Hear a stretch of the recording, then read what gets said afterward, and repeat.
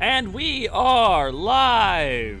Hi everybody! Let me get this chat ball popped up. As you'll see, the banner above my head is finally working. It turns out that OBS just really hated my custom font for some reason. So for now, it's gonna be a normal font. Pop up chat. How is everybody doing? More Shadowbringers hype! Hype! V, good to see you, glad to have you. And a friendly reminder that V is the one who runs maps on Monday and will be trying to potentially run maps on Sunday. Monday, Sunday, V. And B is Thursday. Reminder, no spoilers. By spoilers, we mean anything from Endwalker and any major reveal from any expansion. If you wouldn't have wanted spoiled for you, then do not spoil it for others. Though anything that we have gotten up to this point is fair game. Beam, good to see you, glad to have you. Lolly ho. Tracy, lolly ho. Jess, good to see you, glad to have you. Des, good to see you, glad to have you. The Graha boy and the boom boom boom. Val, good to see you, glad to have you. Raven, good to see you, glad to have you. Rowan, good to see you, glad to have you. Val, I was going to come, but I just logged back in. More maps indeed. Rachel, good to see you, glad to have you. More maps, yes. I know many of you need maps. Also, friendly reminder that if you're doing maps and if you get like a key item, especially if you're planning on selling items, if you get one item that night, go ahead and skip out, not skip out, but maybe greed or stuff. Because remember, a lot of other people would like to get the mounts as well, or you know, just a friendly reminder. Be considerate. Black Flame, good to see you, glad to have you. Yes, but also thanks to the Jelly Bean for taking over last night so V could sleep. V was very, very tired. V needed a good rest. Willow, good to see you, glad to have you. Oh, Willow, you know how I know you're sick? Because usually you'd be like talking about sleeping with some man in the early 1980s, but lately you've just been like, hi, and it hurts my heart. I miss you so.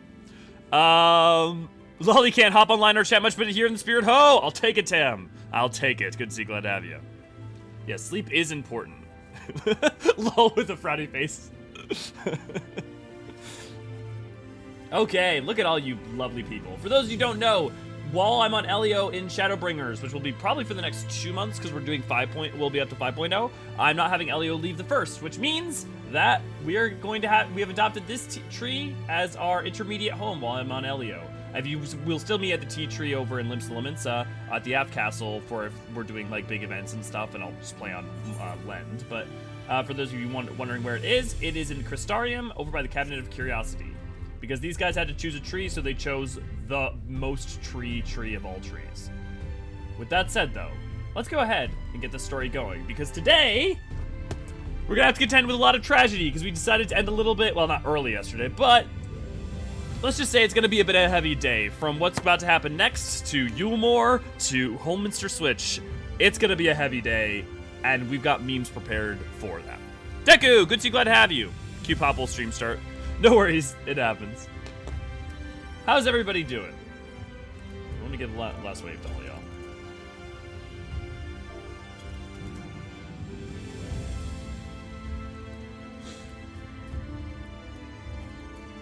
How's everyone doing this fine day?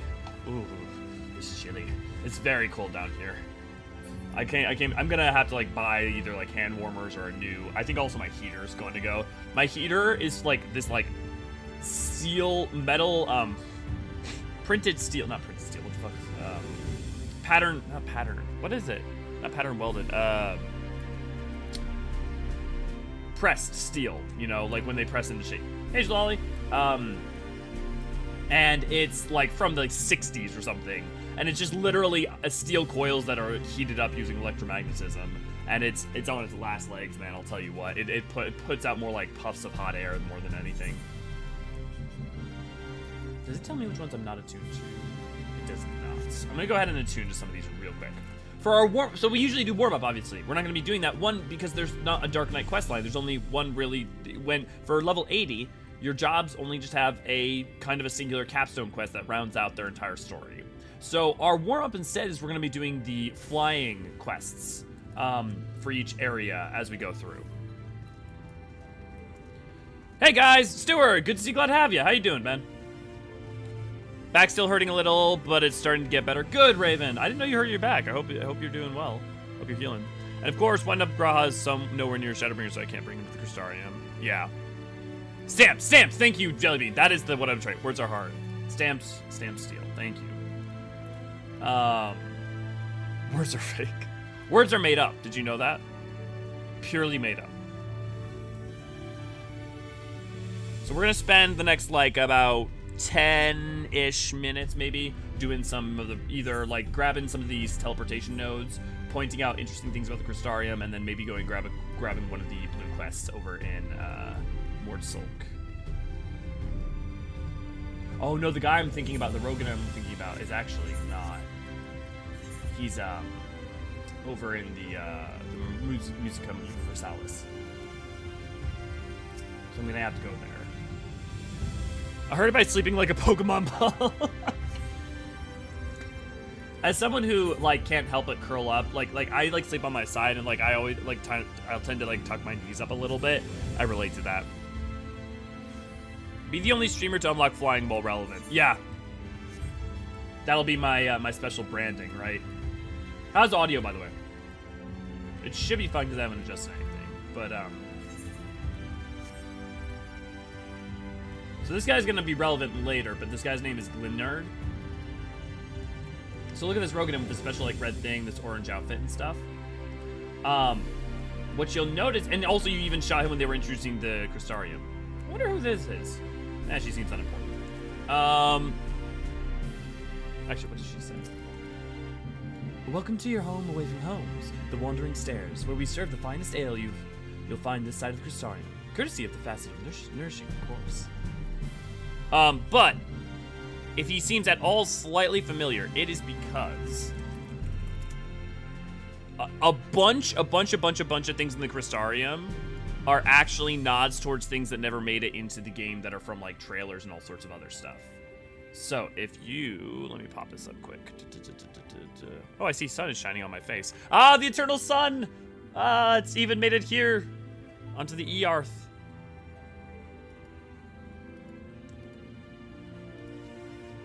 Okay, let me make the game real quick.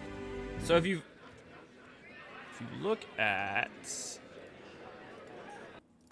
so obviously some of the design elements of this was originally supposed to be Limsa, with like, and part of it was changed up, because there should have been an Aetheryte in the Drowning Wench and stuff.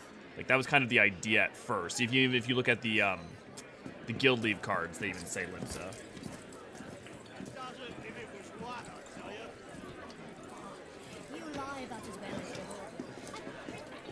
But here, let's skip forward a bit. Yeah, here we go. Okay.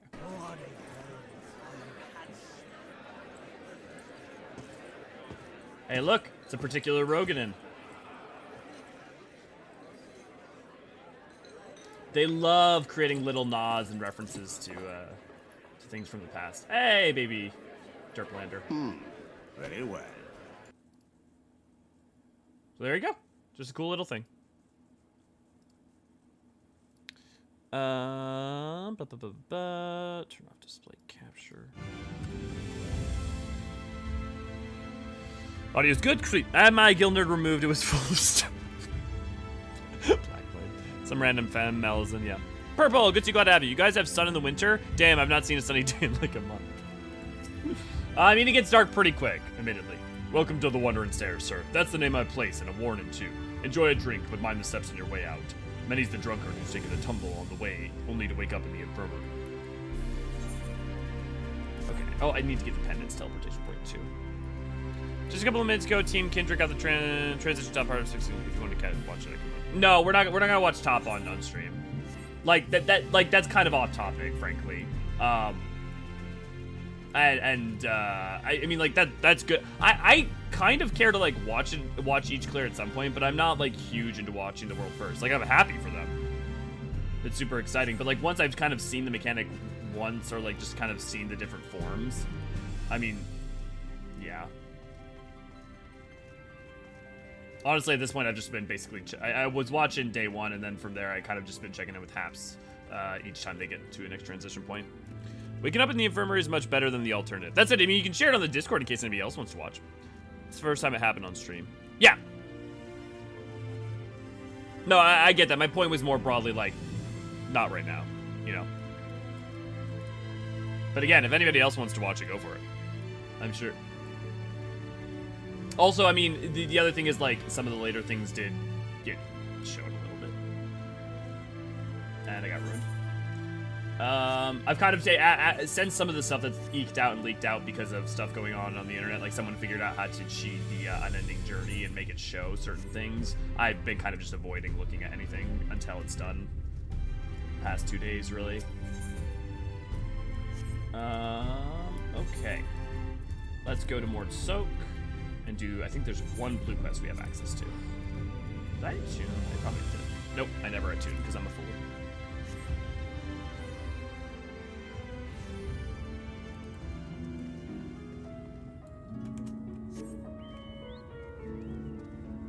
So here's the question, guys. Do we do the trust system for the dungeons? Because I like playing with you guys, I do, but also I love seeing the like little interactions and stuff, and it feels very story relevant. And we used to do the duty support for everything we could. Greetings, friend. You like helping people, yes? Maybe you can help me too. You see, my son Gungun makes me very proud, but very worried. He works very hard, too hard for his own good. He follows orders, yes? Follows them until someone tells him to stop. This is very dangerous, bad for his health. I need you to speak and persuade him to rest. He should be near Ried. Probably he's leaving no stone unturned in his search for relics. Please tell him his father orders him to stop. I'd say trust for a little extra bit unless you want to go faster. I mean, I don't mind going a little bit slower. The other thing about trust is that like you can kind of make consistent expectations about how long it will take, so I can plan around that.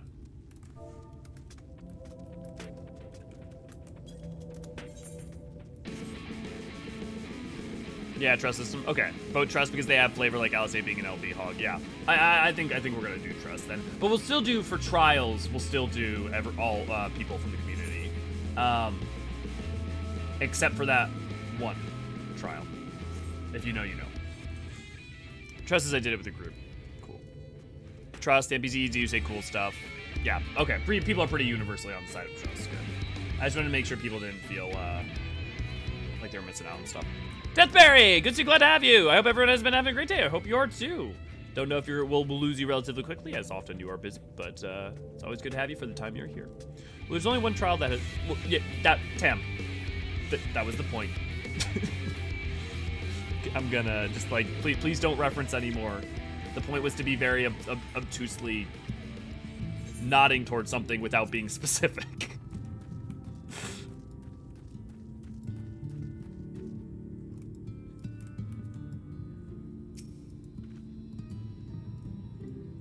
You're back. I hope you had a nice time. Did you manage to find a nectarine? Oh, here, whoops, I forgot to actually do the frickin' Mord. I got so focused on you guys. I went the wrong way. There you go.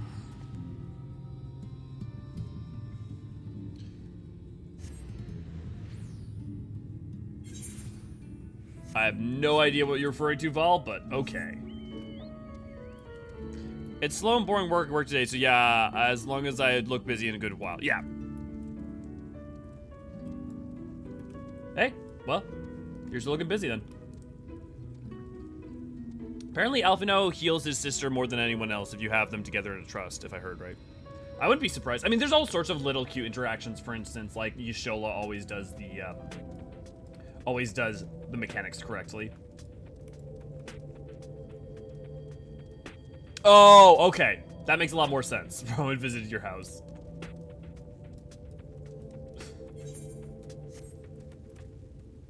Oh, that's adorable. Don't forget, if people have houses, you can always go to them, and then you can also leave a message or your name in the book. I mean, and hopefully not troll them unless you're Blinkster. Oh, Lord, what will we do with you?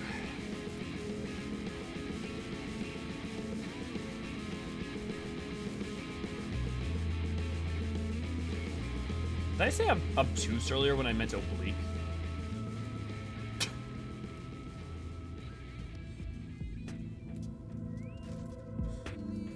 Who was it? Is it anybody here who was the people who aren't as big a fan of the battle theme?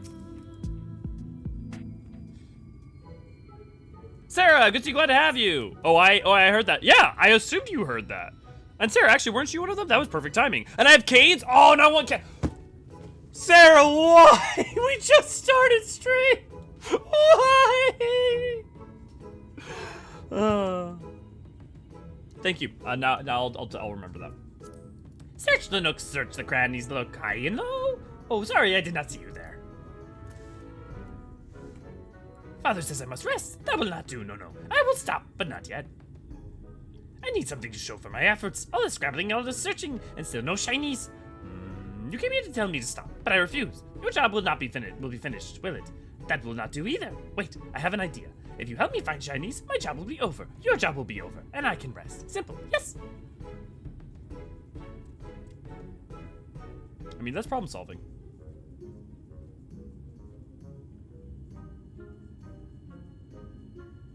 Look under rubble and find whatever there is to be found. Maybe it will be valuable, maybe not. Either way, let us keep searching until we get at least one shiny. It wasn't you, Sarah? Okay, who was it that made the comments about the battle song? I'm sorry. It's hard for me to remember who said what. I miss Canes a bit, yeah. For inspiration, you know how day center travel is hard on an empty stomach and the apple is just there, looking at me menacingly. Well, you know when something threatens you, you make sure to eat it. Hyperion missed 27.6, if I recall, if anyone wants to check mine out. Nice, Tam, yeah. Canes, it's a fast food restaurant. Does chicken fingers, Texas toast, and fries, and basically, and nothing else. And I worked there for about 2 years. I mean, that should be telling, right? That I worked there for 2 years and I still desire it. Astriel, good to see you, glad to have you. Nikola Tesla. Please no one tell them about the Tesla. I think I just did. I'm also unfamiliar with Canes. Yeah, it's literally just, they do literally chicken fingers, french fries, and Texas toast, and that's it. And then they have like a special cane sauce. It's really good. It's fried chicken fast food place, yeah. The sauce is the best part. It really is. You're right, Bean. Dude, the fries in that sauce, I will tell you what. Like, their stuff without the sauce, I mean, the fries are still pretty good, and the strips are, like, pretty good, but you, like, put them with ketchup, and they're like, eh. But with the sauce. What did you find? Not more rubble, I hope.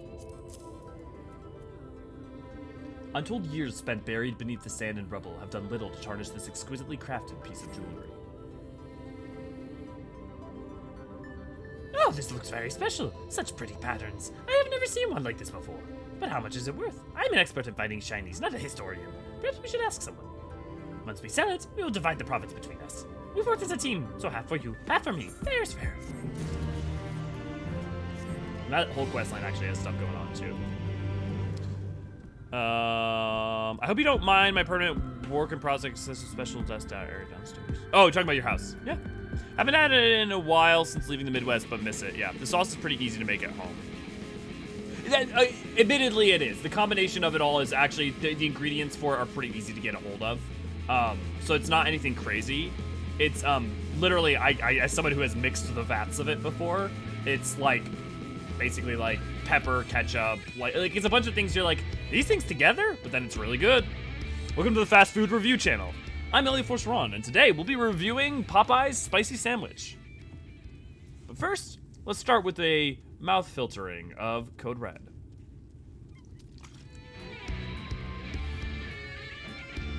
Tastes like red. I'm hungry now. And so it's begun. The only problem is that no place to, the nearest Canes to me is far enough away that like no one will deliver it to me as far as I know. And I don't really drive much, so, and also I'm in the middle of like doing stuff like this and kind of always working. So I don't really get out to get it much. I mean, I could send like my roommate, but I'm pretty sure, like she doesn't like to drive that far when we're doing it together. Solo, she'd turn to me and be like, motherfucker, no. I mean, she wouldn't do it that way, but she kind of did it. I was already hungry, rip, yep. I'm gonna have to make the sauce from scratch because it isn't worth going back to Oklahoma for. Well, obviously, Bean, what we gotta do is we just gotta get all the mods together. We'll fly Ray out, you know, we'll fly V up here, over here, we'll get you up here. Gungun is a dragon at heart with his affinity for shiny hoarding. You're not wrong. I have a strawberry tart with my name on it. Nice. Is it bad to say that I've never had Canes before? No, I've always lived in, and I've always been with no, it's not, and it's not everywhere. It's not even a Midwest only chain. It started, if I'm not mistaken, in Louisiana. So like it's you know but I hadn't had it until I was like, it's only starting to grow in popularity really the past 5 years. It was pretty small before that. It's only starting to grow up now. Yeah, where we grew up, I didn't have it. Yeah, it only started, like, I think 15 years ago, 20 years ago. It's only gotten big in the past, like, 5 to 10. My spell check is hitting me weird today. Oh, all good. Oh, yeah, delicious food, red, number 5. If I recall, it's basically mayo, ketchup, Worcestershire, and Creole seasoning. Yes, that is correct. That is spot on. The anime you need to watch for amazing food alone is Food Wars and Campfire Cooking. Canes started in South Louisiana. Okay, so I'm right about that. Thanks, Sarah.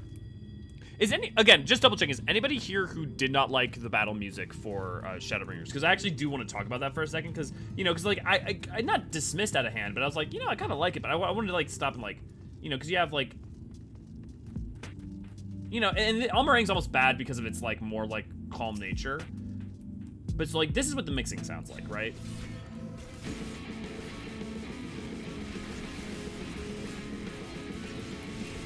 I like it because it's an interjection, right? It's like, it's going from, like, you know, the background to, like, fight. Like, it's like, and you still have, like, the distortion guitar and, like, the guitar, as well as the background, you know, orchestral thing. Like, all I'm talking about is, like, the, like, objective facts of the song. It has nothing to do really with the, like, whether or not it hits you right. But I'm trying to figure out, like, why it hits me right, you know?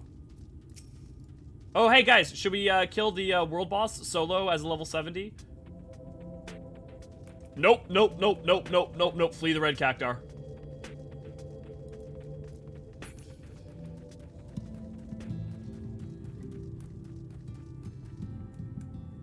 At first it was jarring for me, but I grew to love it. I like it. I have to agree with others, I'm not a fan, but I don't really like the more metal bangers bent as well as how jarring it is. Yeah.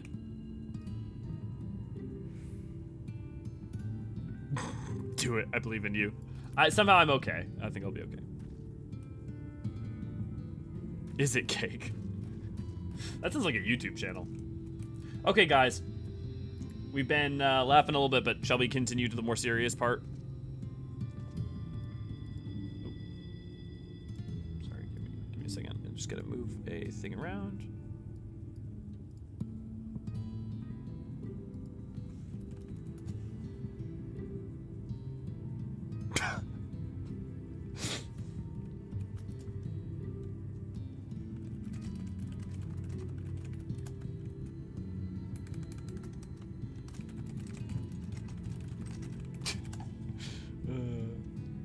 One of my partners,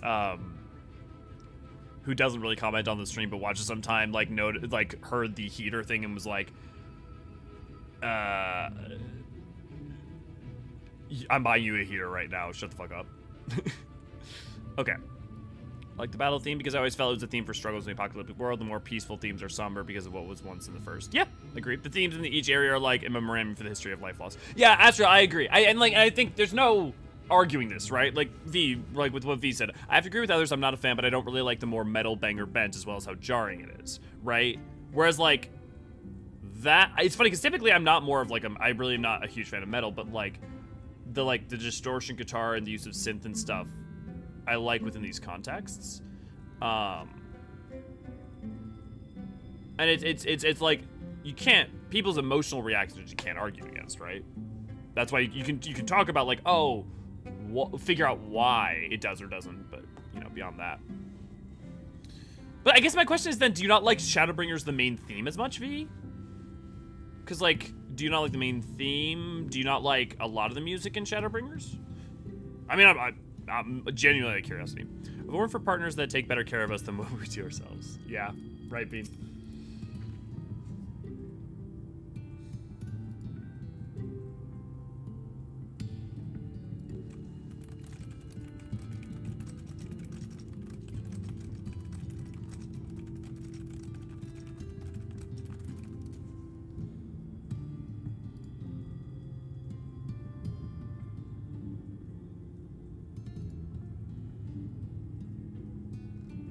Hey Daniel, good to see you, glad to have you. Let's get started.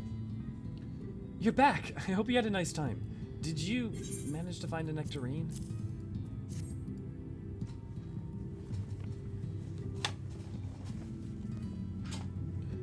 Thank you. Alisaie explained why I wanted this. Has she? I can see it in your eyes. But we may not need it just yet. I spoke with the others and we've decided to keep an eye on Halrick for now. Thanks to you, though, if his time does come suddenly, we'll be ready to send him on his way with a taste of happier days. Yeah, there's a lot more metal in Shadowbringers music. It's not like I don't like it, it's just not my favorite. Some of it feels whiplashy. Okay. I guess my curious is, do you like then Stormblood better? Because I think like a lot of like more like castle or classical orchestral stuff, or some of the other stuff that happens prior is like more boring to me. But by the same token, I mean like, you know, yeah, I mean like, but definitely less whiplashy. I think Endwalker's a phenomenal balance between the styles. I like the music from a purely music perspective, but I turned off the open world mount battle themes because their constant swapping between zones and other themes started bothering me. I mean, I turned off the mount, even though I love a lot of the mount themes, I did the same because I don't like that it swaps all the time. The combat theme I don't mind either, because I like switching into combat mode, whereas like flight mode still seems like traveling through the world, you know?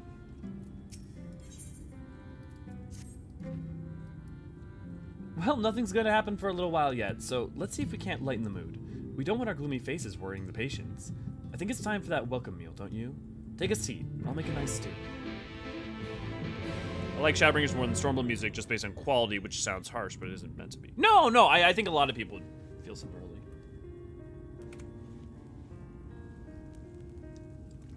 I'm just curious from other people's perspectives on it.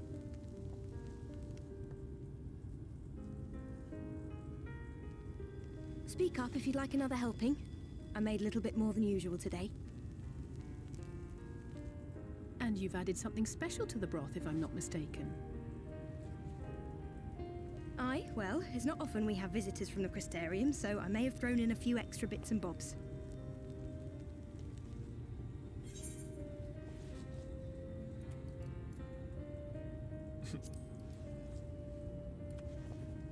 You needn't have gone to the trouble. It would have been fine. Oh, it's nothing, really. And we do so rarely have guests.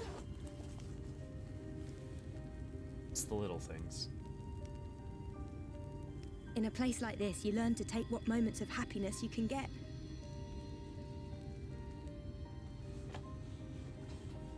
I remember when I first came here with my mother. She was showing the early signs.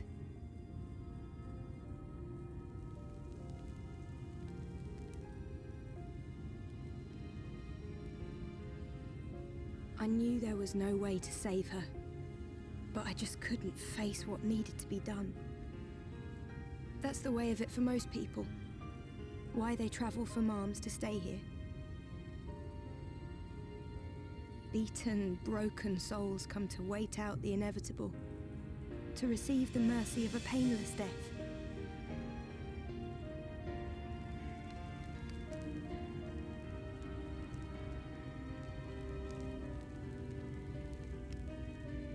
When my mother finally left this world, I was mad with grief, but also thankful that her passing was a peaceful one. I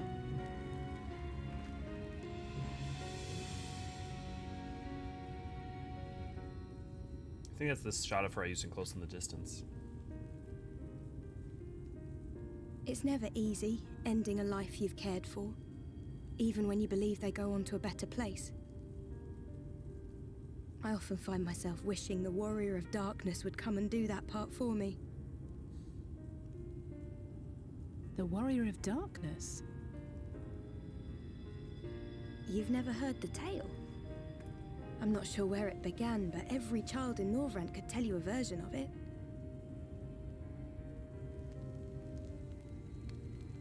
Warrior of Darkness, servant of death, take care of our souls at our dying breath. Let sinners and eaters of sin go with thee, that all may return to the sunless sea. Well, that's the version I was taught anyway. It's just an old bedtime story. He's certainly never deigned to visit us here. Which is a good thing, surely. He sounds rather ominous. Do you think so? I always liked the idea that he treated every soul the same, even the Sin Eaters.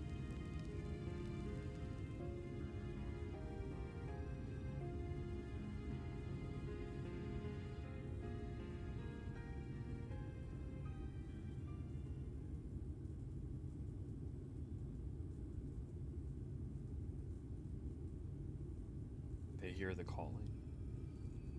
They're coming. Desleen!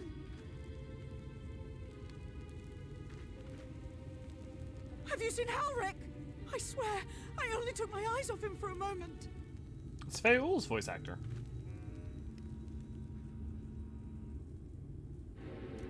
I love the game of now listening for like when voice actors are reused.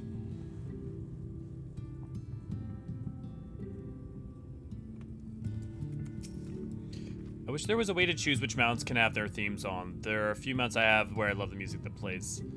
I don't know why my brain thought there was for a second, but yeah, that would be nice. That would be a nice feature. I don't keep the mount themes on either. I like to hear the dumb music too much. Yeah. I think overall I like the Shadowbringers soundtrack best because it was different from the previous expansions, but I also really like a lot of music from Endwalker too. Yeah, I think probably my favorite overall is probably Endwalker, but like also you don't get to Endwalker without Shadowbringers. Yet again, a statement that's true. But like also the Shadowbringers music, I think like what Deathberry's saying is the first time they got to do something really different. And like the way Soken got to be full Soken, like Uematsu had kind of like really fully departed at that point, and Soken just like got to go full on and just be, you know, and got to like try something and try to experiment and do something different. Ryan, good to see, glad to have you. I wish the motorcycles, cars, and airships could have mini orchestrations. Yeah, that would be really cool, Tam. Oh shit, right? Do Sin Eaters return to the live stream? Yeah, they should. Yes. Yeah, because there'd be no reason that they wouldn't, because if it's Sin Eaters destroyed, the live stream of the source, or the first exists still. We know that for sure. That is 100% fact. Which means that when a Sin Eater is destroyed, their soul would return to the live stream, and they would presumably be freed of their affliction. Their aether. It depends, right? Because the problem is that like a soul is corrupted by when a soul is corrupted by umbral light or astrality, is the soul so corrupted that it cannot be cleansed by the live stream? I mean, either way, the aether returns and would be to some amount allowed to return to the earth in some way. I don't know that their souls could ever be reincarnated. Maybe they could be, but their life would be returned to the live stream, become a part of making the world anew. I think it's more a life pool on the first. I mean, you're not wrong there, Tam. They sense Mariah Carey. I find it somewhat difficult to properly enjoy the open world music because people are normally watching TV right behind me while I play. I mean, yeah, that'll get in your way. Not an alcoholic drinking game, because otherwise you're dead. That'd be a funny drinking game. I had better appreciation for Everett's music once I got to hear the music fully. I never noticed the church bells and chimes in background like every other action told the bells. Yeah. Yeah, like when you really pay attention to the little things in the music, it's like truly wonderful. Honestly, the mounts need more variation in their musical themes. Hearing the same tune, save for Chocobo, just made me disable mount music altogether. The primary flight theme. The thing is, I love the flight theme, so I hear you, but I also really fucking love the flight theme. Unless you're saying like you heard one mount's music. I do think the easy fix for that, I think the really easy fix for that is just is two options. One of which is either let any time you get a mount, let you choose to use that flight theme for any other mount, or just let mounts act as orchestration devices where like you can just play the whatever mount, basically like the Regalia does in 15. I guess it does not any song, but you get my point. Where could he have gone? Elio, Alisaie, we have to go look for Halrick. I don't know what's gotten into him, but if he's wandering out there alone. We'll assign search areas and split up. Any idea where he might be headed? No, he's never done anything like this before, but it can't be a coincidence that the other patients are suddenly so agitated. They can sense something. In any case, let's keep the search close to the inn. Halrick isn't very sure on his feet, so he won't have gone very far. I'll search the east side. Please, Halrick. Please be alright. I'll cover the north and west. You take everything from here to the south. Yeah, but I have the Regalia and it doesn't let me. Right, I'm just saying, like, it should allow you to, like it does in the actual game Final Fantasy 15, you know? The lack of mount music variation is a technical limitation, I think. Yeah, but unless there's something about how it's specifically coded, the fact that they've even historically changed mount musics on the back end means that there's got to be potential to be able to, like, change the flag, right? Because in theory, it should be as simple as changing a flag. I mean, obviously, I don't know. I have no idea, but like in theory, you should be able to just have it flag a separate piece of music, and there should be a way to change it to do that. I mean, it might be a technical. I mean, like, I would be pretty surprised if that was a huge problem in order to implement. But you know, You see no sign of Halrick. Maybe he went further west. For me, it wasn't so much the mount music itself, and I use favorite roulette so I don't get stale, but I just didn't like my zone music swapping out every single time I mount up to go 5 feet. Yeah, V, that's the exact same reason I did. Like, it had nothing to do even with what the music was. It was just, like, the swapping in that way. Like, I don't mind when it's battle music swapping, because, like, it's not every 5 seconds, and it's also, like, a change in what's going on in that way. But, yeah. And also, I want to fly around listening to this sick beat. Some music zones be worth it, it's true. You scan your surrounding in search of Halrick and suddenly find yourself under attack.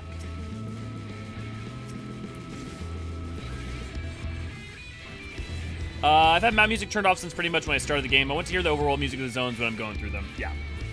I turned mine off sometime around... Honestly, I think it was Stormblood, Heaven's Word of Stormblood. It was pretty... It wasn't super early. I had played quite a bit, but it wasn't like... I don't think I cleared story yet. But honestly, it's been so long I can't remember anymore. The change I'd make to the Regalia is just add a button to switch between radio channels to give it 3 or 2 songs tops to switch to. But at that point, why not... If you're going to give it that, why not just give it the ability to just be an orchestration role holder, you know? Like, if you're going to have it so you can set it to flag different songs anyways. The Regalia itself is one of my favorite vehicles, but it was weird for it to be the game's airship. I think it was a great idea to make it the game's airship. I think it makes your relationship with it as a vehicle and what it was like during the story really powerful, and then makes it, you know, the classic Final Fantasy representation, like what an airship means to your character and freedom and stuff. And especially with like the world that exists in, with like Insomnia and like I don't know. I feel like it works really well. That game has a lot of things that don't work. I think making the Regalia the Type F was a really cool move that made it also feel like completing the game had an added benefit as well. Flying it, on the other hand, maybe not. Maybe it was not. Well, more than anything, really landing it, but...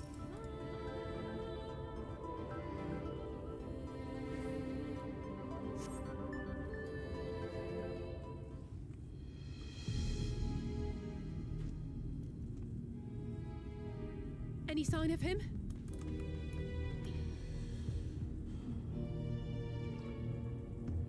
No luck then. But he surely can't have gone far. We should keep looking. The Sin Eaters are out in force, and if we don't find him soon, you can be sure they will.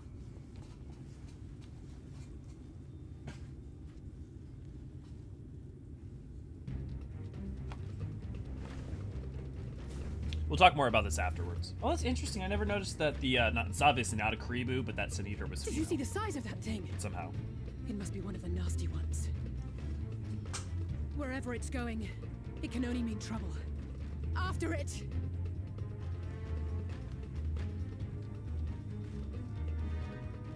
Tam, as someone who has landed that plane in Top Gun, yes. And I've landed that plane in Top Gun with the Power Glove.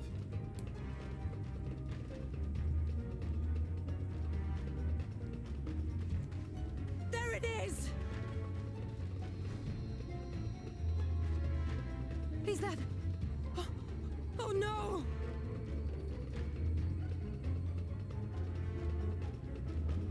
The scene also introduces a musical theme that is probably one of the most horrifying music. Well, not horror. It's fucking go, Tesleen! We have to run!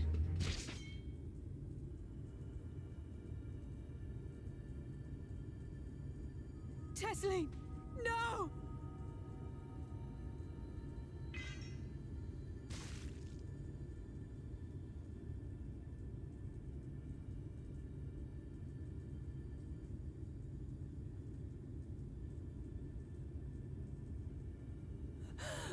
We all deserve happiness, wherever we can find it.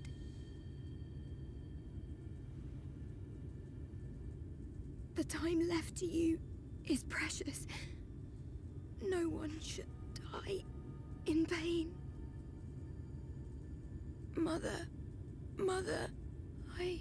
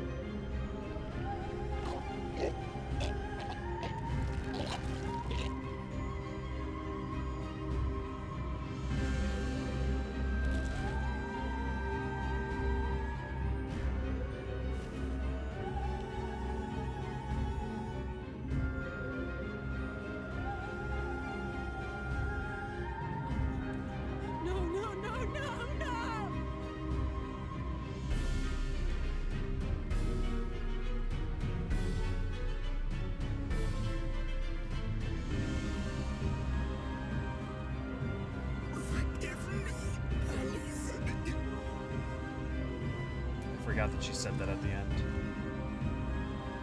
Didn't remember that.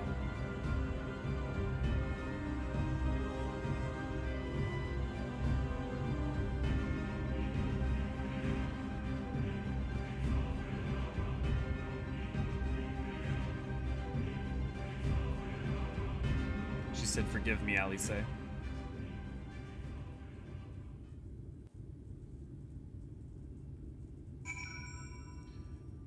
That was no easier the second time. It's the only scene in the game I have not watched a second time.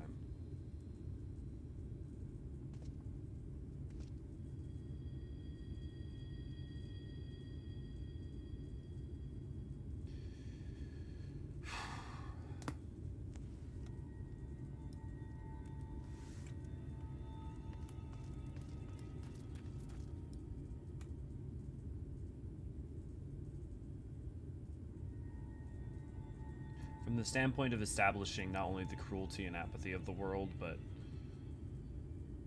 the suffering of good people, I don't know how much better you could have done.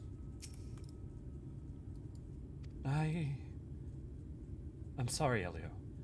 I tried to tell the carriers what happened, but I can't be the shoulder they lean on. Not like this.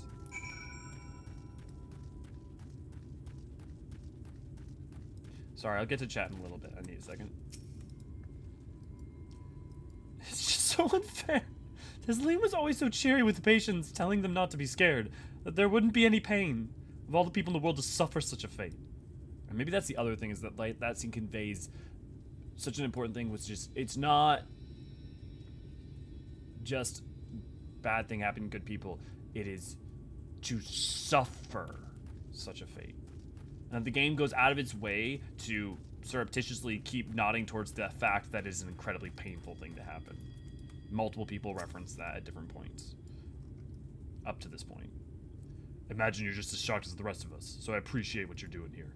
Me, I can barely. I don't have the words. Without a body, we can't even give a proper burial. And she cared about that sort of thing, about giving people the chance to say their goodbyes.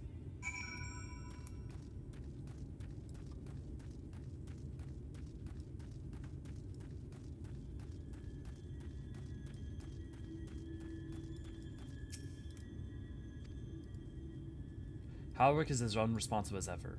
He stands motionless, staring up into the sky, where the Sin Eater made their escape.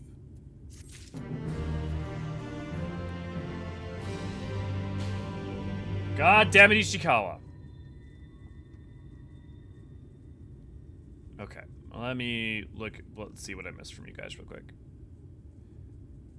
Hard to land the Type 9 with really dangerous. Holy shit, with Power Glove even? Yeah, I've been spending so much time in the game as a fool rat.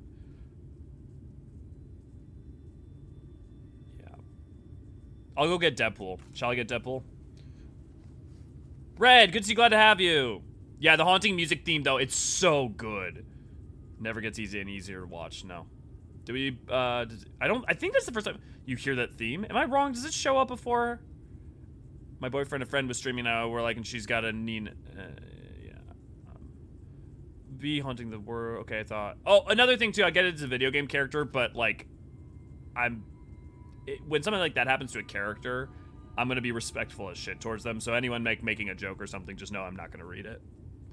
Okay, I might need 10 cats hugs. No. Yeah, the no just kills me. Yeah. Powerless to do anything. I both love and hate that cutscene at the same time. Of course, how could you not hate it? But it's perfect for what it needs to do. I feel bad for Alisaie. She's still young and has to experience all that and so much more, you know? Yeah, I'll go get the doggo. I'll go get Deadpool.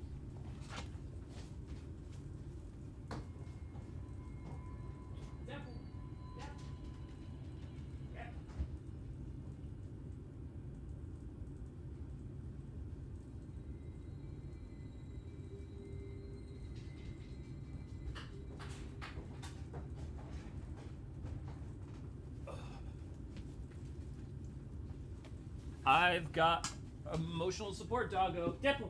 Deadpool! Come on.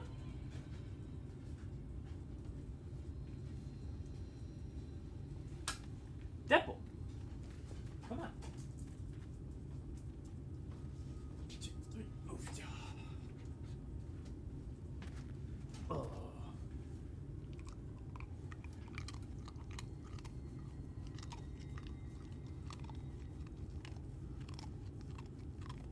Is there an explanation for the naming convention of the Eaters? Yes. So, one of the things about this Void Scent is that their naming schema, or not even the Void Scent naming schema, but the idea of the Void Scent is that when they were created, all of your worst vices came to be extreme, right? Sin Eaters are the inverse, they're astral. Sin Eaters are the inverse being umbral. And so they have no agency, no attitude, no personality. So their greatest vice or weakness or aspect of themselves that was, you know, what caused them to fail or to become in a situation where they became a Sin Eater, or just a bad aspect of them becomes their forgiven attribute. So, you know, forgiven, hi bud, just 1 second. Hi. Oh, you kicking up your legs now? Huh? Huh? You very good? You want a hug? I'm gonna give you a hug. Hug. Hug. There you go. Thought some scenes related to Black Roads. It's possible, Tam. If you find it, let me know. I know there's some horror music that's played. Okay, and who wants the meme that I promised?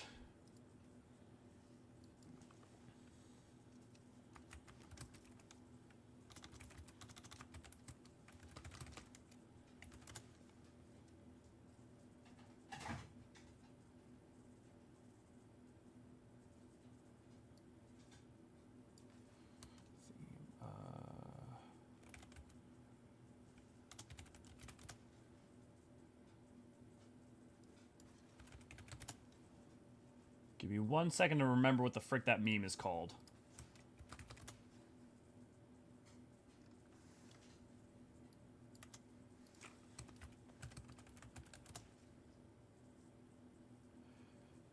Thank you, emotional support, doggo. Yes.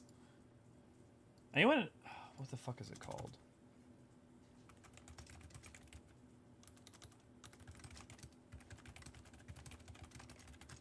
What is it called? That's definitely not it.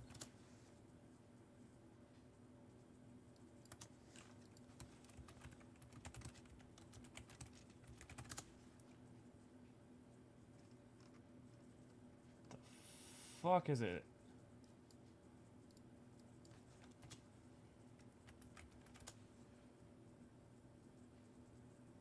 Well, this isn't the one, but it's good enough. OBS.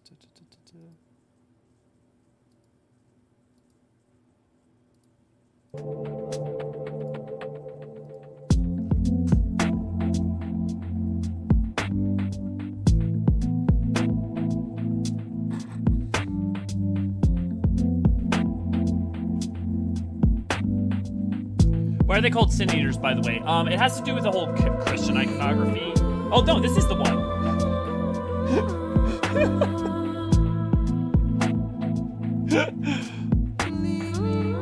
The cutscenes what told me Shadowbringers was gonna be totally different than any other expansion in this game. Yeah, well, and not only different, but gonna be next level and like gonna hit like a truck non-stop.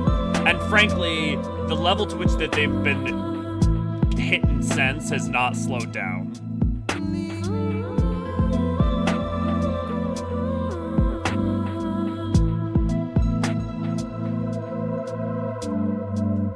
Oh, Ryan, did you say something that was making a joke? That wasn't aimed at you specifically.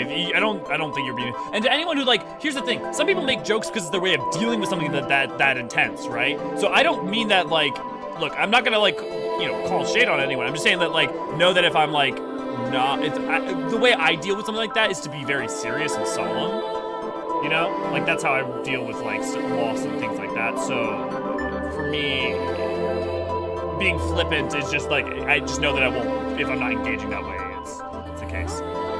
Tend to make jokes at awkward moments as a defensive response. Apologies. Yeah, exactly. You know, so exactly, Astro. So like to anyone doing that, it's not meant to be a call out post. It's much more about like that's not how I handle it, so.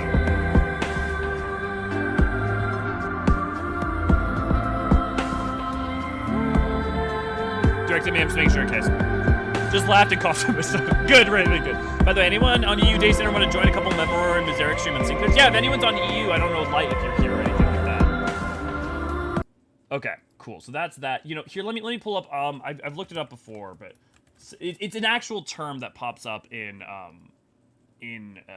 A Sin Eater is a person who consumes a ritual meal in order to spiritually take on the sins of a deceased person. The food was believed to absorb the sins of a recently dead person, thus absolving the soul of the person. Sin Eaters, as a consequence, carried the sins of all people whose sins they had eaten. They were usually feared and shunned. Make sense? So, like, that idea, like, the Sin Eater has consumed the person that was and has consumed their sins and absolved them of it, but also is the carrier of it. They consume the sins of the world because people are the sins of the world. It's like, it's a whole thing with the first.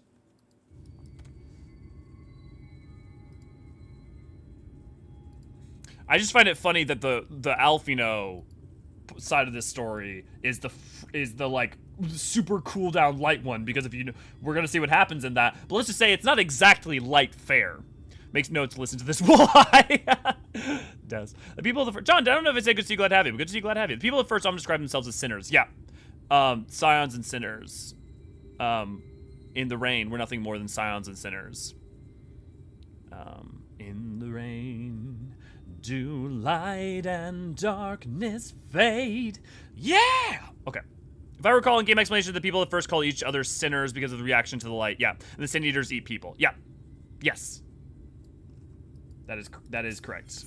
And again, there will be points at which I may have to there are things about the first that I don't remember perfectly because I haven't hardcore sat down and I haven't like read an EE3 obviously because it doesn't exist.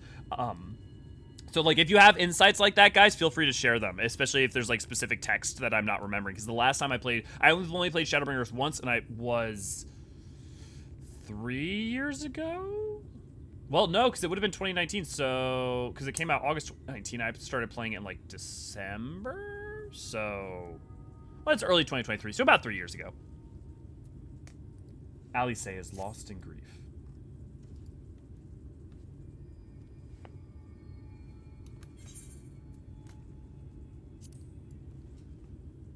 Alisaie, I've spoken with the carers. Thank you. What you're doing, it means a lot to them, to me.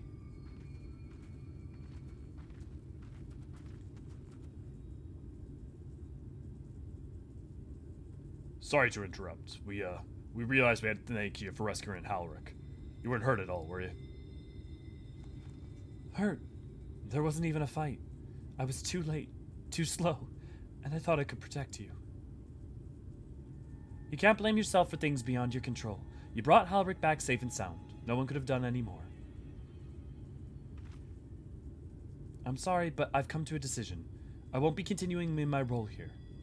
I hope you'll forgive me for leaving you, and that you will delay Halrick's last meal for as long as you possibly can. Not until it's too late, of course. Just give him what time you can. We always do. Of course, she would have done the same. Farewell, Halrick. Keep Isleen's words close to your heart.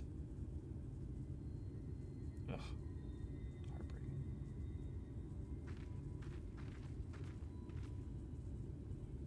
Wait, you're leaving this very moment. I understand how you must feel, but surely this is a bit hasty. Don't you have anywhere to go? I have a destination in mind, yes. And a purpose. This damned light building without cease. It's the reason we can't save those corrupted by the Eaters. But what if we corrected the balance? Even if it were only a little by little. Even if it took years. It would surely make things better. Now hold on there. Everyone knows there's too much light. But how could you ever hope to get rid of it? You'd have to change the whole world. That's right. Gotta love Alisaie. We should return to the Crystarium. I may not be able to repel the Eaters on my own, but I can still use the skills I have gained here to hurt them. You know, it's funny, when I first started this game, I connected a lot more to Alphino. I think a lot dispositionally, but the older I get and the more I play this game, I think there's a lot more I connect to Alisaie, especially with her reaction to the world's broken, I'm gonna do something about it. I mean, to be fair, Alphino does too, he just does different things, but she's like, the world's broken and I'm going to take action. I can't sit here and stay. I don't want to see another person fall, and I can't change that by crying about it, but I can change that by trying to do something about it. And I relate to that. Rule 303 and all that.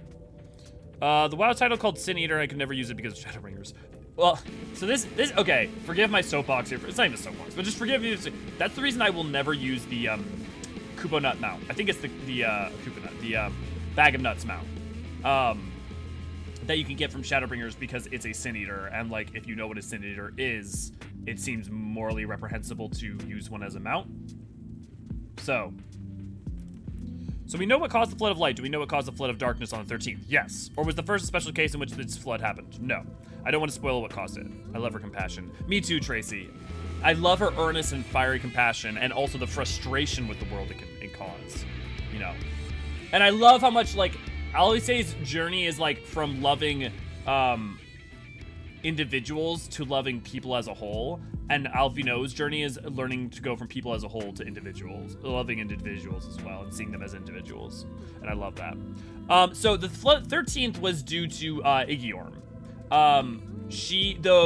The Ascian that we fought with La Habrea in Heavensward, who fused with him. She was tasked basically with tilting the 13th. The 13th was the first reflection that the Ascians were going to restore, but they didn't know how to do it correctly. So they tilted it towards darkness, but they did it way too fast, and they also didn't tilted it towards astrality, not really darkness, but kind of darkness as well. Darkness and astrality.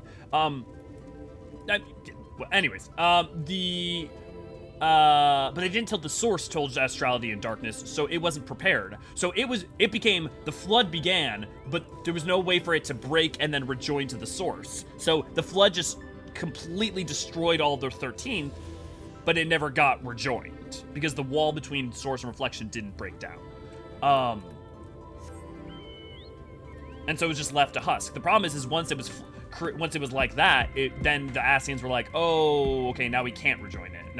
So we're gonna leave that and we're gonna go focus on a different one now.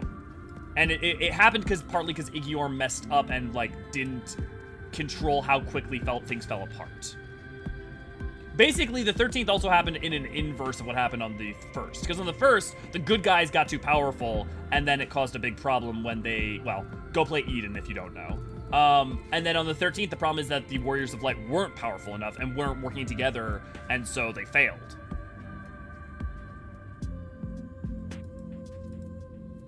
You have been spared, Yu-Gi-Oh! Forgive me, Elio. I couldn't stay there a moment longer, but I was serious about what I said. While the men and women at the inn battle against the Blight with kindness, I must fight in my own way, with steel. From Eorzea's sword in the darkness to Norvrand's sword in the light. Gods above, it feels like an age ago now. Miss Alisaie, is there anything I can get? Oh, Miss Alisaie, is there anything I can get you? You swiftest Amuro. I need to return to the Crystarium immediately. As you wish. Now I'm curious what will happen to us if we join the 13th while the former people turn to voids and joining our bodies. So, a couple things. That's not exactly how it one-to-one works. It's not so much they rejoin our bodies, it's more that if you have a sharp sliver of a soul will be rejoined from the live stream. But it's not a one-to-one direct thing. The Aether returns, but it's not like... And the other thing is not everyone is an unsundered. The other thing... Or asunder. The other thing that's important to remember is that because it's tilted like it is, it can't be rejoined. As far as the metaphysics up to this point have been explained, maybe that'll change.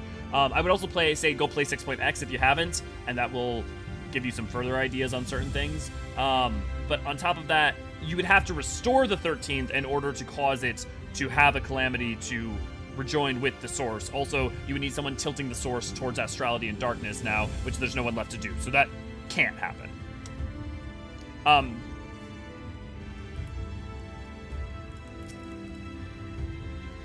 Look, remind me to wear a goggle if we ever fly over Amarang again. I've barely gotten the sand out of my eyes. But the wind did help to clear my head at least. I think I'm ready to meet with the Exarch. We need to talk about how we're going to wipe the Sin Eaters out. Shall we? I mean, to be fair, there's aspects of that could be not necessarily retconned, but contextualized differently, but for the most part, it doesn't seem to be the case. Now, you could question what would happen, for instance, if, the Cloud of Darkness during the Crystal Tower raids opened that portal and all the Void Sent flooded out onto the source, kind of like what happened in Maricidia. And let's say they all were killed and rejoined the live stream all at once. And what would happen with that amount of astrality rejoining the live stream all at once? And the question is, that's a good question, and we don't really know for sure, certain, if it would tilt the, you know, if it would dangerously tilt this source. But who could say? It's not like it's ever going to be relevant anyways.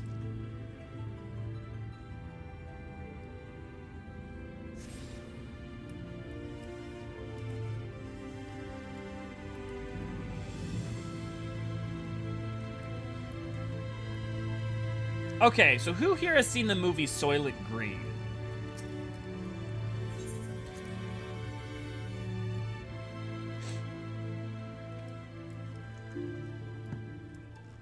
Kathra, good to see you, glad to have you.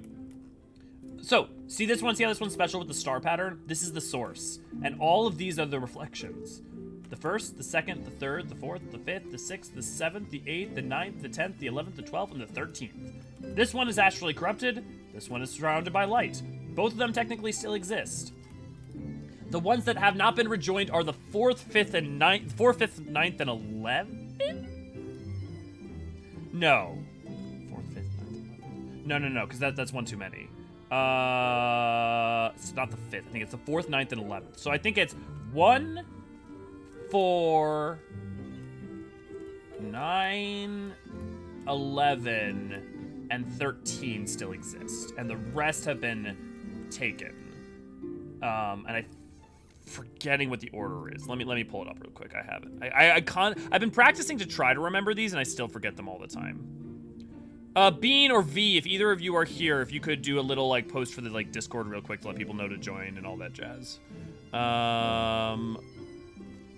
Or like, you know, support us and all that stuff real quick while I find this. Lore discussion, notes. Yeah, okay. So the first calamity, so the 13th came first. They failed on the 13th. Then the first calamity, which was the calamity of wind, as I'm sure most of you know, was the 5th shard. So the 5th shard went bye-bye. Then it was lightning, and that was the 12th shard. So this shard went bye-bye. Then obviously fire, and so the 2nd shard went bye-bye. Then we get earth, which is the 3rd shard. So this shard went bye-bye. And then obviously ice and 3rd, so 6th shard went bye-bye. And then 10th and 7th, I believe, right? Yeah, 10th and 7th, so water and astral. And so that was 10th and 7th, all went bye-bye. So we are down to, I mean, there have been 7 calamities, and there are 14 things total. Of those 14, we can remove the source, so there's 6 things total. So that leaves the first. Wait, yeah, okay, yeah. I just had to think about something real quick. Okay, so first and 13th. So that's you know, down to 4. And so the ones that are still around are 4, 11, 9, and what's the other one I'm missing? I'm missing one more. Oh, 8. 8's still around as well. That's the one I got wrong. So 4, 11, 8, and 9 still exist. So that would be this. Yeah, this one. 4, 5, 6, 7, 8, 9. So these 2 still exist. And then 11, which is here. And there you go. And this will also be relevant for a later point in the story that I want to point out to you guys, but I thought it'd be good to explain this now. Me. Yeah, so for those of you who watched Soylent Green, you got to Eulmore and you were like, okay, well, I know what that is, right? I mean, like, even if you haven't seen Soylent Green, you may have obviously, but just like... What I'm also curious about is what would happen to Sin Eaters if we poured them into the 13th instead, Void Send versus Sin Eater. It's unclear if the Umbrality and the Astrality would just cancel out. We know we can reattune, but... I mean, the thing that's really important is the ambient aspect of the world. So even if you poured all the Sin Eaters into the 13th, the problem is that you're not actually dealing with the ambient light of the world. So the ambient light of the first wouldn't be absorbed there as well. So you might tilt the 13th in a direction, but it might not. I don't know. It's a good question, but I don't really know if that would be enough to do much. Seen this movie, read the book, in which Soylent Green isn't people.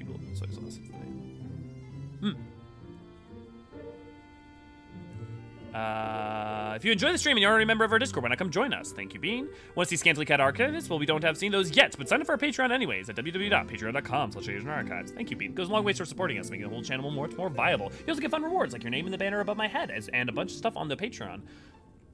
Do super chat. Meant all say real chat is the voice because it makes people happy. It's true. So this is Zacian trial rejoining went horribly, but what calamity was Bahamut? He was the 7th calamity. And the shard he rejoined was, God, 3, 4. I have to check. Oh, 7th. Well, that's lucky. So he rejoined the 7th shard. So 1, 2, 3, 4, 5, 6. Obviously, it will just be straight across. So he rejoined this shard.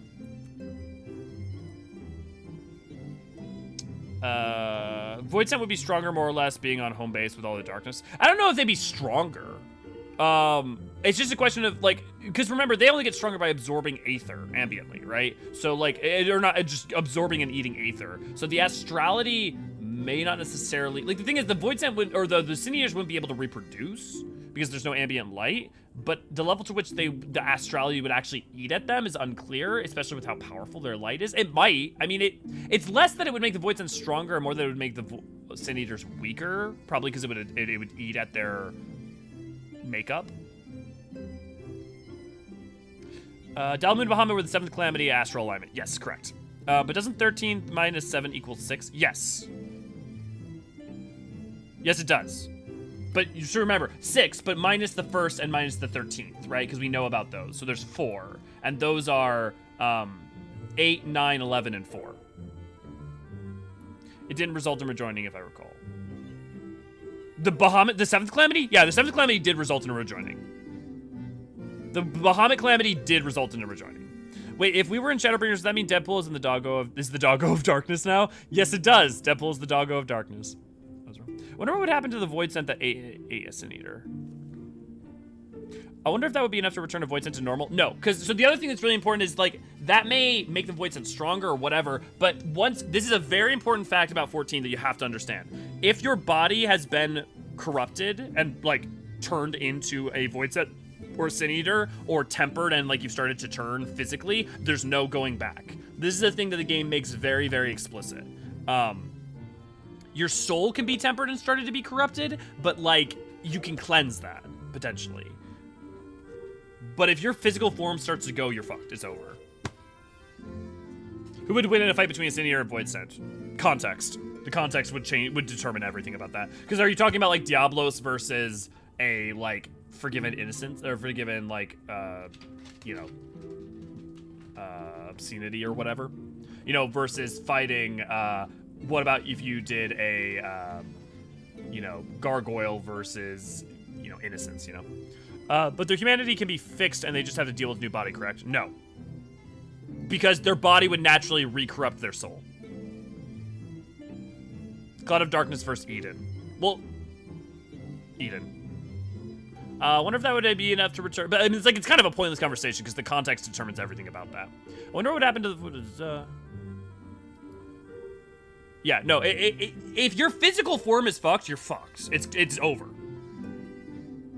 There are, so like, for instance, in Heaven's Word, the people who became dragons who could still maintain their humanity, like dragonkin, it's not the same thing because your body is, your physical form is corrupted in just a physical sense, but it's not like your aether is polarized in a direction that causes, like, effectively corruption and self-tempering or whatever, right? So, like, the drowned of Leviathan are screwed. Like, they may maintain some autonomy and some sentient thought, but you're not. You're done. I would like to point out that is the lore that has been stated as such now. Things obviously can change in the future because of new things that are found out or whatever, but as it is right now, the explicit statements on that are, it's once your physical body has been shifted, you're done. It's over. To a certain point. Obviously, something like, what if like you could help Halrick, I don't know, right? Well, he's not still a Sin Eater yet, so his body could potentially heal itself if his baseline aether was able to readjust it. There's a critical point. Imagining a Reaper or Warrior of Light voids an avatar. This diet sucks. Reaper, Warrior. A Reaper, Warrior of Light voids an avatar. I'm not sure I understand your point, Yukio. Because the Reaper is absorbing aether based on your foes you're slaying. So a Reaper, Warrior of Light would... A Void Scent would love the Reaper, Warrior of Light's diet. Unless you mean, like, killing Void Scent. Or killing, I mean, like, there's no sense that Umbral Aether they would necessarily hate. It's still Aether.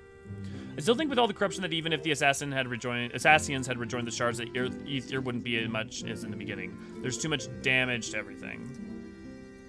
That's not what we're given at hand, but who knows? Oh, right, I know Void Sin can be made avatars, but can Sin Eaters be made into the same for Reaper? No. Sin Eaters don't have wills. So the other thing that's, again, really important is that Sin Eater, they have different mission goals and also different levels of sentience, right? So, like, a Sin Eater can make a pact as an individual, but a Void Scent is basically part of a hive mind, effectively.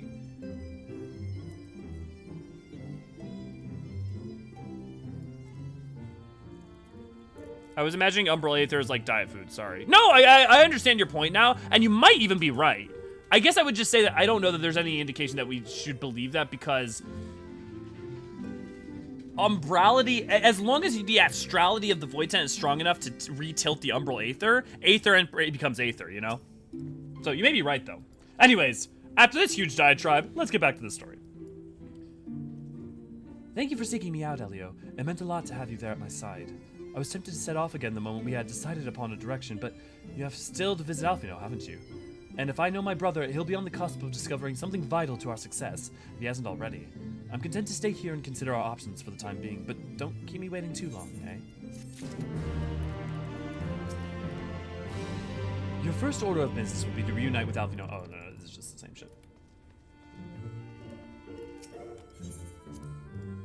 These are all great points, great questions, and great, like, again, have a better understanding of this is going to help you not only here in Shadowbringers, but elsewhere besides. So, it's worth going over this. Also, ostensibly, we did start this as a lore replay. Well, with the Void Scent eating his eater also raised the question on how much, if any, Void Scent's mental state might change. Yeah.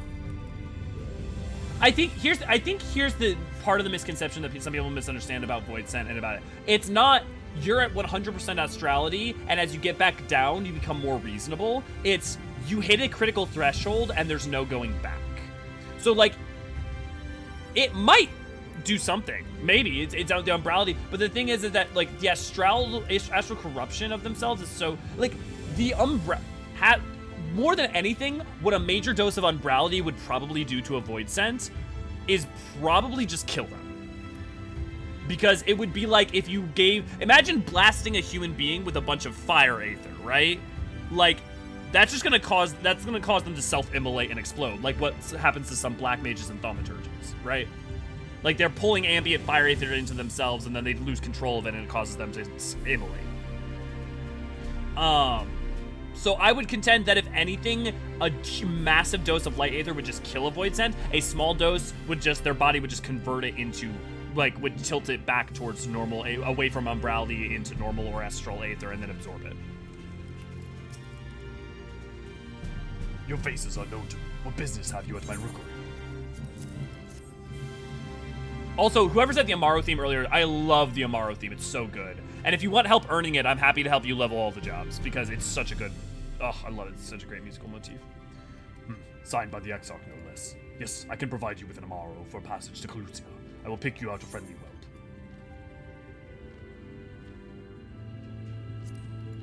And there I was, expecting a chocobo. A chocobo? Do you hail from one of Norvrant's more isolated settlements, perchance? I hear there are a few places where they ride little else. But here in the Crystarium, mounts like the Grey Fellow there are far more common. Did he say gray? Everybody else sees Amaro as green, right? I'm not crazy, right? That definitely, Amaro are green. Seeing as you plainly are unaccustomed to riding Amaro, I think it best I accompany you on this flight myself. Any Zoon worthy of that name could do it, of course, but the Exarch sent you to me. Ensuring you'll arrive safely is my responsibility. Gather your things and meet me at the Amaro launch. One of the junior Tanimers will attend you while I'm ready the mounts. Gray? Holy shit, guys, like, I see it, like, so what my eyes see, this guy looks like, I don't have a good thing to compare it to, but, like, this is, like, for me, unambiguously green. Like, this is obviously not as saturated and bright, but is, like, as green as, like, the like, I'd call that green. I'd call these green. That's crazy.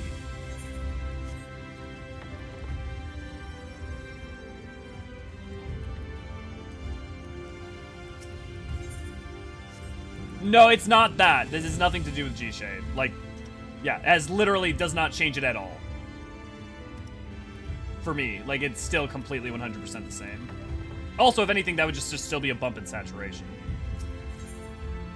Which wouldn't change the hue.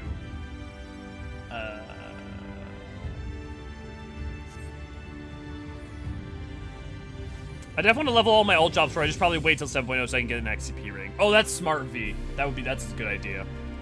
And also it'd be even easier to level them power. Well, with Void Sentinels, how is Light Ward created? A lot of light is coalesced into an individual being. Effectively. I think they'll explain it in more detail later on, but effectively. Yeah, I was thinking introducing complete stasis to complete chaos would kill the chaos. It depends on the amount of cases and the amount of stasis, because it's stasis and chaos.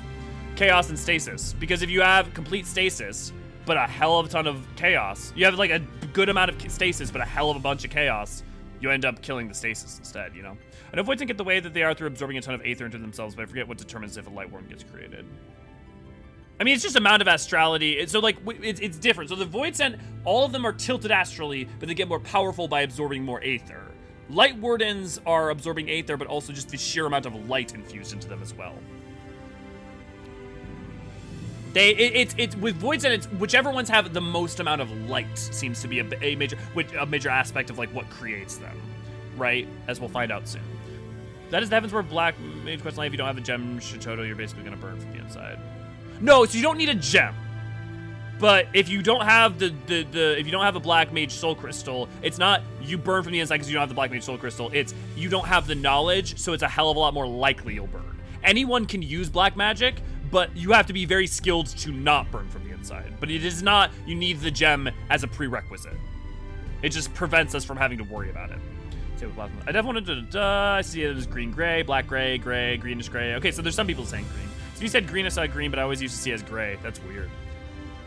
Greenish gray, like a super swampy green. Yeah, it's swampy green. Definitely swampy green, but it's like, I wouldn't have said gray. Like, gray would have never crossed my mind. You want to fly on Morrow and Kholusia? Well, I suppose the Master Tejamai is going with you. Wait here, please. The Master should be along, not shortly. I have the unfortunate curse of perfect colors. Lately I've been drawing while listening to your stream, so relaxing, but I see gray with tints of green. Mute. The pounding surf frozen. Time itself takes a breath. At light's edge, all is perfectly still. The world captured in a painting, locked in a moment. Music, faint and fleeting, drifts coastward on the lifeless air. And in the distance, beyond the broken earth, a city beckons.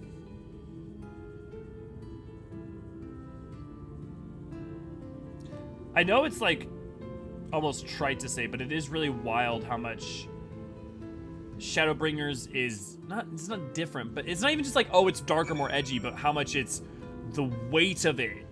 You know, there's something about Stormblood and Heavensward and RRR that's kind of, it's not traditional JRPG fare necessarily, but it is like, I don't know, there's something about it that's very,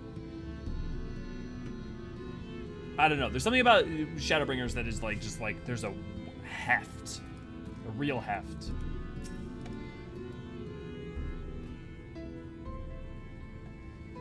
We are arrived. This is the cracked shell beach on the eastern coast of Kholusia. You should be safe here for the present. Compared to the mainland, Sin Eater attacks are far less prevalent, and the native beasts are not any more dangerous than elsewhere. It is the people you should be wary of.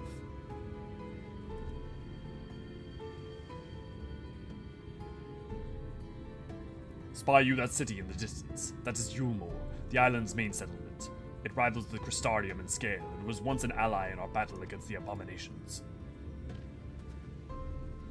For years, the Eulmorian elite have fancied themselves the masters of what remains of our broken world. They have gone as far as to offer the leaders of other settlements their protection, if we bend the knee. But to say their ideals are unquestionable would be putting it mildly. The Crystarium is one among many who resist their heavy-handed authority, and while we are not at war, our relationship with Eulmore is strained at best. It may be wise to conceal your ties with the Exarch during your stay here, especially in the vicinity of the city. I see them as green now. Huh? I am glad we understand each other. Now the Exarch has instructed me to divulge a secret that would make finding your friend a good deal easier. Listen closely. This is super cool, though. I would never have thought, like, you guys all pointing that out is... Oh, and the NPC, right? Clearly there was some intent to that. Oh no, it's the gold blue dress all over again. It's the Amuro gray or green. Now I want a meme of that. I want like someone to like take the blue gold dress format, but just like have a meme of like a gray or gray or green Amuro. That'd be really funny. If you head south along the coast, you will eventually come to a fisherman's shack. A friend of the Crystarium lives there, a man who goes by the name Eorzean. Eorzean keeps an eye on everything that happens in Kholusia, and will be able to point you in the right direction. Just hand him a sprig of thyme, and that will let him know you can be trusted. Here, this should be enough. Find your friend. I will stay here with the Amuro until you are ready to return.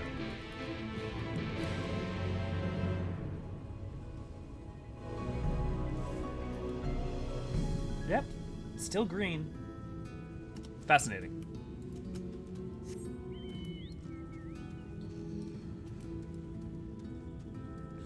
Chaos! Yeah. I love how even if we're on another shard entirely, it's interesting to see each shard has a similar mindset in creating the city. You can tell what Limsa is and all that's the first, yeah. I wonder if it propagates out even further, you know? If it's true on the other reflections as well. So if you don't know, these hobgoblins are like the goblins from Final Fantasy 1. So here's another reason I think that Alisaie is better, is like having to see the wall and the flood of light from the get-go, and having that sense is such, I feel like, a good establishment for the world. Like, whereas you have no witness to the wall over in Kholusia. If you're a sage, you can give him a sage time. Oh, I see, good one. Good to see you, glad to have you.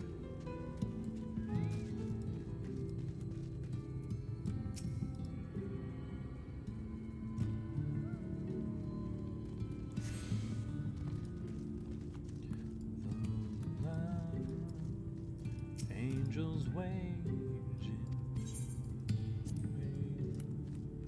wages of love.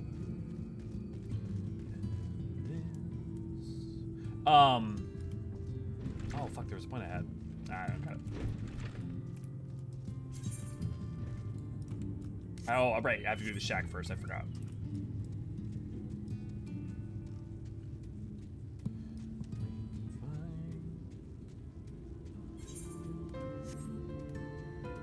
Does the Kholusia map theme change? Because I don't remember hearing this music. I remember hearing a very different music when being in Kholusia.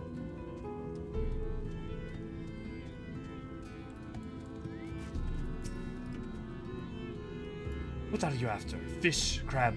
Think I've got an eel in a barrel somewhere if you've taste for it.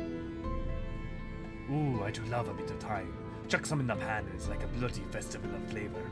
Now what is it I can do for you? Can't say as there's been any major upsets to report these past few weeks.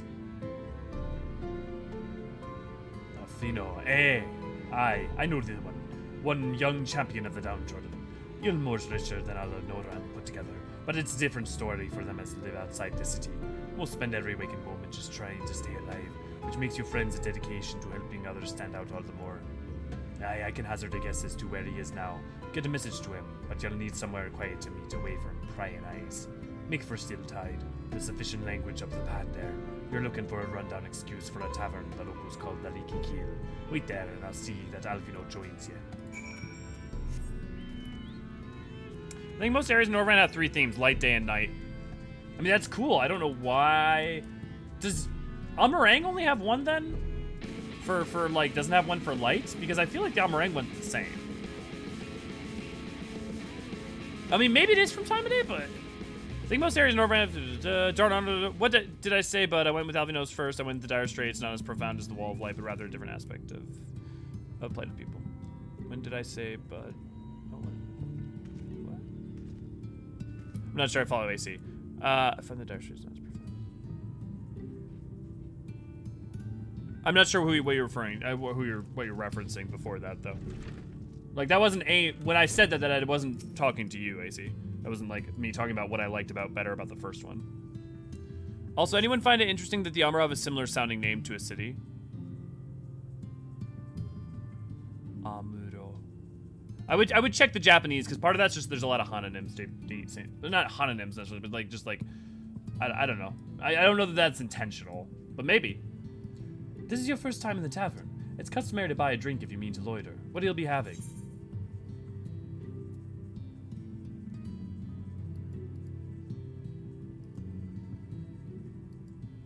I'm just gonna remove that. A fine choice. And what will you be paying with? Well now, those are exotic. Where did you come by coins like that? I'm sorry, dear. I don't doubt they have value, but I don't have a touchstone to test their purity, and I'm not about to go begging for one from the neighbors, so we'll just have to come up to some other arrangement. Here's the idea. There's a common to the north where we grow our vegetables, but lately the pests have been eating more of them than we have. What do you say to a bit of extermination work? I want you to squash any vermin you find and then visit the caretaker and give him an earful for me, for sleeping on the job. He'll be in the old silo next to the fence, snoring like as not. Do that for me, and you can laze about here as long as you like.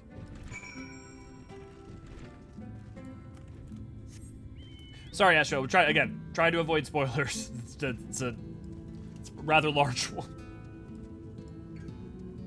Remember, you can talk about something obliquely. Like, if you just say Amuro and then, like assume that we get it.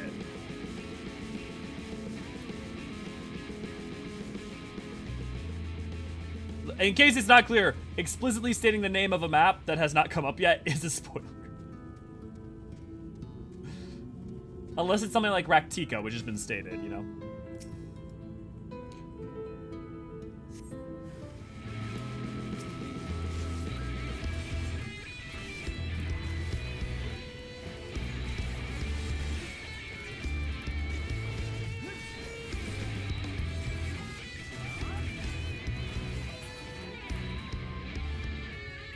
Like, the Eorzean and the 13th stuff is referencing, like, that stuff is actually in EE1 and has been around for, like, as lore for, like, well before Shadowbringers. So, like, the reason when I'm talking about something, I mean, obviously, there may be a certain case where I accidentally slip up, but usually everything I'm talking about is very specifically has already come up in some place.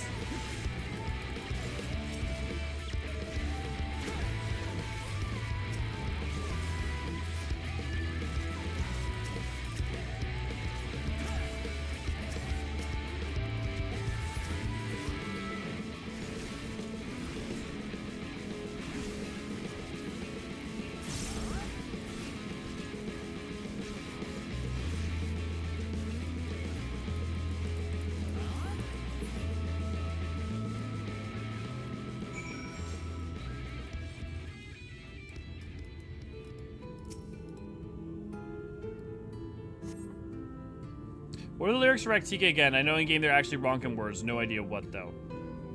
Lahi. Lahi, lahi, lahi. Lahi, lahi, lahi. No, I don't know off the top. I have no idea. No response. Maybe you need to lock louder. No response. Perhaps the occupant is hard of hearing?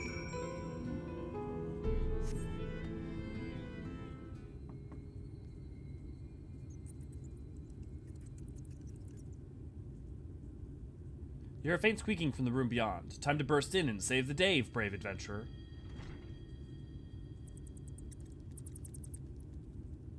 No one is home, and judging by the lack of furniture, they haven't been for some time. The gnawed scraps of vegetables on the floor suggest rats have taken up residence in their absence.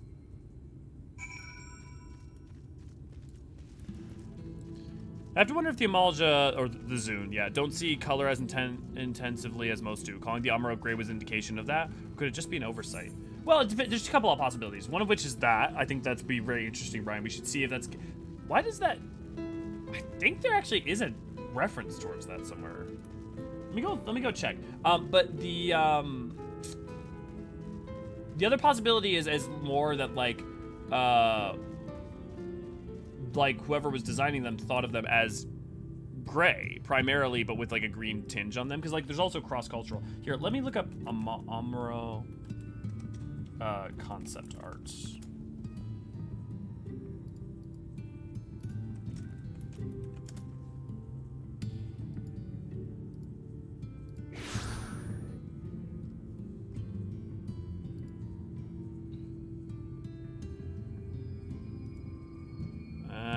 don't see any concept art.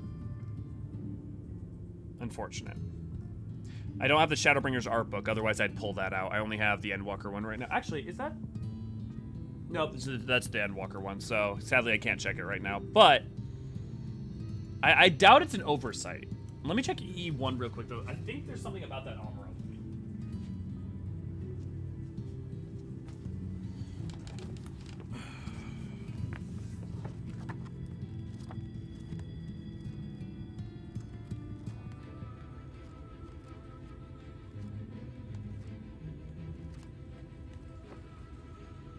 Upon reaching maturity, but endless known for thriving in area, physically allows them to survive on diet, leadership, Brotherhood of Ash.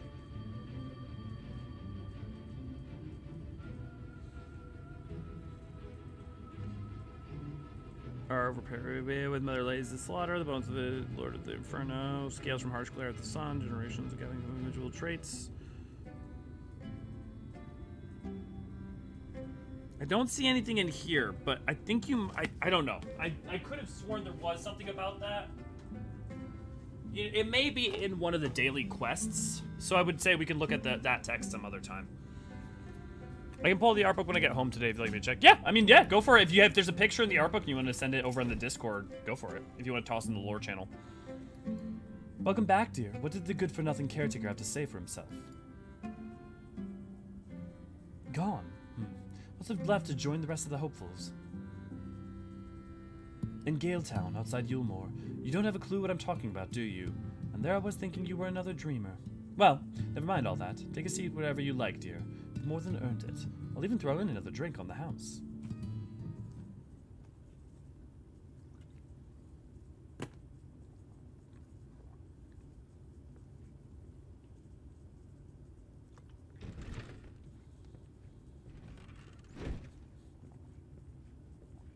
And how is business today, Mistress Theva? Who is this mysterious figure? Oh, frenetic. Look, I have a new customer.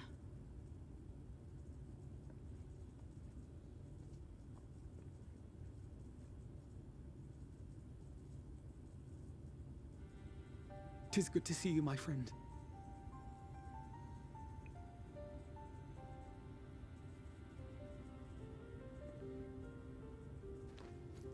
The barley seeds you wanted. They should produce a better harvest than the last. What, just like that? Oh, Alfie, no, you really are a dear. Is that the same voice actress as Chai? Best be tidying up some of those empty shacks before the pests move in. Keep an eye on the place while I'm out, eh?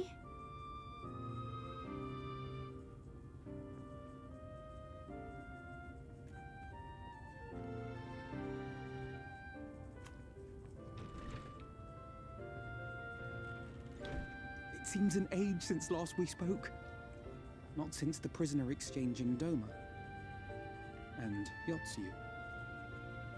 It has been even longer for me, of course, if you count the days I've spent here. But the time has only added to the relief I feel seeing you safe and well.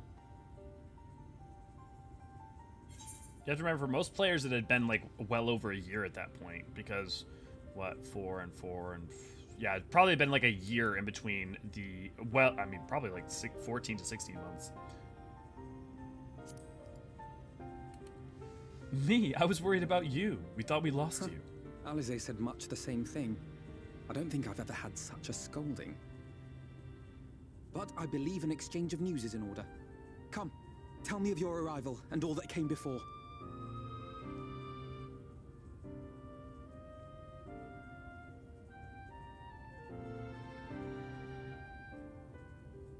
It may be a Thavnarian poncho, I see, yeah. I see. Both the Exarch and Alisaie told me what they knew of events, but I had stubbornly clung on to the hope that all-out war might yet be avoidable. And poor Tataru. She must be sick with worry. We must endeavor to return as soon as we may. Welcome back, Rachel. It would be nice to bring her good tidings for a change.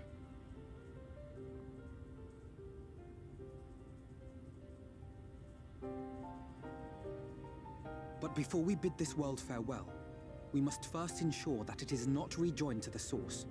We must prevent the 8th umbral calamity. Eorzean's vision of the future has, I fear, every chance of coming true. By his description, the catalyst for the calamity was a formless and deadly weapon employed by the Garlean Empire.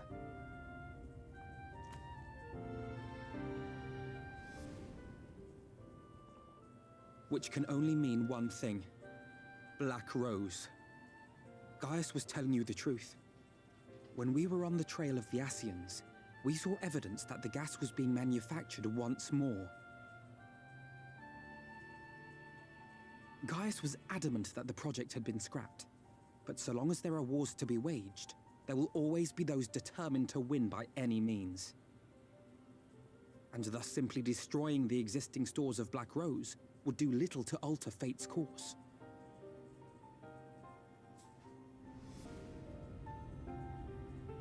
In that sense, our involuntary journey here to the First was something of a boon. Together with the Exarch, we've developed a theory as to how we believe the rejoining will be set in motion. Hi, buddy. I'm sure Eorzean himself will cover the subject in more detail. But I can tell you the process requires that both worlds, the Source and the First, be facing an existential threat. One being Sin Eaters, of course. They are a menace that I would dearly love to remove, and not just to avert a calamity. I may be a stranger to this world, but I will not stand idly by and let innocent people be slaughtered.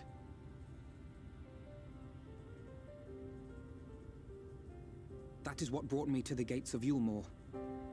Ignoring its pretensions as a kind of capital city to what remains of the world, it is nonetheless a center of power and authority. If any solutions are to be found, I believe our search should begin there. What say you, old friend? Hungry for another adventure? Always.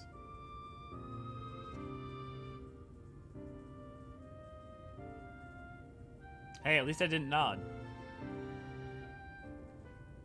And so Sorry, we take to the road once more.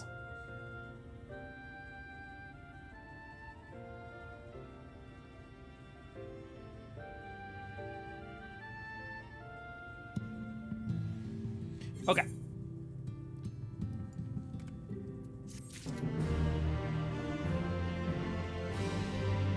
I also wonder if Eulmore named as such for Yoshibi's love of Gundam, it's named the main character Mobile Suit Gundam. It's possible. That's actually possible. Well, I would look at what's his name in the Japanese. Is it like spelled identical? Because it's like Amuro. And I would look at it like in English is the Amuro spelled like Amuro, or like is it like?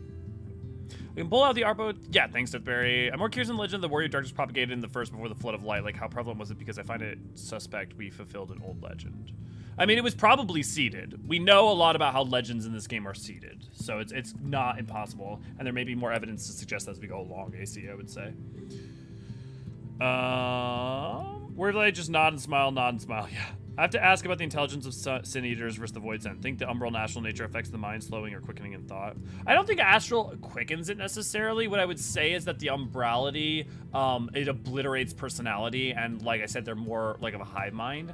So I don't know that I would say like Sin Eaters are more intelligent. I think actually we see a lot of cases they're not. But I definitely think like, and also the like obsession with consumption and craving and devouring, like the gluttony of it all, tends to actually remove their intelligence and cunning. You know, like we often see that with a lot of lower rung Sin Eaters, so or Void Sense. So, and the Sin Eaters have their personalities split. So I don't know that there's a direct correlation between Umbral and Astral in that way, as well as you think about certain other representations of Umbral and Astral in the game, like deific representations, and how those don't seem to have corresponding traits. You know. Never deny a good boy like Deadpool his ear scratches. It's true. Actually, he wanted his butt scratched there. He was just staring at me, looking up like, please. Assuming you have no objections, let us make our way directly to the city outskirts. If we time our arrival just right, you may be lucky enough to see why I have yet to set foot in Eulmore, despite my best efforts to do so. Come from here, we must head west, and then cross a small bridge. Deadpool, can I help you? Hi. Hi, you're very cute. No, I can't put you on screen. That's pandering. Come on. Come sit on my feet. Come on. Come here. Do it. Come here.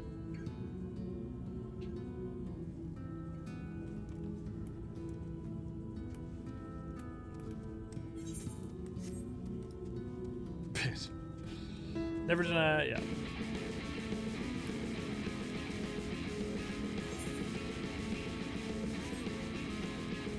None of us will object to pandering. Okay, well. The people want you, buddy. Oof, ah.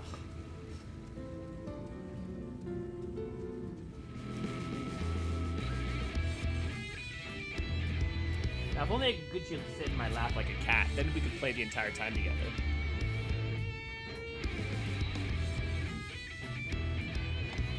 You want down?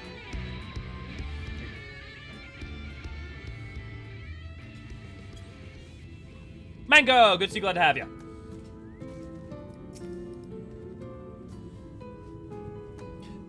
The problem is he doesn't like sitting in seats because they move and he gets like worried if things move from out from under him. Kholusia seems peaceful, does it not? Almost familiar. Had I a similar impression of Crystarium. Even in this distant world, people are much the same. To think that whatever calamity struck the source, a reflection such as this one, with all its culture and history, was being erased from existence. No! No! Get away from me! Over there. Quickly, someone's in trouble. Rid! Good to see you, glad to have you. When I get a bed with him on the table next to you. That's not a bad idea. But also, he gets antsy. The thing is like if there's two people in the household right now. His thing is that if I'm the only one in the household, he'll hang out with me. But if not, he's a herding dog, and like his instinct to like check on everything happens, so he'll start cycling between places. So he never stays in one place for too long. But that might work.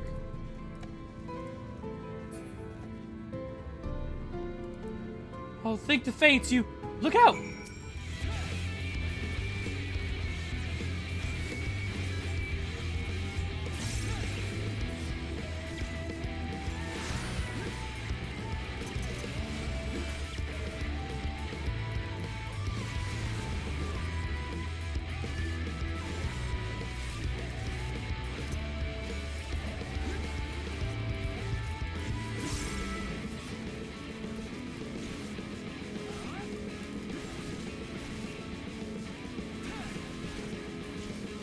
So I know we have like 90% of this expansion and another expansion to go, but I just realized we're coming up on the, like, not too long, maybe it's like 6 months at most, the end, I mean, like, of doing these streams.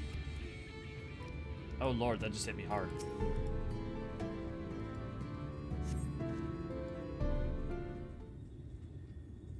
I mean, I suppose we could do just like side quests, all the side quests and stuff, but I don't know how interested people are in watching that. My poor heart. Thank you, young man. Ah, there you are. In my haste, I lost my bearings, but I see you have the situation well in hand. Fine work. Are you all right, madam? Just a few bruises from where I fell. Nothing compared to what was in store for me before this brave soul came to my rescue. Honestly, I thought I was done for, but my feet are not as swift as they once were, and I knew there was no one left to hear me scream. Not that I let that stop me. I should probably leave my old house behind and queue up outside Eulmore with the rest of them. Doubt those fancy lords and ladies would welcome an old crone like me. Still, even a shack near the gate has to be safer than staying here. One would hope. Either way, I suggest you avoid wandering alone, lest you make Sin Eater's task any easier. Thank you again. You saved my life. I'm sure a strapping lad like you has little to fear, but I wouldn't linger long in this place. There's naught to be had here but cobwebs and memories.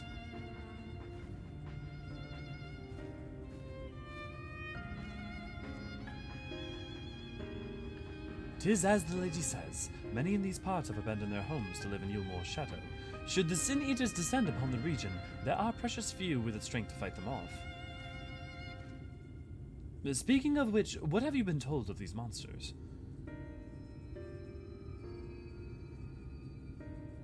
Ah, yes, Alisaie would be well qualified to speak on the subject. Compared with Amarang, Kholusia is almost a haven, but as you saw, we cannot let our guard down. Had you arrived but a few moments later, the Sin Eaters would have claimed another victim.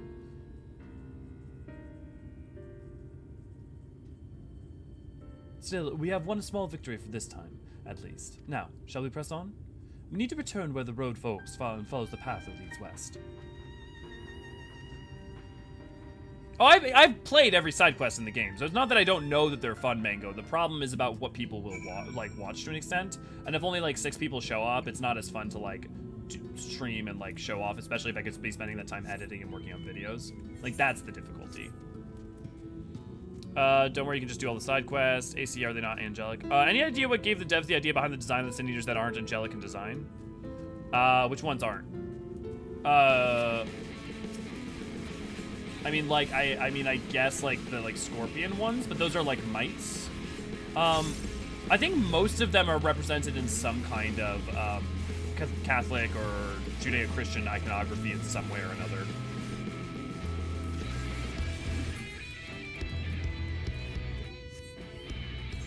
At least that's every interview I've read. That's what's going on. Now, specifically, they said that they didn't actually go for angelic. So, like, I know that there's a lot of like, now remember, this is through the lens of like Japan, which is a very different relationship with Christianity than the West. But like, they didn't straight go for angel, right? Like, they went for a much broader sense.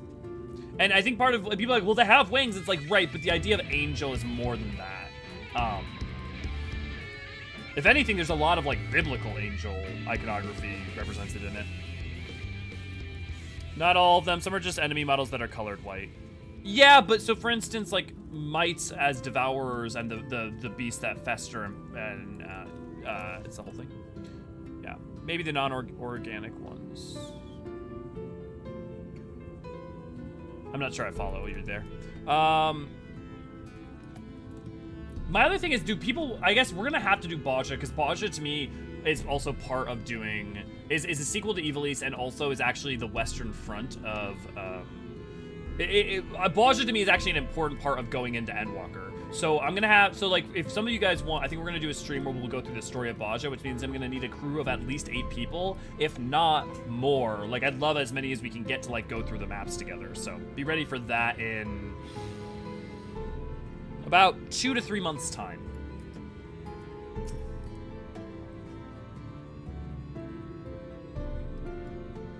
Yeah, beautiful, terrible, all that, yeah.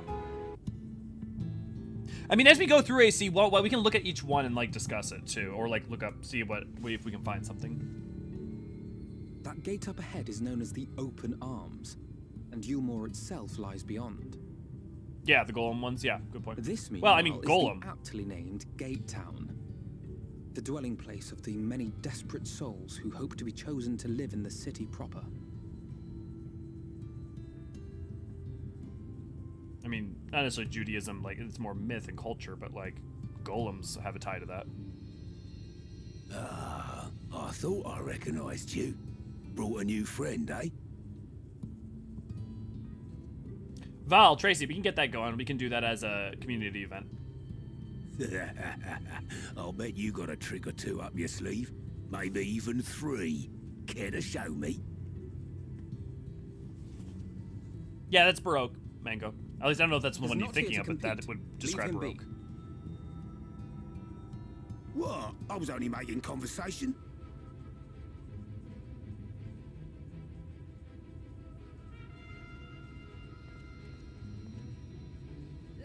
There's something about these characters. Your attention, please. These 2 characters, for some reason, are super Yoko Taro to me. They like seem like they could come from near.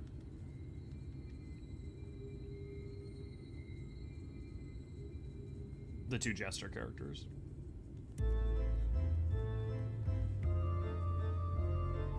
Also, this music feels like it could come from near. Greetings to our hopeful petitioners, one and all.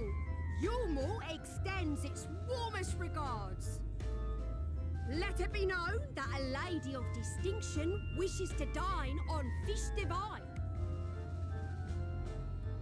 We seek a master culinarian who can guarantee seafood perfection. Dazzle the matron with your delicious dishes, and life in the city will be yours to enjoy, even on days when fish is not on the menu. Huzzah! Who among you will answer the call? Name yourself or another. We may not at all. I want you guys to be really honest with me. I've got a question I'm going to ask you in a second here, and I want your honest answer. Like, don't feel stupid or either way you answer. Do you Just recall how I said Eulmore was a center of power and authority? Well, that is not the only reason for its fame. It is also known as the City of Final Pleasures. The noble and the wealthy who survived the flood gathered here to live out the rest of their days in decadent abandon. A poor man could sooner pass through the Iron Needle than Eulmore's gates. Biblical The reference! only way the common folk can enter this perverted paradise is if they fulfill the whim of one of the privileged. And so they are picked over like market produce.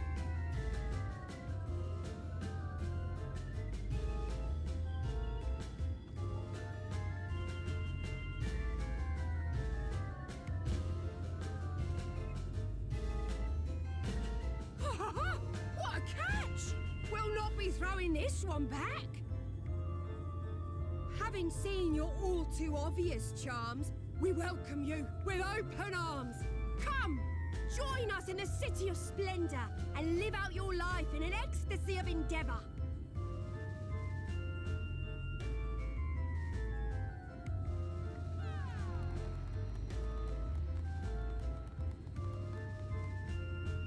Oh, just look at those expectant faces. What could you possibly be waiting for? Well, what have we here? An extra share of meal to celebrate our newest resident. This is what you want you to answer truly and honestly. Who guessed what meal was literally from that shot alone? Just like, I know what meal is. For you. Enjoy. Like, please, I want an actual, like, counting of, like, you know, like, people who had no idea versus, like, who's, like, totally, Meal yeah, is I a know foodstuff which Eulmore routinely doles out to the people of Gatetown, and apparently a staple for its citizens as well. Many here rely on it to survive in these times of scarcity, yet the whole arrangement just seems... well, let us just say it leaves a bad taste in my mouth.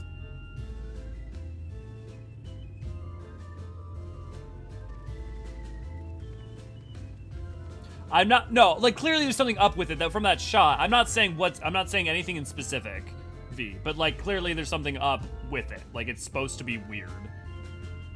Like, it draws your attention to it.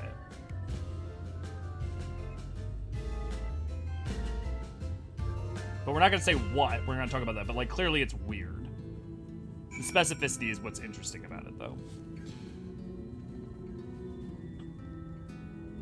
I'm really nervous with raids in the air because his abilities make my mess up. Sorry, let me. Zornthorn, gender bent. Zornthorn.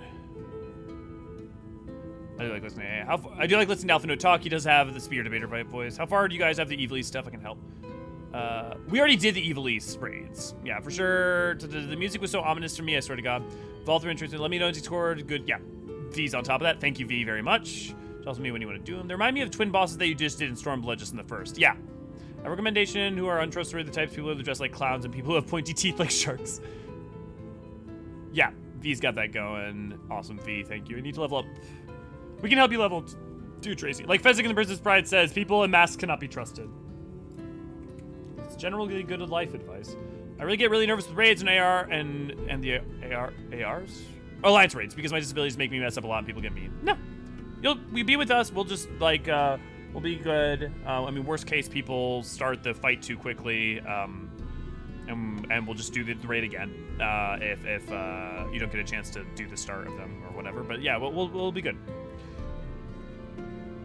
We'll bite the ankles of anyone mean to you. If we run a full 8-man or more, that's very little to worry about. We got you. If anything, what I would love to do is we could get a full 24 raid, because that's really fun to do as a group. But we do need 24 people who are interested in that. I mean, worst case, 16 is good, still good, you know. But 24 means we don't have to worry about anything. We can just instant run it. Meal looks like a butt. Does look like a butt. Butt bread, butt bread, butt bread. People talking about butt bread. Instantly got it. You sense the presence of a powerful mark. Oh, because the world. Is meal meant to be a type of bread? Yes. Yep. No, I didn't know. No, I didn't know. I had my suspicions based on the coloring of green. Mutants over burns really sus. Pondered, but I mostly thought it was. I pondered, but I mostly thought it was a butt crack. Yeah, everything about Eulmore is sus. Like, clearly the question is, the thing about Eulmore is not like, oh, Eulmore sus? Shocking, right? But the thing that to me that's a spoiler is not, there's something up with Meal. That's not, like, the shot, the fact that it's being specified to you, the fact that Eulmore seeming weird. The question, the spoiler there is what's up with it. Sometimes it's the what, sometimes it's the why, you know? I can do the CT. Crystal Tower. Why are you wearing a mask? Were you burned by acid or something like that? Oh no, they're terribly comfortable. I think everyone will be wearing them in the future. Princess Bride is a great movie. If you never watched it, you should watch it. If you have watched it, you should watch it again because it never stops being funny.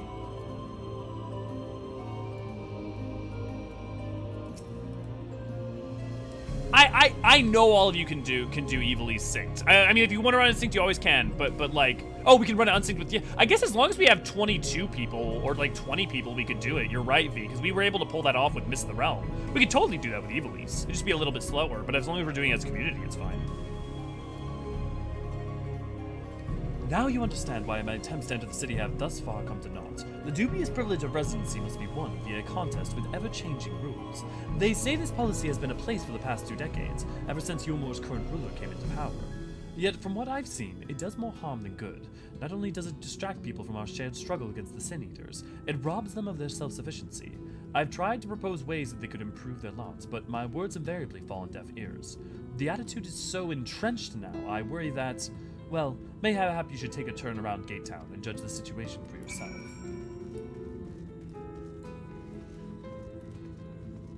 Where are we, Australia? What?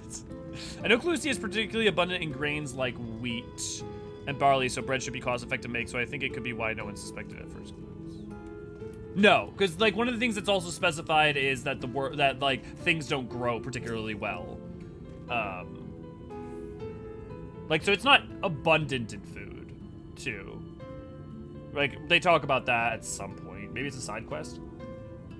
Like, people are trying to grow stuff, but it doesn't grow great because of the light and the ambient, the way that it absorbs the aether.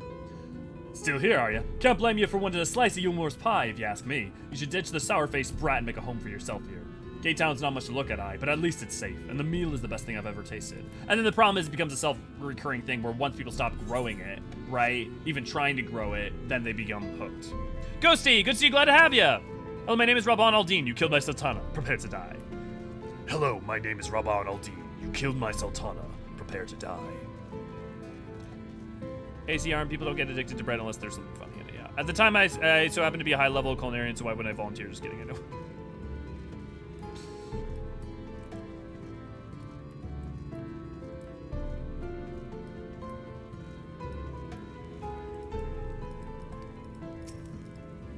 They do mention how difficult it is to grow, and then they focus on the camera on the bread that requires heat, but the wheat is having issues growing. Yeah. Large pot bubbles over the flame. Pale chunks of meal, you realize, float in the otherwise plain broth. Yeah, like, they go out of their way to say, like, meal's sus. The question is why.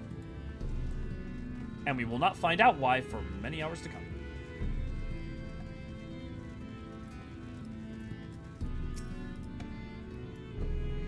Just look at it. Can you imagine a more beautiful city? Every day I dream of the life that awaits me from inside those walls. Oh, will they ever pick me? God, I do love the cliffs in Kholusia. I just keep thinking like the cliffs of Dover and stuff. But, you know, there's the other thing it's always really hard to forget, to remember this sometimes, which, because like once you have flight, the maps seem like really small, but they're not huge, but they are pretty big. Like, they are like really like a huge lands to explore. I mean, they're not contiguous, so that removes a lot of the world feeling contiguous, obviously. But like, you know, this is just half a map down here, right? And it still would take me time to walk from here all the way to all over to go to everything. But once you have flight, just everything feels small.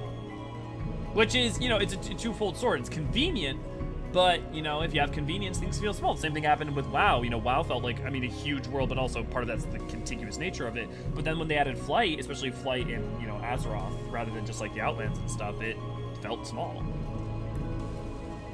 Now, the barriers for flying around in WoW were much, like, more lenient as well, so that allowed you to do crazy things, but... You've seen what Gate Town has to offer. These people can no longer fend for themselves. They've become dependent on handouts of meal and believe Eulmore is the answer to all their woes. Yet no matter how I frame my encouragement, they seem unwilling, nay, unable to conceive of any other way of life. Desperate people and those who have given into despair find it hard to believe in hope. I mean, it's hard to have the courage or the strength of will to hope when you're so beaten down. I have empathy for them. I don't relate, but I have empathy. I honestly felt weird about how so many clamor for entry. Weirded out by how so many clamor for entry. I mean, yeah, desperate people. It's not so weird because people are that desperate, yeah. Ma'am, the city is dressed up... Ma'am, the city is dressed up like a clown. You're not wrong. The light is my co-pilot. Good to see you, glad to have you. Eulmore gave me the heebie-jeebies back when I played through MSQ. I mean, as it probably should. Eulmore isn't just a clown, it's a whole circus, music and all. You're not wrong.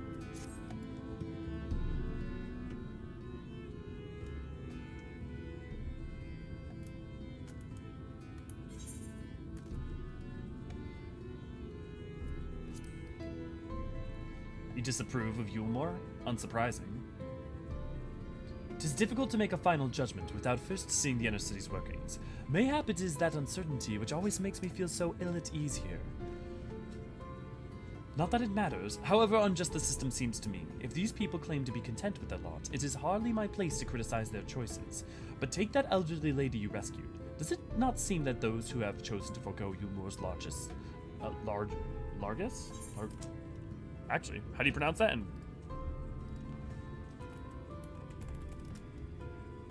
Largesse. Largesse. Generosity in bestowing money or gifts upon others. I mean, clearly I've seen that word because I've played this before, but I have no memory of reading it then, and I didn't know that. The elderly lady does not seem that those who have chosen to forego the Eulmore's largesse are doomed to suffer for their independence. In that end, they are all but forced to seek refuge in Gatetown, and so hamlets and fields across the island are left empty and unattended, hastening the region's descent into ruin. Nay, I am not convinced that Eulmore's generosity truly serves the best interests of Kholusia's people. I am not so naive as to think there's some miraculous solution to all of this, yet I cannot help but frown at the sight of hardworking villagers struggling to survive, even as the chosen few rejoice at being plucked from poverty by the hand of a capricious noble. There has to be a better way. I will not know for sure, however, until I have taken those long-delayed steps through Eulmore's gate. 'Tis fortunate that you have arrived when you did, Elio. I have been working on a scheme to insinuate myself into the city, and if all goes to plan, it should come to fruition. Yes, it's a large ass. They'd be granting some large ass test. You granted me a large ass test? I can't finish. There's a beast tribe who makes it home in the sea surrounding the island. The Ondo, they are called, though you and I know them as Sahagin. For the most part, they keep to themselves in their ocean grottos and rarely have dealings with land dwellers. Eulmore likes big butts and I cannot like. I mean, have you seen Vauthry? But as Tutaru took such great pains to impress upon me during our stay in Kugane, business favors the bold, and so I reached out to them. I duly discovered that Ondo are inordinately fond of land-grown produce, fresh fruits in particular, and when I offered to procure such goods for them, they promised to pay me in pearls. An attractive business venture for any prospective investor, would you not agree? Surely even the most jaded Eulmorian lord would have time for a merchant who can make pearls from plums and pumpkins. Yes, I've come a long way since my days of buying samurai swords without first negotiating price. I love that there's a background story about both Alphino and Justinian that has to do with learning to deal with money. My appointment with Yondo is due to take place in a few hours. I just need to collect the produce and meet with them on the shore. Might you help me make the exchange?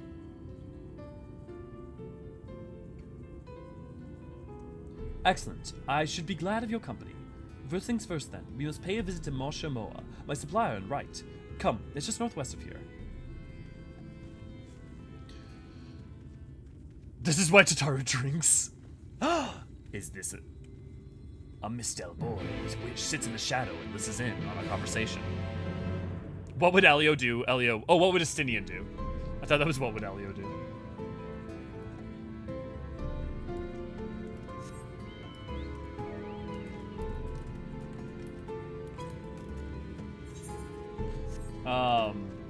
Oh, friendly reminder, since I'm saying hi to people as they log in on the FC. If you are on Crystal Curl, you are welcome to join our TFC, where we do a lot of fun stuff together and talk and have chats all the good live long day, as well as get bonuses that you can use for playing the game for being part of an FC. just a very friendly space. If you're not in Crystal Curl, what are you doing? No, I mean, it makes sense. We also have an FCs elsewhere, which I'm sure Bean or V will put in the chat real quick. Or Ray Ray. I don't know if Ray Ray's still here. Are you still here, Ray Ray? Usually I assume at this point in the night you're kind of you're off to bed because it's you have to actually sleep like a person. But the other thing is we have TFCs on in EU as well. The other thing is that we will always gladly welcome you if you're interested in transferring. We love to have people over with us. Yeah, Raven, we'll get you there. We got it. We'll get you. Okay, we have TFC on Crystal Curl, Euro TFC on Chaos Phantom, and on Dynamis Seraph. DM a mod on Discord for details and invites. Any chance the light affected metabolism looking at some people in Kholusia? It's a good question. I mean, seeing as the Sin Eaters corrupt more than they tend to see, like they absorb, they only feed on the light. Maybe. And umbrality is stasis, so it's an interesting hypothesis. Is there something I can do for you, friend? Good day, Mashimoa. This is my associate, Elio. We are here to collect the produce I purchased. Eh? I loaded your lackey up with the goods not long ago. My lackey? I know of no such person. Mr. Lad, short blue hair? No? He said he'd come on your behalf, and since he seemed to know all the details, I just assumed. Confound it, someone must have been eavesdropping on our conversation. If this charlatan was here not long ago, he cannot have gone far. We should split up and search the area. You find a vantage point on the south side of the town, and I shall take the west. I'm gonna grab that Amaro in case I need it. Guys, I need you to be proud of me real quick. Because I remember to attune! Huzzah!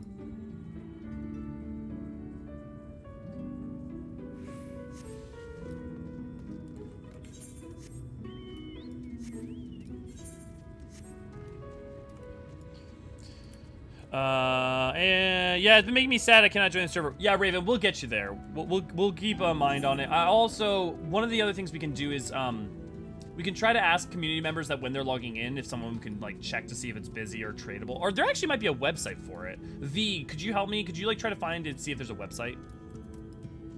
Yeah, okay, looks like Ray went to bed.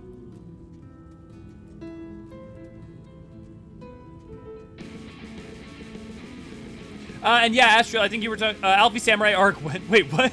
Decoy, good to see, glad to have you, but what? Samurai Arc? Oh, because of the katana, I see.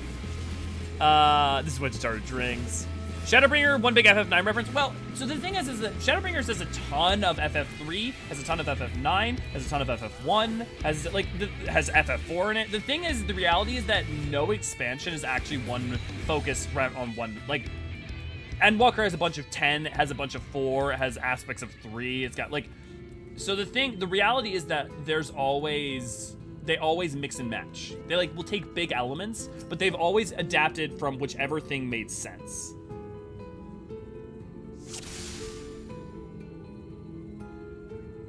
I'm glad I make you spit out your drink test.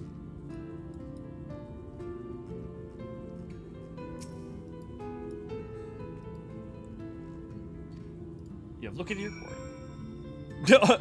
Hype! Also proud. Hype! Thanks, V. Thanks, Bean. Yes, I've succeeded in doing the most basic of things. What a master of the art I am.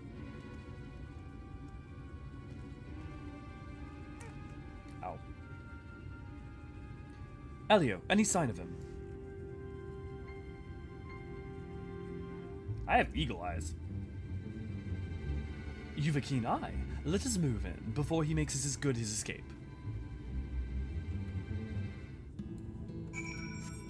Still thankful to the wonderful guys here. The maps made me a richer adventurer than I am now. Yeah, Yukio, by the way, hey, Yukio, in the future, could you remember that, like, other people are trying to get the mounts? So especially if you roll 2 items like that, like, remember that, like, it's typically considered poor form to, like, get an item like that and sell it if you don't have the mount, because people are assuming what you're trying to do is get the mount. So just try to be mindful of that in the future, or at least tell people that that's your plan so that they can make rules. Like, I'm glad you got your money, don't get me wrong, but remember that other people wanted the mount too.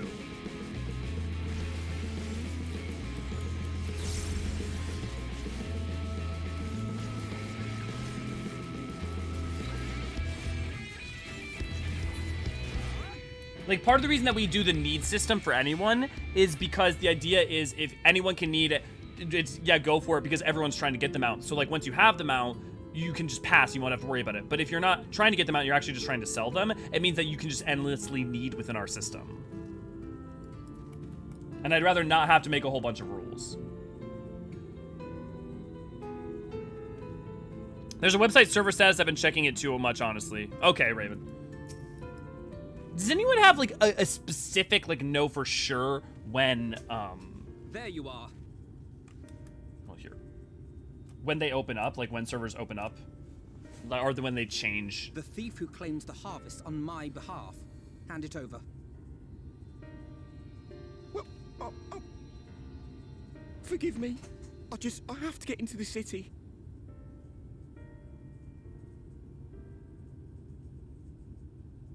I have no family and all my friends have already been chosen.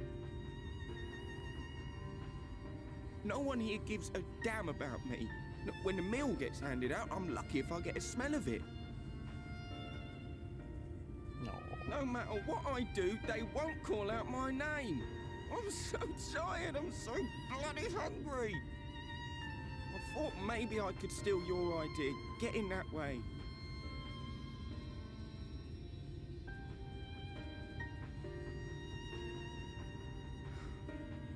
What is your name? Kai Shear. Good boy.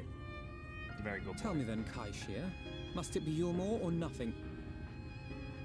Warrior of Darknesses have an What of the idea of Crystarium? existed across multiple Final Fantasy. They may not offer charity, but you would be fairly compensated for any work you did. No, it has to be Eulmore. That's where all my friends are. We made a promise that we'd live together in paradise.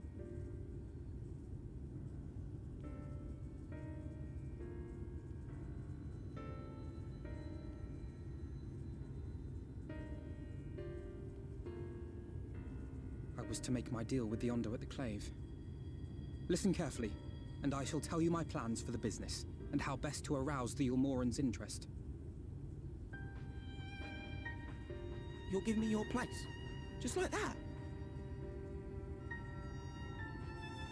I'm giving you a chance, nothing more. What comes of it is entirely up to you. I understand. Oh, thank you, thank you!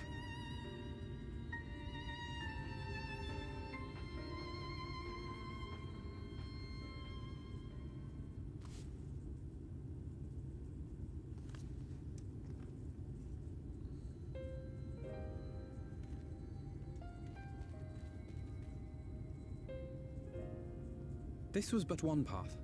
There will be others. But for young Kai Shear, it was the difference between life and death.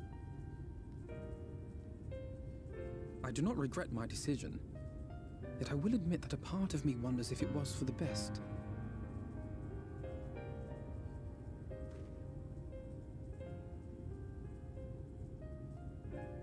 We strive That might to be a bring theme. swift salvation to this world. That countless lives might be saved, not least your own. Even if it came at the cost of one man, should I have forged on regardless? Is it worth sacrificing people in order to save people?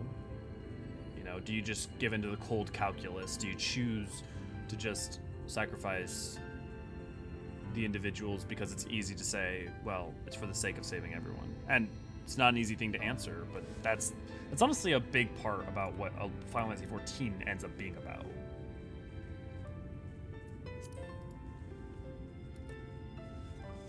That's not who you are, so be who you are.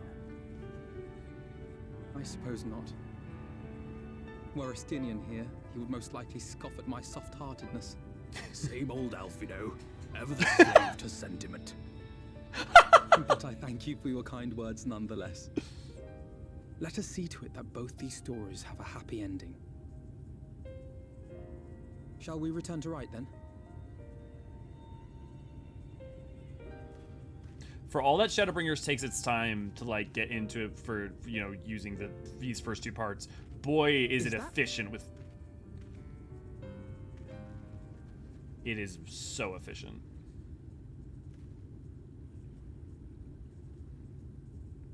had like there's multiple stories that it like hits on. I can't be sure, but I think someone's in trouble.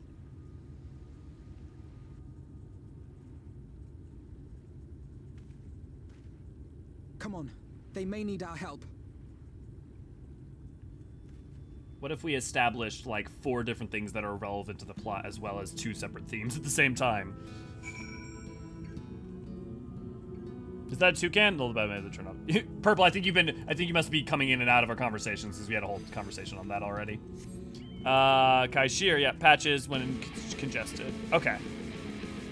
I can't seem to find a good source for server congestion status, but we'll keep looking. Thanks, V. I'm just like less like what we think is right. I'm just like curious if there's like a specific like, hey, it's only ever updated at patches, because then we can be like, hey, Raven, you don't have to keep looking. This is the only time where it'll change, you know. The early AMs are usually pretty quiet. Okay. I heard maybe next patch, which worries me if that's true. It means even more waiting. We'll keep looking into it, Raven. We'll get it. Kai Shear's my baby. Yeah, Kai Shear's great. Here usually in the AM US is a good time to check, like early. Yeah, Raven, I'll probably be up late tonight, so one of the things I'll do is I'll check then, and I'll be up at like in the AMs, and what I can do is I can ping you if you want me to. I don't know what times you usually go to bed. The AM rules usually apply only if the world isn't on congestion. As soon as it is and unlocks at patch, they have to do it manually. Oh yeah? Are you Rowan? Are you sure about that? I just like I believe you, but just like, is that your experience? Is that secondhand? Like, do you happen to have a source for it, just so we can be sure? 4 a.m. to 6 a.m. Honestly, my experience is before 5 a.m. 5. I mean, for the 6 subscriber, like 4 to 5 is usually the best. 3 to 5 is usually my which I guess actually, V, that makes sense because I think you're an hour ahead of me. So 3 to 5 for me, but 4 to 6 for you would be the same. Any chance he's someone you know on the source? Who? Kai Shear? No, because like we don't. Also remember, not every person on the source is sundered, has a sundered soul. This is really important to remember. It's not every person who exists on the source and every person who exists on the first has a mirrored person. I've had to wait till 3 a.m. CST to get a character onto a server for.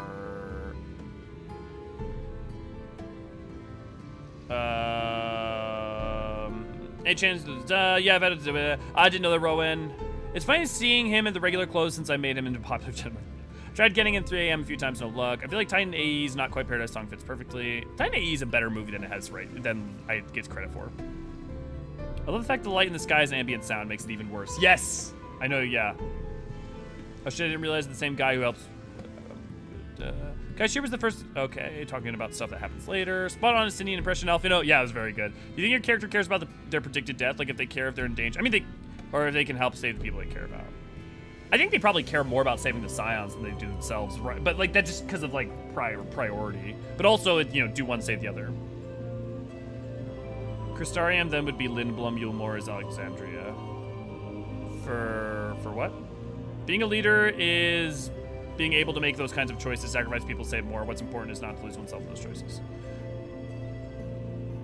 No, but I think, Ryan, what I would say is I don't think sometimes that's true. I think the game goes to great lengths to make an argument that often we choose to sacrifice for the safe choice rather than try to find a better way. Or like given to the cold calculus of trading lives.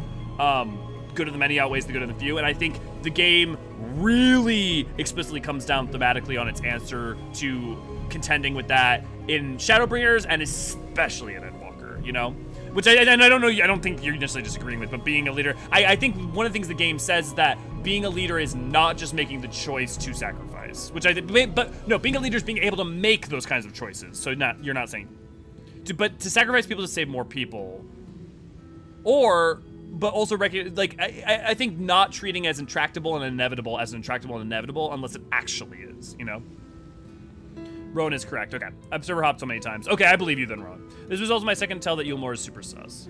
You missed my question, so I'll ask again. Do all mounts have the same run speed or is there a difference? No, all mounts have the same run speed. They're just cosmetically different.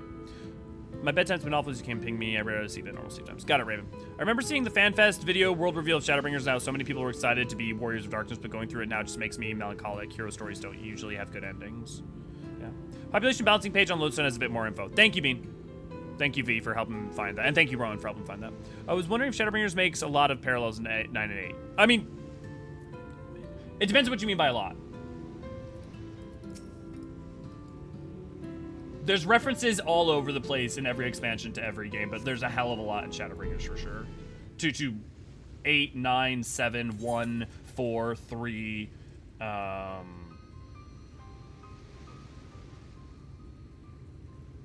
all I can think of. I mean, 12, I guess. There's a lot of 12 over in Baja and stuff. That should take care of the worst of things. Mercy. Mercy, I beg you.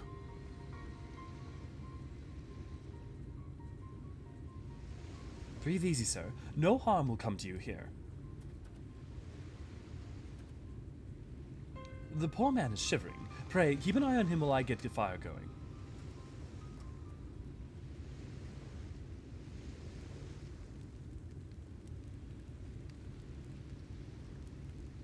I thought for certain I was dead. How am I ever to repay this kindness? We'll settle for the tale behind your current predicament. Why don't you begin by telling us your name? Tristal. I was invited to Eulmore to work as an artist.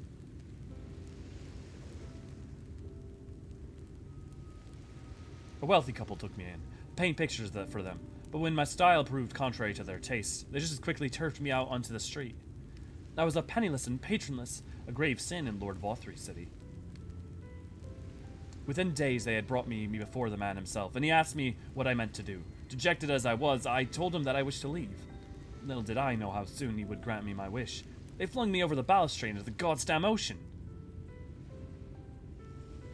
From up there? How were you not dashed to pieces? Don't ask me. Luck, I suppose. Though if you hadn't found me when you did, it wouldn't have counted for much. Monstrous. And the citizens condone such barbaric punishment. Oh, without a second thought. When Lord Vauthry passes judgment, no one so much as blinks, let alone argues. And Eulmore, his word is law.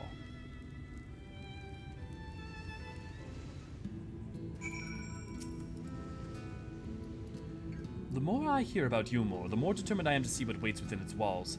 I shall bend all my thoughts towards securing another way into the city. There must be something we can do. But first, we should convey Tristal to the shelter of the village. Fire or no fire, he needs to be, fire or no fire, he needs to be out of the chilly coastal air. Away into the city. I love how Alfie's always so proud of being able to gather firewood. I mean, he's gotten a lot better at it. Wood picking is his first real survival skill in the wild. Yeah. As an artist, I feel for the man. Art is always subjective, so you can't really please everyone with it. Well, yeah, and there's also a lot of other, like, things going on there, right? As we will see throughout 5.0 and 5.1.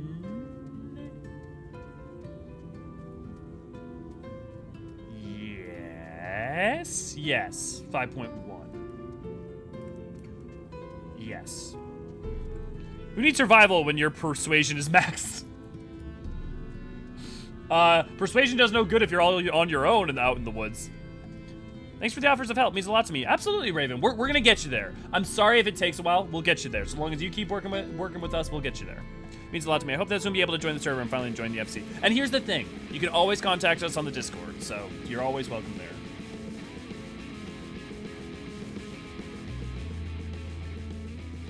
When it comes to firewood, sure, your Yurei camp taught me that picking is very important. I'm assuming it's summer camp of some kind. You can't tell us to Luke and his tauntaun. It's I'm assuming anime. General life advice: don't take your survival skill advice from anime. It's a general recommendation. Pray, accept my deepest gratitudes. I owe you both my life. And if you'll permit me, I would assist you in an attempt to enter Eulmore, insofar as I'm able, at any rate. To be frank, the thought of sending me saviors into the awful place makes me sick to the stomach, but since it's a plane you set your minds to it, you should take this. It's my favorite paintbrush. Eulmorian elite are never satisfied until they get exactly what they want. If I'm not mistaken, the couple I mentioned will be looking for someone to replace me. If you make a show of owning such a well-used brush, you may be able to convince people that you have a talent for painting. Are you certain? This is your livelihood. We cannot deprive you of such a treasured possession. I give it gladly, after all you've done for me. Besides, I don't think I have the heart to paint anymore. As to what I'll do instead, I honestly haven't decided, but I shan't stay long in this place, not with the city brooding over me. Nay, I'll move on to new lands and a new profession, and I'll keep you in my prayers from now until my dying day. I wonder, does Tristol come back up in, like, Crystarium or anything? Also, I just want to point this out for posterity, but for some reason in my brain, I remembered Kai Shear being the person that we, like, go and save. But obviously that doesn't make any sense because of, like, how things play out. But for some reason in my brain, I remembered Kai Shear being the one there. So this is actually a good example of, like, that just being a flatly false remembered thing. My light. He says that it's Alfie, the one side with a talent for art. Yeah. They say kindness is its own reward, but Tristol has repaid us with a gift as timely as it was unexpected. We will, however, need to act upon his advice before another painter steps in to fill the vacancy. Thankfully, I do have some modest skill with the brush, nothing approaching that of a true artist, of course, but enough to play the role, I would hope. As for you, well, if you don't mind talking to a subordinate role, mayhap you could pose as my assistant? Then it is settled. All we need to do is return to Gatetown and await the next appearance of those vile jesters. He does come back? Okay. I because I asked the question, that I think that's fair enough. But in general, also, it's okay to, like, if you have to avoid spoilers, like, I think that's fine, Sarah. But to just let the question linger until we get to that point. I'm more just, like, voicing it because it helps me remember it. Like Ma Dai from Dynasty Warriors, he fights with a giant ink brush. Yes, Dynasty Warriors, the historical documentary. Alfie understanding his skills. Yeah, understanding skills. I mean, you all saw that Gosetsu Yugiri poster he made, right? Actually, I think I might have it in my inventory. I can't use it right now, but yeah, that's a really good one. I do wish there was an art type job as a magical DPS class, one that uses paintbrush, something like a talismans or what have you. Yeah, I mean, talismans are probably going to be, when, like, bells are going to be more close to what you get for Geomancer, if and when, which we will, but whenever we get that. I mean, I say that so certainly, but, I mean, if we get Onmyoji at some point, if they don't combine, like, Onmyoji and Dancer, I can imagine, like, an Onmyoji-style job, having aspects of that to it. I mean, there's, like, the Shugendo stuff already that Gosetsu is, or I'm not gonna, never mind. Like my I do wish one could argue that Eorzean is an artist with his words. He's a poet. I would say he's a poet more than anything. He's a poet and he don't even know it. I mean, he does, but also apologies if I gave another spoiler earlier. I wasn't sure if what I had said would be considered given the context Eulmore gives already. Oh, good, Astriel. We're just being a lot more careful now with Shadowbringers because Shadowbringers and Endwalker have a lot more very, like, pivotal spoilers, much more than the prior games had, prior expansions had.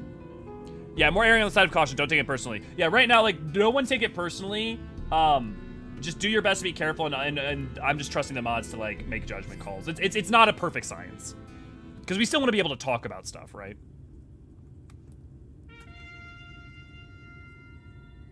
Just like real artists, he says, my art is okay, and then proceeds to make something beautiful. True. I mean, Lady Dark songs like that. Here they come. Alright, Governor, ladies and gentlemen, your attention once more. What a day it's been for folks at our door. And I'm somewhere between Cockney and Jersey. We welcome a peddler who made pearls from plum, and now we've a place for our painters aplomb. And so along, and don't be slow. It's time to let your colors show. Now I'm just fucking, what's his Joey from Yu-Gi-Oh! Abridged. Hey, Yugi. I can paint portraits at least. Landscapes and still lifes are so rarely commissioned these days. Oh, ho, ho! I thought I spied some new faces in the crowd. What a fortunate that you should feel at ease around an easel. What proof have you of your prowess? Any masterpiece on your person? Sadly not. Everything I paint is soon sold, such is the life of a working artist. I have only my brush to testify for me, though you will note that it has seen no small amount of service. Oh ho ho ho! Flecks of paint, both old and new, a tool much loved and much used. Why do the weirdest characters always end up being the most fun to voice? not a prop to be conjured on the hop. Very well. Come with us and we'll put those talents to the test. And who is this hanger-on? Well wishes or a parasite? Well, this is my assistant. He whose unfailing support allows my art to flourish. I will go with him or not at all. A parasite, then. We shall leave his fate in the hands of your new employer. It matters not a whit to us. And having filled our last vacant space, we retire to Eulmore's sweet embrace.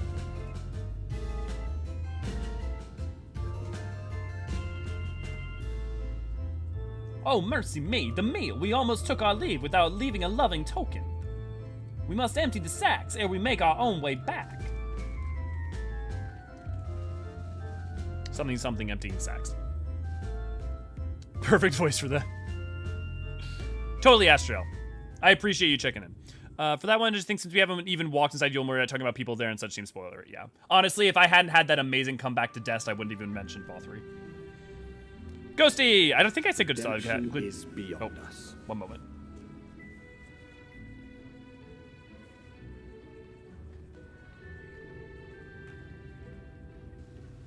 The lament of all but saints and fools, and the comfort of the lords and ladies of this accursed place.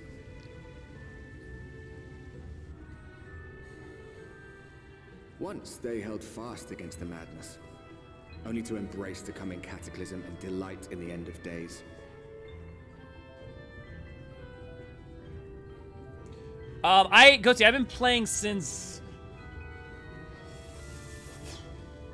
4.5, so since 2018. So coming on about 4 years now. Perhaps in rapture they seek to lose themselves and Or 5. those who they share. Oh wow.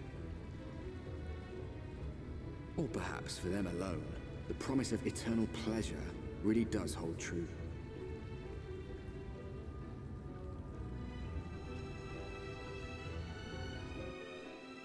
God, Arbor as the internal monologue is so good.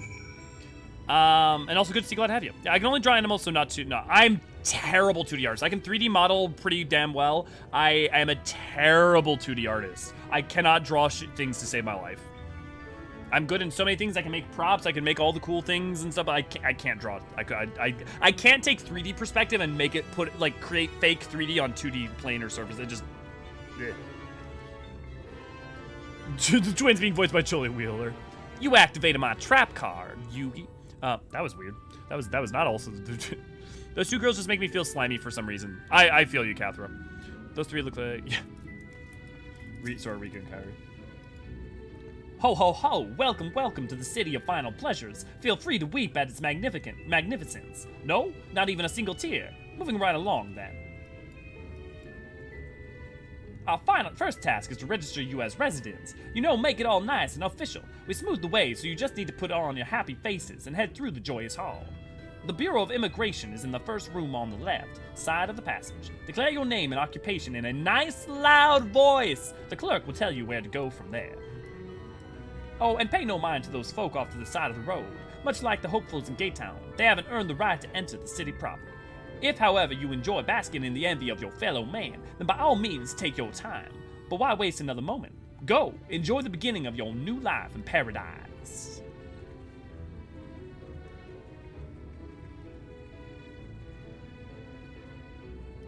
The Bureau of Immigration, was it? I suppose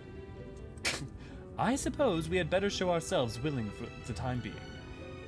That was almost Southern Alfino for a second there. Try drawing humans but can never get them to look right. Yeah. Proportions and all that jazz. Movement. Look, anytime I want art done, I just talk to Lady. Lady gets it done, and then that's how we have so much, good, great art. There's something so messed up with talking with people allowed to come in the front of those who are still waiting, and then they go and confirm the dialogue. Yeah, they're making jealous of her. Yeah, I don't know if you know this, but Eulmore seems fucked up. /WoW indeed, Ghosty. /WoW indeed. Also, Actually, just real quick, because we don't usually do this, but I also have some stuff coming up that I want to... 2 things. One of which is I would like to say, hey, if you'd like to support us, you can always support us on Patreon, getting your name in the banner above my head, as well as all those sorts of other fun rewards as well. It goes a long way towards supporting us and allows me to not only pay my rent, but do fun things like work on projects like Exarch staff.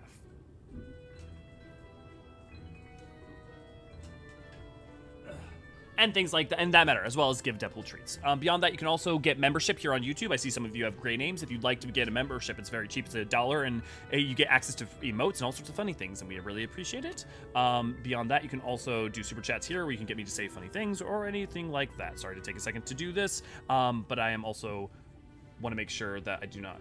I am worried about taxes a little bit, so I'm just trying to make sure that everything's good there, and also that we can buy there's some software I'd like to get for doing videos at some point, which I won't say what. The other say what until I get it. But the other thing is also I'm going to potentially have the chance to interview Susan Calloway, who is the singer of Answers. I can't tell you exactly when it's going to happen, but if it does, if you'd like to ask any questions of her, I will probably be doing a live stream with her. Where you'll be able to ask them there, or you can also ask me here or over on the Discord. I just want to remind people of that as well. Welcome to Eulmore, fortunate friends. May I have your names? I am Alfino, an artist, and this is Elio, my assistant. Ah yes, I was informed of your imminent arrival. We can forego the usual interview and begin processing your registration papers forthwith. Now, the citizens of Eulmore are divided into 2 classes. There are the free, who are blessed with the favor of Lord Vauthry, and the bonded, who work in the employ of the free.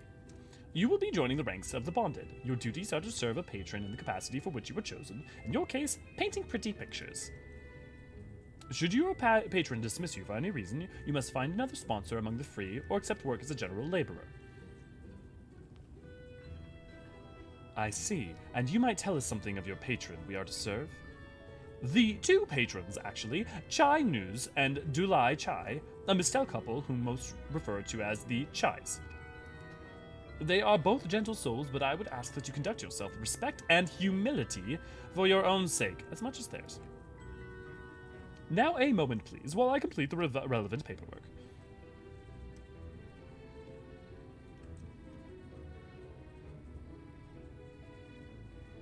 All in order. These are your registration documents, correct?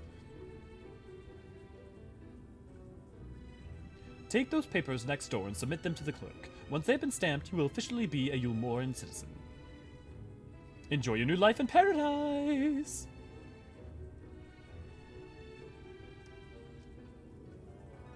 I'm better with physical art and still learning digital art. Nice! Rydia, you shouldn't give up at Raven. I'm drawing humans, but yeah. You shouldn't give up, Raven. I always believe in you. It's a lot. For some people are naturally skilled, but a lot of it's really practice. The amount of 2D artists I know who started out really mad, do great stuff. It really was just practice for them. Hey, if you ever want to see Elio as a cat, I could help you there. Oh, Ryan, thank you for the 10 memberships. Holy moly. Everyone enjoy your emotes. Astral, enjoy your emotes. E-Machine, enjoy your emotes. Amber, enjoy your emotes. Kevin, enjoy your emotes. Momo, enjoy your emotes. Kadao, enjoy your emotes. Oh, Kadao, I wonder how you're doing. I don't feel like I've seen you around much lately. I hope you're doing well. Melfina, who enjoy your emotes. Was he scantily clad archivist? Well, we don't have those yet, but sign up for our Patreon anyways. Thank you, Bean. Enjoy the sick emotes! Yeah, dude! And also, the other nice thing is that the more membership people we get, the more emotes I can add. So I would love to add emotes like our juicy emote to the list, but we have to reach a certain threshold of memberships, which makes sense, but also stupid. Alright, welcome to the Bureau of Registrations. Papers, please.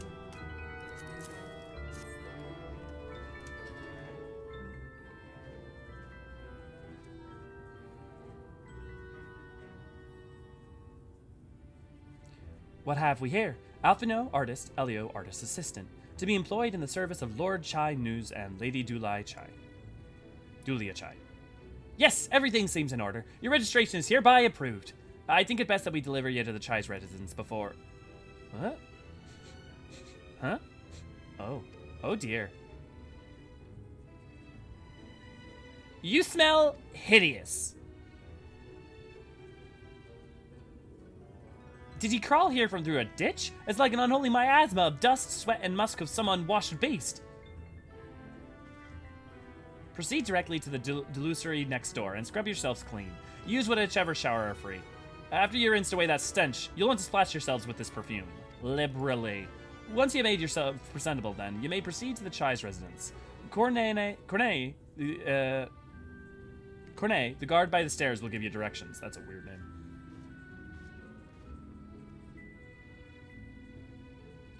I hadn't realized we were so aromatic. Stinky boys. Not so much a question for Susan, but you guys think she would be a good speaking voice for Hydaelyn?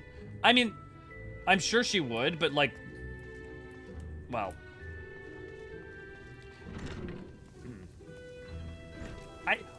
I'm trying to, like, I appreciate the joke here, but I am really trying to fathom why they actually have a shower. Well, you know, okay, I'm not gonna shower in my armor. Give me a second. Well, I can't take that off, but don't be weird about it.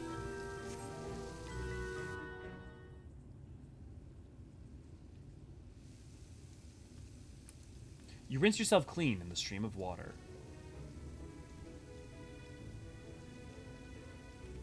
Sword stays on during the shower.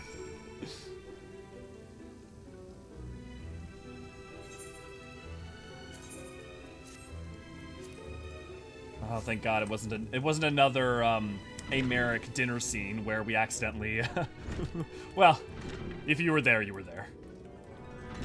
Oh, the perfume, right? Where is it? Where is it?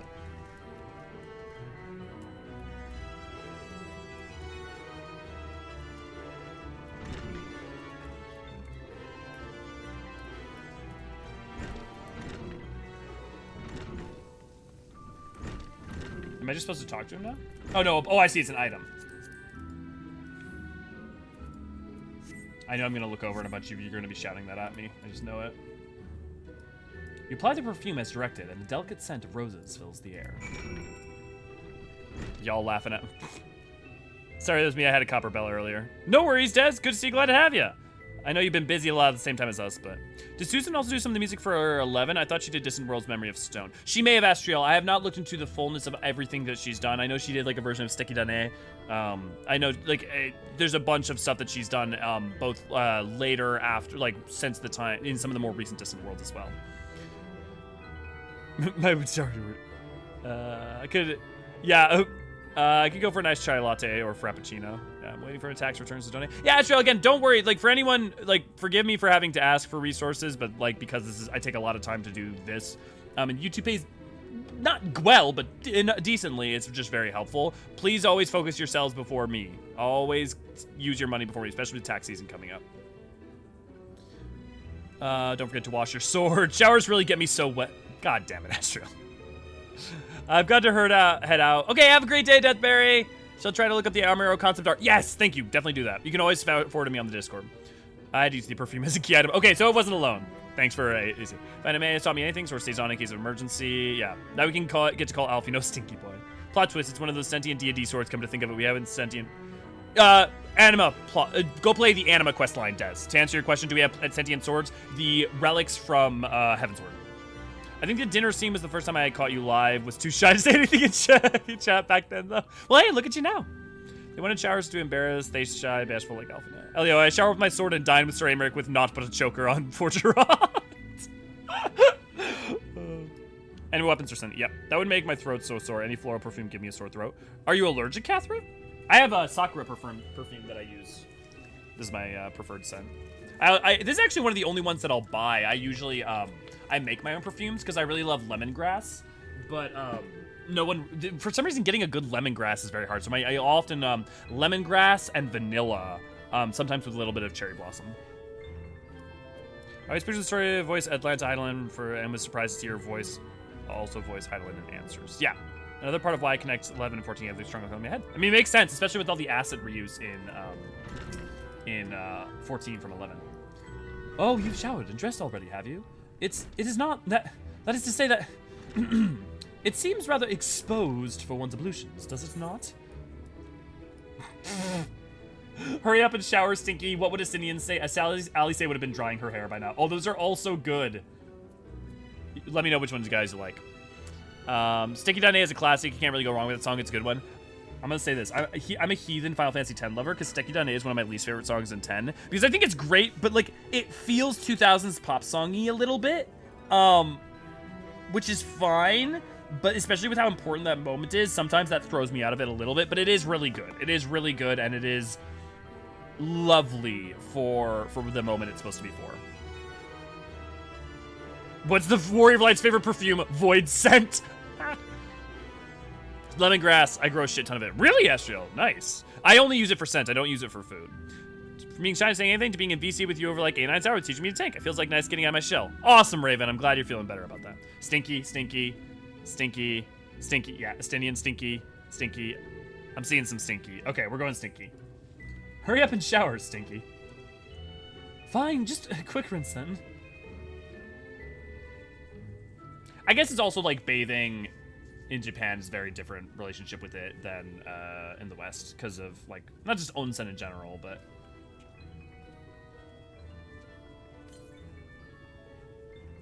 I mean it literally has a curtain. Well, that was bracing. I believe the lingering smells of the road have been successfully expunged. Shall we go and present ourselves to our patrons then? Our plan, by the way, is we're gonna do this, and then we're gonna do Holminster Switch, and that's where we're gonna stop for the night. Just so everyone knows. Foils, yes, I usually go with something undertone of spice. Yeah, one of my partners really likes, like I make her stuff. I do cinnamon, rose. I guess rose is floral, but rose and oh, what is it called? Not candlewood. Crap. You're looking to present yourselves to the Chai, are you? Let me explain how the city's laid out then. Just imagine 3 layers, one on top of the other. The layer here is called the buttress. Above us, the understory, where the military has its headquarters, and above that, you'll get the canopy, which is where the free citizens of Eulmore spend their days. So, if you want to find your new patrons, you'll need to keep climbing until you run out of stairs, and then look for the Grand Dame's parlor. They'll be in there, like it's not. I love how fancy the word ablution sounds like. It's funny, I read it in a fantasy, I read a fantasy book where they used ablutions, and when I was a little kid, and I've loved using it since. So when I talk about shaving, sometimes I'll be talking about doing my morning ablutions and stuff, and then my partners or friends will look at me like, shut the fuck up, Elio.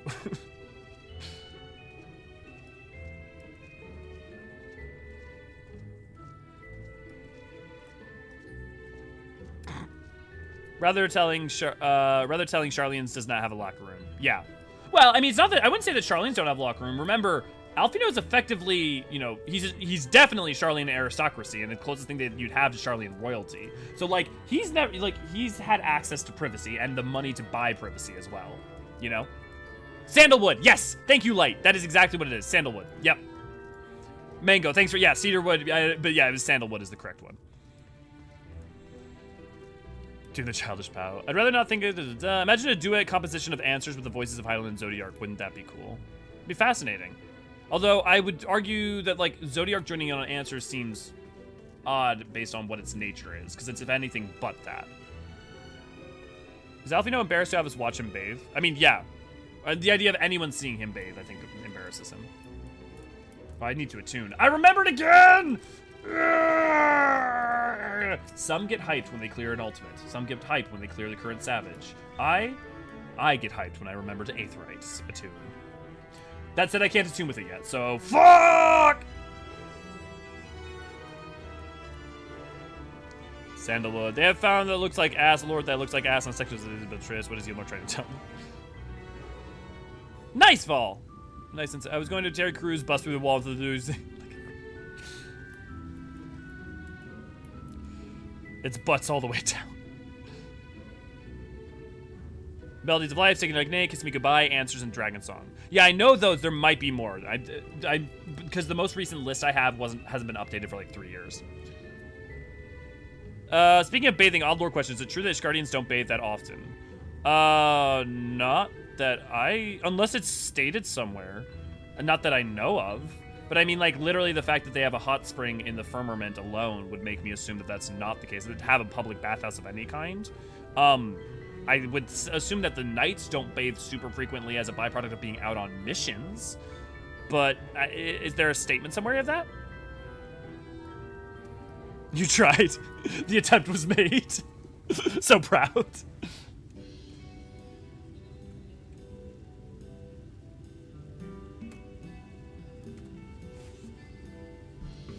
Hey, look, it's everyone's favorite character.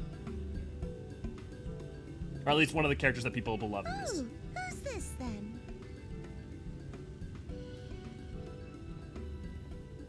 No. Julia, that's great.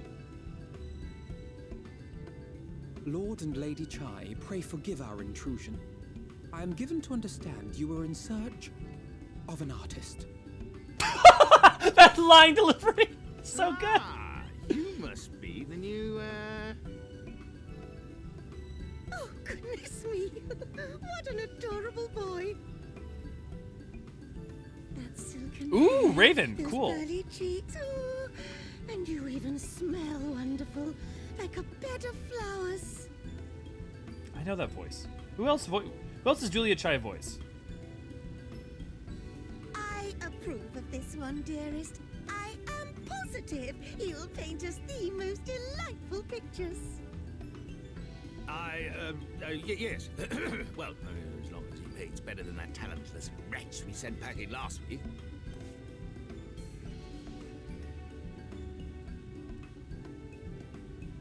Wonderful, wonderful. Welcome to Eulmore. Alphino, if it please you, my lady. And this is my assistant.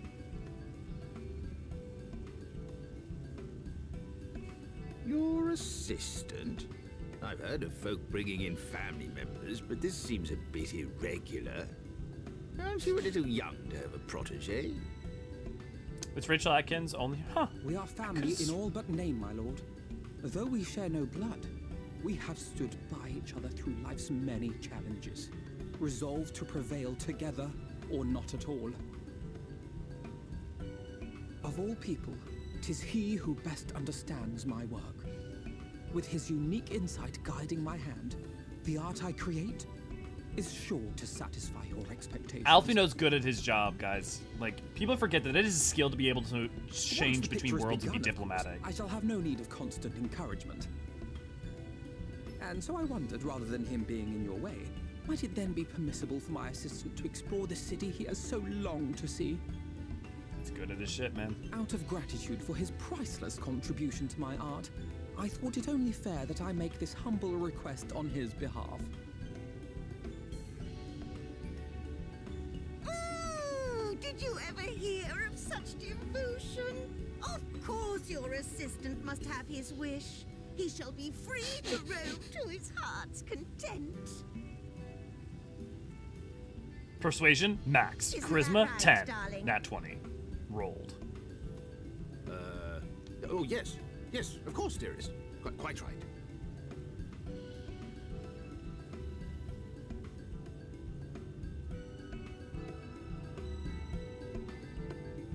Having a complicated relationship, a nuanced relationship with, like, even characters like Eulmore, right? Makes Eulmore not a character. Like, Eulmore isn't a caricature. It is. Yeah, I just. Fucking 14. Shadowbringers is pretty good, guys. On an item detail, I think it's soap item. Oh, nice. Okay, Raven, do you happen to know what that soap item was called off the top of your head? We can look it up on Garland tools. Soap. Let's try just typing in soap. Because let's check this out quick. I literally love that right before we started this cutscene, I said I gotta not be distracted so we can finish up tonight. Sky Builder soap. When combined with an empty stocking, can be used as a makeshift weapon. In Ishgard, this appears to be the most common use, since many residents have discovered that the need to wash is largely mitigated by the wearing of multiple layers of thick clothing, which does little to prevent bodily odor, but does cause it to take longer to seep through the reach the nostrils of those in the immediate vicinity. To be fair, it's not all residents, just many residents. So who that could be referring to is up for it. Oh, there's one for different soaps. Okay, wait. The different soaps have different... Sky Builder Soap 1. Be careful to whom you give this. They may think you are trying to tell them something. Number 2 was the one I read a second ago. When strategically placed on the floor, a wet bar of soap can be used to form a makeshift death trap for offing heiresses and the like. Grade 4. In the stroke of sheer genius, the Sky Builders have succeeded in inventing a variety of soap that floats on water, much to the delight of the people of Ishgard, those who actually wash, that is. So yeah, Raven, that's super cool. Thanks for bringing that up. V, could you make me a note of that? Because I'd love to put that in a short or something sometime. Interesting, the big missile don't have the eye paint like most of them. Well, no, isn't it? Is it just the big ones, or is it also the females in general? It looks like it's just the females. I thought the lore came from the Sky Builder items. Yeah, I would need to find the item. Yep, love the kitty couple so goddamn much. The chai is my beloved. Best OTP. Never mind, good memory, Raven. Yeah. Temple Knights do their squats shirtless in the frozen pond outside the camp, so it shouldn't hug Americ then. Well, it depends on if Americ washes. I assume Americ washes. Scrolling down, speech 100, just nod and smile. She's also the voice of Serena's grandmother, Timberland. That's Dolores Umbridge in the Harry Potter video. I was gonna say she sounds like she could. That's so crazy, AC. I was literally going to say just a second ago, like she sounds she could be like in a Harry Potter audiobook or video game. That's so funny. I almost said that during the cutscene. That makes sense. Just got back home, so I'm watching back through what I was paused. Just got to the Zomthorn, but Brad, have to say I didn't guess it exactly right at the start, but was close. So America's safe to hug then? Yes. Different soaps for different blokes. Hot springs prove that Istinian bathes. Yes, different soaps, Istinian bathes. I think maybe they're afraid in the bath in -0 degree weather they might catch a really big chill. Now that makes reasonable sense, Kathra. However, I don't think that's the implication. But yeah, because it's implied they have access to hot springs and hot water, you know? I love for the lore for the Sky Builders communal licking salt rock. Oh, I don't know that.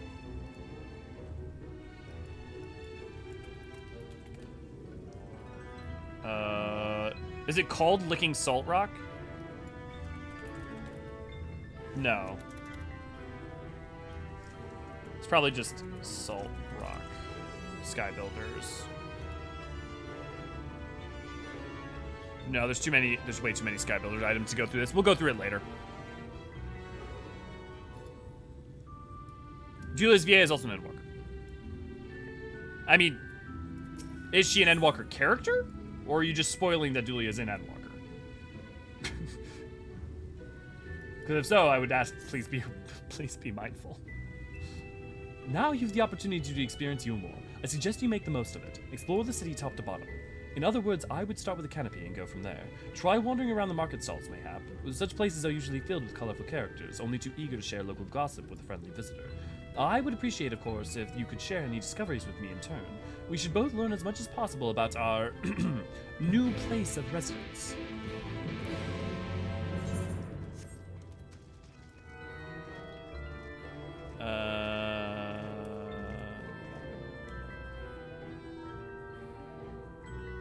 Yeah, Raven, you're a player of culture, that's for sure. 2 characters in Endwalker? Okay, cool. Ah, hello there. A fresh register, are we? You seem a little lost. Well, it is lovely to make your acquaintance. Speaking of acquaintances, you wouldn't happen to have a run into my attendant on your wanderings, would you? Big, strong lad, long hair, tied back. Good for a quick... I mean, he was escorting me on a shopping errand when I realized I'd dropped my handkerchief, and now I've been waiting here all alone, and while he's been off searching for it. I'm not terribly fond of being alone. If you do see him, I would be obliged if you could pass on this message. Forget the silly handkerchief and return to my side at once. I love where you find him. And I don't mind saying it because it's literally 3 seconds from now.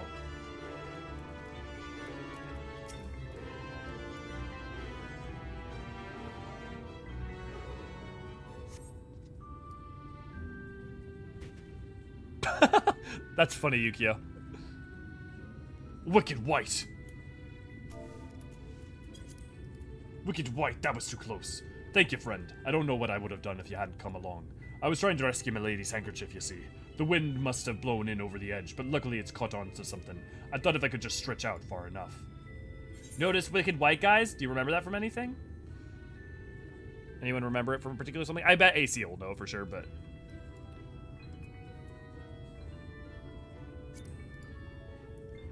For a scrap of cloth? You must think highly of your mistress. She is my entire world. Without her, I am nothing. When I first came to Eulmore, I thought only of improving my lot in life. But there was so much more of the city than wealth and plenty. There was no war here, no conflict. The residents all treat each other with warmth and respect. Me mistress has been ever so kind to me, and I can't think of no other place in Kholusia where I could possibly be happier. Sorry, I must have gotten a bit carried away. I find it hard to stop when I start my count to my blessings these days. Please, you should come with me to meet me lady. Once she hears of your deed, you'll be witness to her generosity firsthand. I mean, you're not wrong. What? Lonely, you say? Curse my clumsy feet, I must return to her immediately. Wait for the flavor text. Okay, that's what it is. Thanks, AC. Just found this all out due to a Reddit page about weird FFX facts. Both were on that. I mean, hey, that's the thing about weird pages of 14 facts. Honestly, I've been off the Reddit just because, like, a lot of times it's just, I don't know. I've been off the Reddits and the Twitters for a lot lately. But thank you for bringing that stuff to my attention. My attendants told me everything. I am so very grateful you were there to offer your assistance. The Vauthry and Bismarck, that is correct. But so you have to ask yourself, why would the same swear exist cross-culture? And that's all I will say. And I will not bring it up again for a long time. You value him highly, then? As if he were a member of our own family, I could not live in the wonderful life I lead without him. We citizens owe the bounded our unending gratitude. The reason I'm bringing that up now is more, it's not a spoiler for MSQ, really, mainly. It's more focused on the lore aspect of it. Mayhap in another society, our different standing would breed prejudice or resentment, but in Eulmore, a most glorious measure is in place to avert such unpleasantness. Part of the measure requires that the free surrender their fortunes. Upon registration, all of our property, financial, intellectual, or otherwise, is given over to the city. I see Ishikawa's reading a lot of science fiction, because this is just straight up. In exchange, we provide with ample funds and commodities to live a life of pampered luxury, and being liberated from the concern of earning coin has an almost miraculous effect on people's outlook. There are no rivals to compete against, only fellow residents with whom to enjoy our tranquil existence. Now, if you'll excuse us, I must see what the markets have to offer, as your reward for the return of my handkerchief. Oh, and I've not forgotten you, of course, our courageous messenger turned rescuer.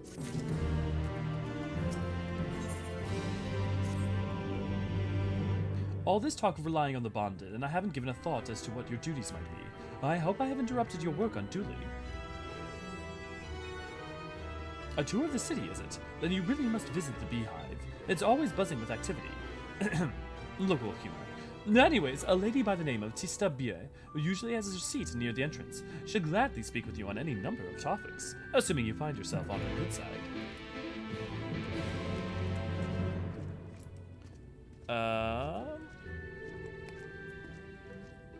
Not pretty because it's coming and saying on the first. Yeah, we can just come and curse, I thought, regarding Bismarck. Yeah, they used it in Ishgard and in Heaven's Word.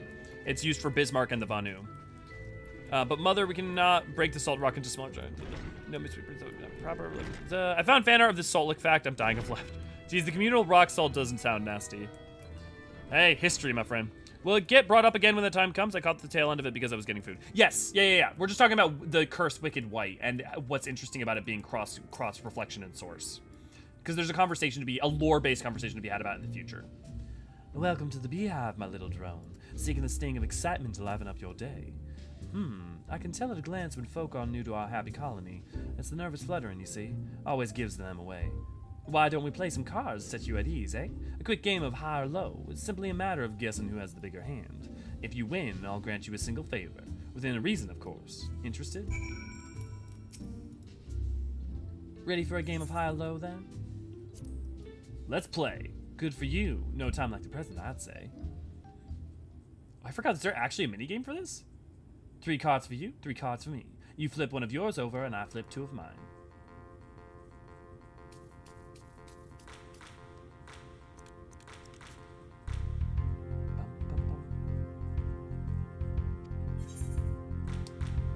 I mean, what's the highest value a card can have? I'm gonna go with high.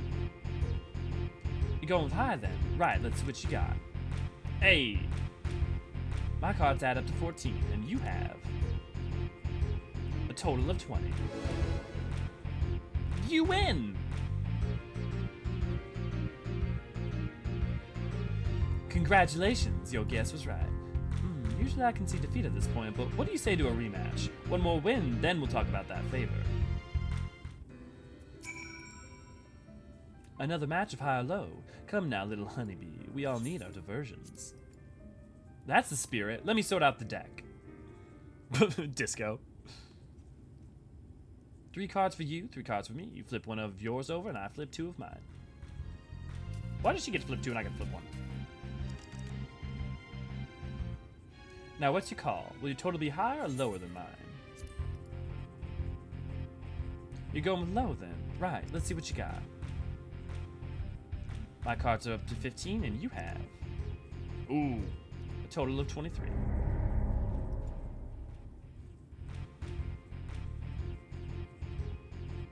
Oh dear, looks like the match goes to me.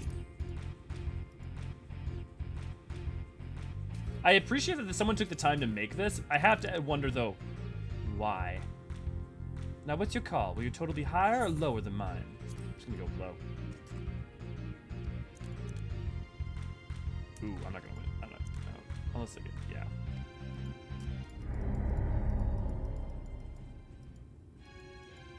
I have odds. Yeah, no, I just mean, no, I get that. I mean more, well, okay. I get the game because it's an asymmetrical game, right? She's not guessing high or low. I'm only guessing high or low. So you're right, V. That makes sense. But, like, I'm just, I don't know. I prefer a game where, I like triple triad, right? Where it's, like, 2 people back and forth. So no paint on ladies, just the guys. Yep, seems like it.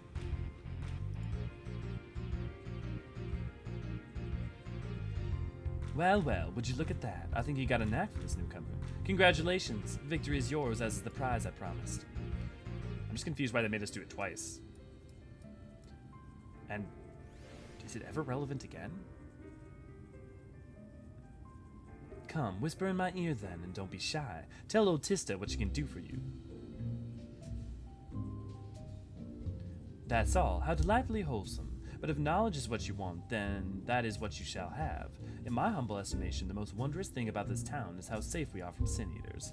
They say Lord Vauthry was born with the power to command them, which means no Eulmore need ever raise a weapon in defense of the city.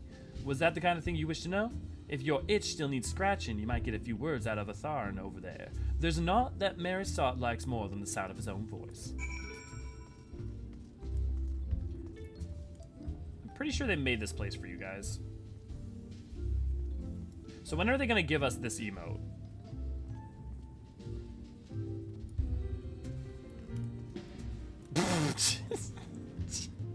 I never know where I'm going to see you. Was that... If you seriously, if it wasn't for the orange, I wouldn't even notice. I, like, straight up would have been... What's that? New to Eulmore, you say? Only just arrived and already you're looking to peel away the layers of mystery. Oh, I'm all for chatting, but you need to slow down and enjoy life, my friend. I'll tell you what, you hop on stage and give us a dance first. Then we can have a little talk.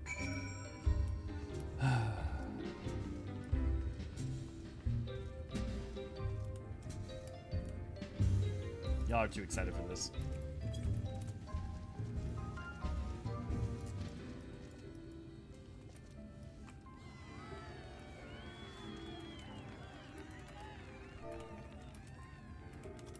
That's the way. Dance like there's no tomorrow.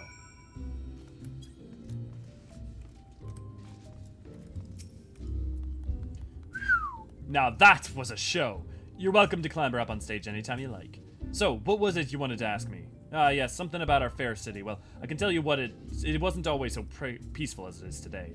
The Eulmorian army may be the very essence of military might, but even our forces saw grievous losses in the war against the Sin Eaters. Things changed for us, around 20 years ago now, when the old ruler's son came to power. He's got this way with the Eaters, you see. Turns them docile as house cats. I wouldn't be exaggerating to say that they've become something of an ally to Eulmore, no longer an enemy to be feared. And yet elsewhere, there are still fools who insist on fighting their losing battles. Pah! Toast the Lord Vauthry!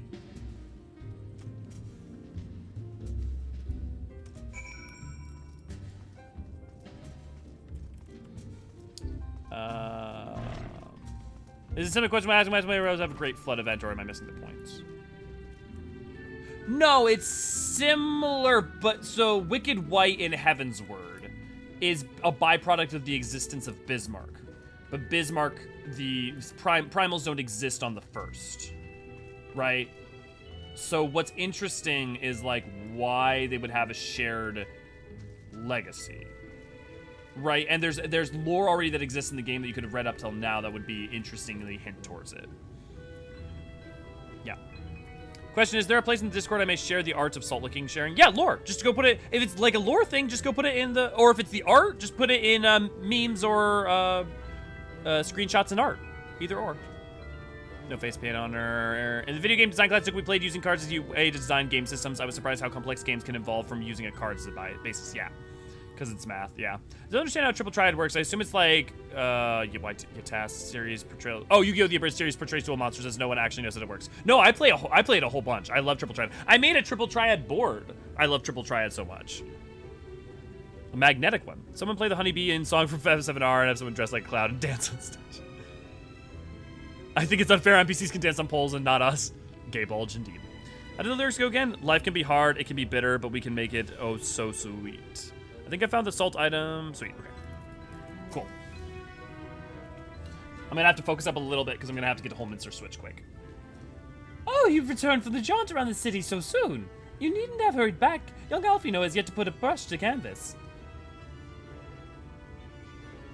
One cannot rush good art, I'm told. Or good artists, apparently. Ah, finally. New outfits unlocked. Oh, dude, I totally forgot that his outfit was different in the, like, forgot that was his outfit. That's a good outfit. I've put together an ensemble out of the garments you chose. Is this satisfactory? Oh, goodness gracious. The last outfit was precious, but this makes you look positively dashing. You truly are a handsome boy. However am I to decide?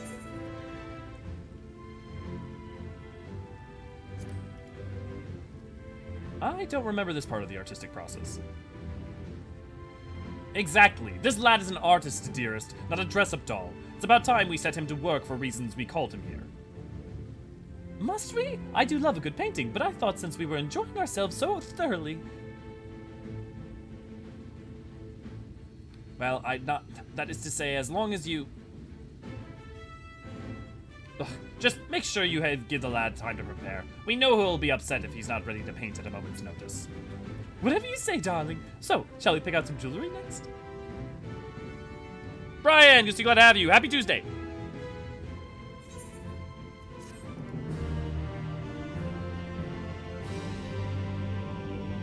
A pole dancing emote is one thing. I want the shaker emote. Like a salt shaker? Who made Triple Triad in 14? Do you mean like as in the development team or like in lore?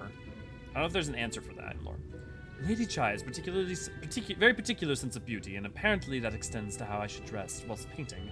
But the obsession of hers works in our favor. The time I spend indulging these distractions is time you can use to continue your explorations. For this excursion, I'd like you to delve into the layer below us and sniff about the military headquarters. I'm sure the understory has its own tale to tell. Holy moly, I know I've been talking to you guys, so I'm going like slower than, you know, an actual player would, but we're 2 episodes in and we're not even at Holminster. Crazy.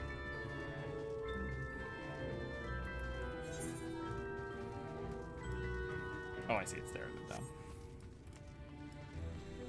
The bartenders. Oh, the like shaker, like the yeah, oh, drink shaker. Yeah, again, remember, use the forums and like, hey, if you have questions you want to ask Yoshi P, I promise my goal is to someday, like my dream goal is to get into the press interviews for, or I mean, not even press interview, but like the interviews for FanFest. So if I ever get a chance to ask, I'll ask for you, Tam. I've seen that outfit before, but it looked like a level 60 Surge aiming armor. Does it? Lore for Triple Triad? I don't know that there is an explanation canonically for who created it.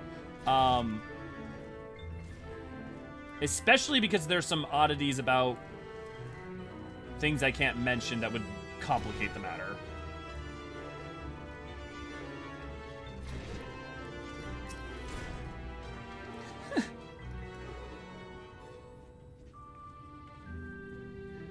You're the one that bonded, one of the bonded, aren't you? Like me.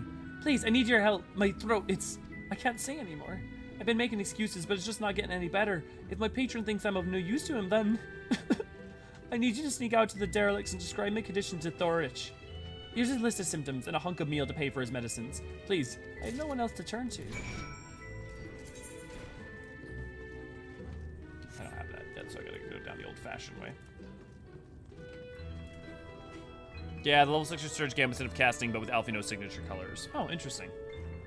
That's surprising that they did asset reuse. Although, I guess they did that for Alisaie's stuff in Shadowbringers too. For some of her stuff. So, I guess that makes sense. To this point, I think the dungeon not happening yet goes back to the discussion around pacing versus genre we had. Just works a lot better, in my opinion. Yeah, so actually, let's delve into that then while we got time. So I quest for Eorzean to get a thimble by emo. I want to send a message to the locals. So do you mean that it works better, but that even though we haven't reached it yet, it's still compelling? Is that what do you mean, V? Just so I understand you right. Take your time. I held the butcher to get meat for lunch. Yeah. Well, I don't want to like wait around forever, especially because, you know, people watching these after the fact don't get to engage with us, but they do get to watch it, you know? So like just faffing about forever isn't fun to watch. I have a memory for weapons and armors. It's weird, but I do. Hey, AC, that's fucking power to you, man. It's not one of the things I have memorized for sure. Yeah, like it works better here because we have time to get introduced and it builds up stakes. Yeah. Well, it's interesting, right? Because Stormblood's trying to do that. I don't think it succeeds as wildly, but part of it's also like you're spending all that time to build up stakes in Girabanya, but by the time but then your first dungeon is the Siren Song, right? So your Siren Song is like, okay, hey, all that stuff, set it aside, we're now focusing on a different thing, and this is the first step into the next thing. You know? Which I think you're totally agree with and are saying, too. I think it's just, like, interesting looking at the specifics. You need medicine, tonics, potions. Fish? Go fish. A cure for an alien voice, is it? No, medicine will carry this. Methinks your songbird has a lump in her throat. It must be cut out, excised, and even the voice may never, even then the voice may never heal completely. Poor little songbird. Will they kick her from the nest, I wonder? Or simply silence her chirps?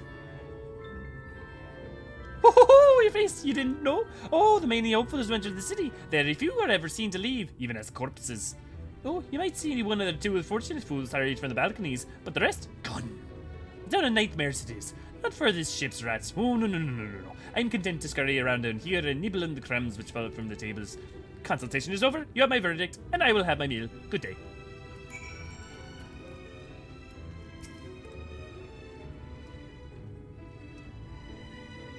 It works better because we have time to get into ability. Yeah, I don't want to talk about the dungeon specifically, but it works better. Yeah. What's first dungeon you have to do in Heaven's Word? Vigil's optional. I'm gonna try to see if I can remember without looking at... Is it Some All? Is Some All the first dungeon you have to do? No, that can't be right.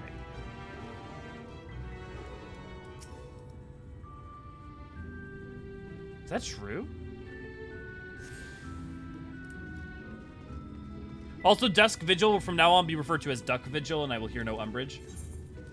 In fact, whenever I make my dungeon video on it, I will be referring to it as Duck Vigil.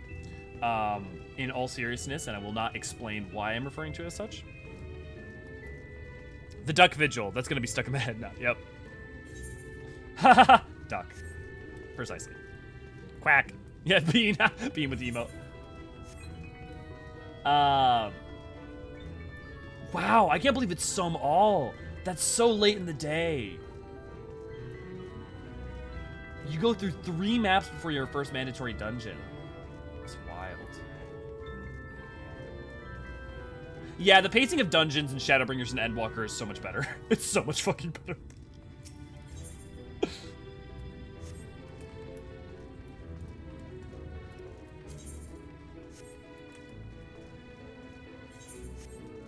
Oh no.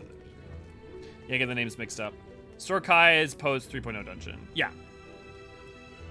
But so, yeah. For no good reason is...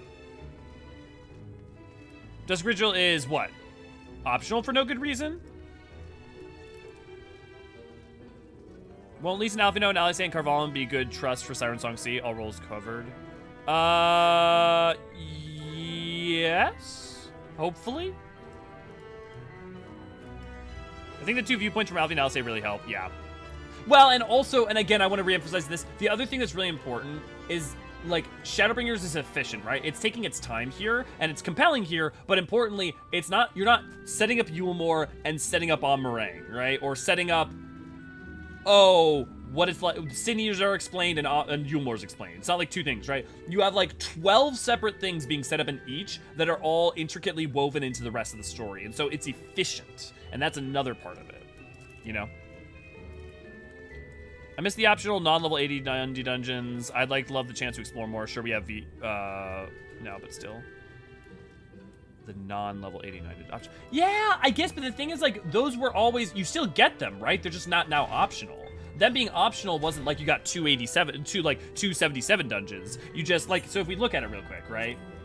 It wasn't that we got, like, 263 dungeons, the mandatory one and the non-mandatory one. You just, Shisui was optional, you know? And it's the same with Shadowbringers and Endwalker, except for just they are part of, like, woven into the MSQ better. Did you get my medicine? The dude was a weird dick. That's so... What am I to do if I can't sing? Ah, there you are, my sweet canary. Have you been crying again? Don't tell me your voice is still not on the mend. Oh, generous sir, have mercy. I've done all I can, but even the apothecary said. But because they're not making you do the whole zone first. But they don't in Shadowbringers or in Stormblood or in Heavensward. So you've been suffering all this time. I'm sorry, my pets. I hadn't realized your affliction was this grave, but you needn't fret. I will not reward your hours of trilling by casting you out into the street. You are too kind, sir. But what use am I if I cannot sing? I fear the day I become more burden to you than treasure. Then I shall have a word with Lord Vauthry and arrange for your ascension. In that paradise where resides neither pain nor illness, will your song ring out clearly once again, or mayhap you think it a step too far? No, you would do that for me? Of course. Why, I would almost wish to be hastened my own ascension, knowing you blessed instrument was waiting there to greet me. Like, Eulmore's fucked, but part of the important thing being shown here is that it's more complicated than just being fucked. Ascension? Sounds too good to be true. Ah, you must be a new arrival. Allow me to explain. As all know, the Sin Eaters exist to devour the sinful, but also do they serve to gather the souls of the innocent and shepherd them onto celestial paradise. It is through Lord Vauthry that we learned this truth. It is through Lord Vauthry's grace that the free people of Eulmore are destined to embrace salvation. We are blessed to spend our days surrounded by love and merriment, until at last we are called to our final rapture. Even the bonded may find a place within that host, should their patrons deem them worthy. Lord Vauthry truly is a great man, isn't he? Now, if you'll excuse us, we must be on our way. May you find eternal salvation for the compassion you have shown, my precious canary. Ascension, that's not ominous as fuck. Yeah.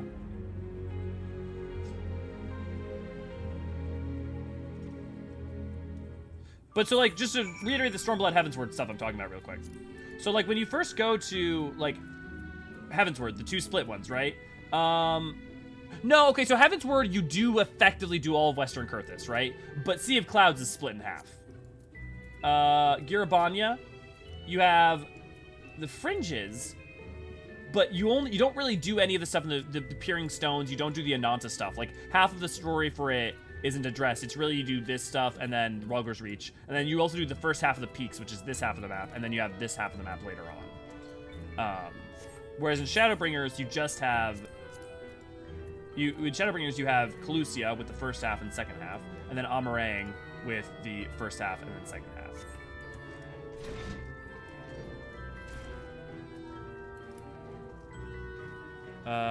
Captain Carr, Infiltrating. I remember being shocked when I first did this and saw no dungeon for that long. Yeah, it's weird to me that level 51 and 63 dungeons are both optional. I mean, I think they were writing it and they're like, okay, we don't have a place to fit this in naturally to make it mandatory, so we're gonna make it optional, you know? Carvalhan is actually going to be because they're not making you do the whole zone first. Yeah, what I will agree is, like, I think it feels like you do a hell of a lot more, but actually, I bet if you like go back and if we go back and like watch the Girabanya video, having replayed it recently, there's actually a lot less going on in Girabanya, even though you do two halves of maps. You know, it's you actually by now we would already be at the fight with Xenos. Where do I unlock Shisui? It's a quest.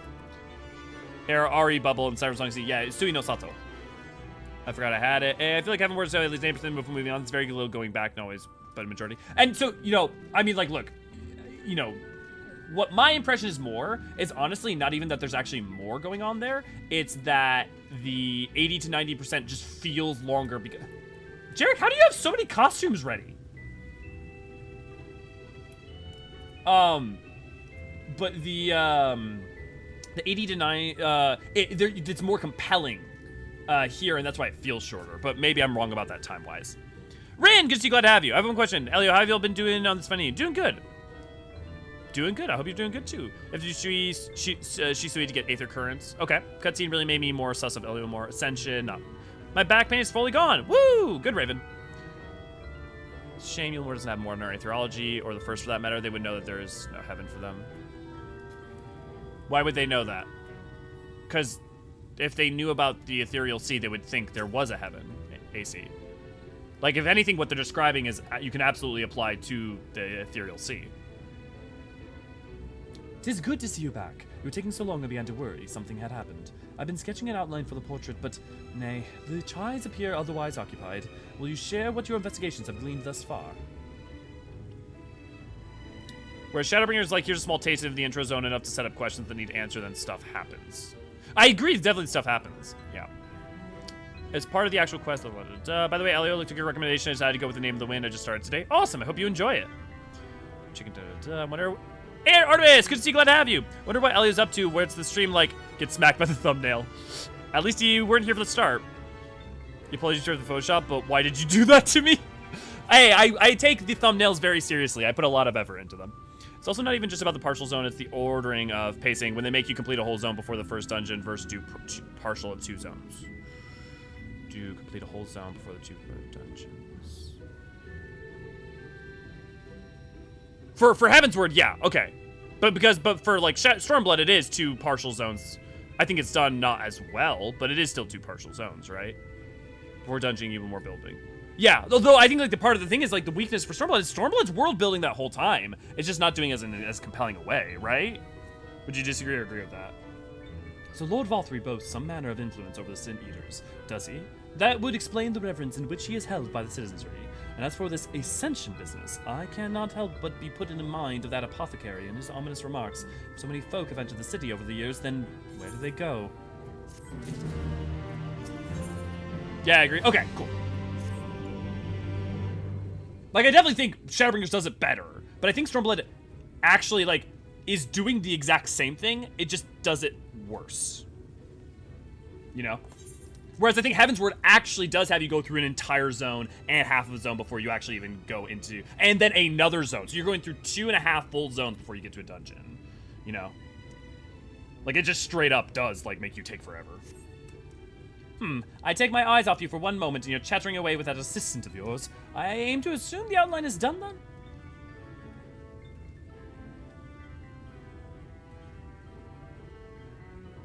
What in the blazes? No.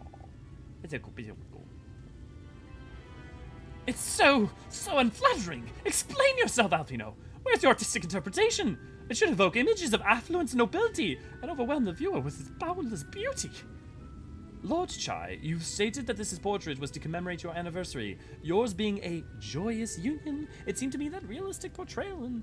Realistic? I don't want realism, I want perfection! A spectacle to slacken jaws and weaken knees, to make people cry out in amazement! Now fetch a blank canvas, Anne. Ah!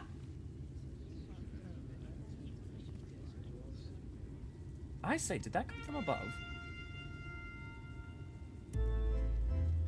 Oh, Artemis, thank you. Hearing you guys like things helps me know I'm going in the right direction. Oi, ladies and gentlemen, your attention please. A tale to make you quiver and your noble blood freeze. There was a villain on the loose, said ruin our fair city. But our Lord has got him now, and his fate will not be pretty. Yes, the hammer of justice is posed to come crashing down, and one and all who watch it fall are invited to join his lordship in the offer.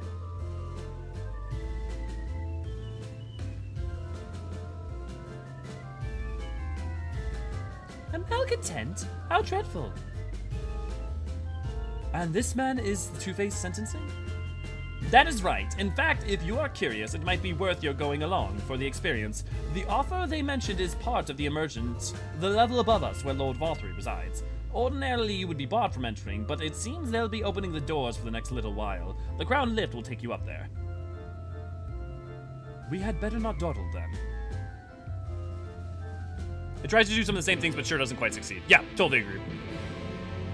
Off topic, after the stream, I'm thinking about braving and going the random duty as a tank. Still gets nervous butterflies doing it. I believe in you, Raven. I really do. I think it's going to go great. And worst case, if it doesn't, just tell me what you feel like you did wrong or what they said you did, and we'll show you how to, we'll help you get where you want to be.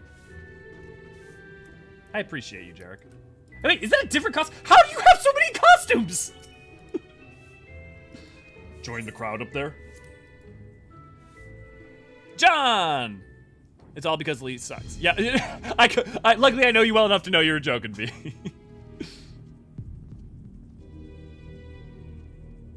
Yeah, first draft, totally AC. But also I think for just like, even like showing her weight truly would have thrown her off. God, I also really love it. Hate your junk. That's Vauthry.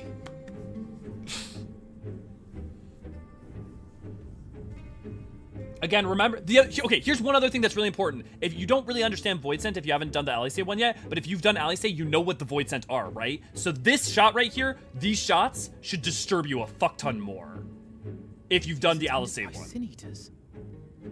But how does he keep them from attacking? In my opinion. For me, this would disturb me so much more if you understand viscerally what they are, rather than just being told.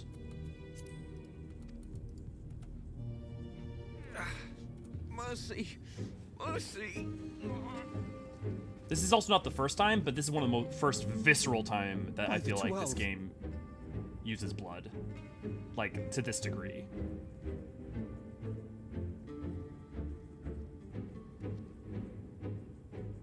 Kholusia, what happened to you?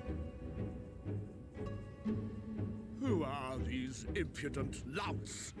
I do not recall requesting their presence.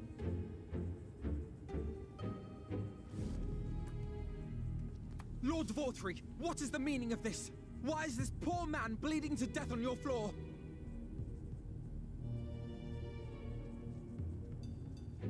Why?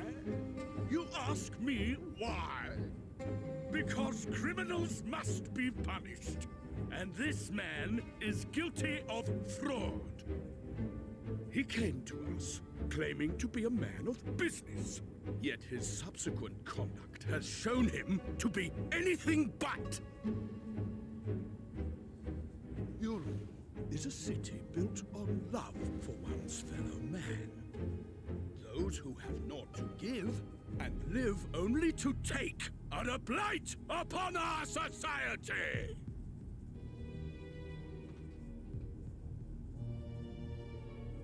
To atone for this crime, I ordered that he fling himself from the balcony. Gross, my dude. The temerity to weep. Please, my lord, anything but that. What then is a man of mercy to do, but offer the sinner another way to show his contrition? Another way? Meaning what exactly?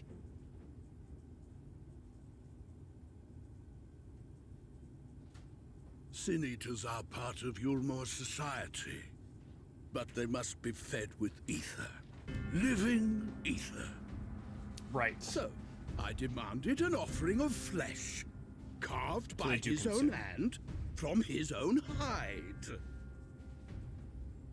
And still, he could not do as I asked. A wholly unsatisfactory performance.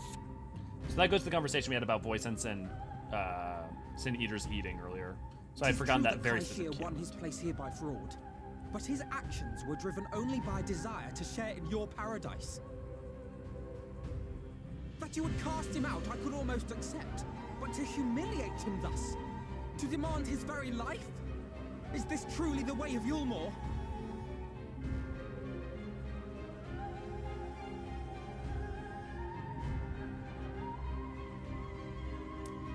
Oh, you dim, deluded child. Have Have you ever paused to consider what it takes to maintain such a paradise in this barren, broken world of ours? The guarantee of safety and stability. The knowledge that if one only abides by the rules, one has naught to fear. I alone can offer these things, for I alone can command the Sin Eaters. And thus am I alone the voice of justice, and any who oppose me, villains to be punished. I would remind people to look closely at his character design.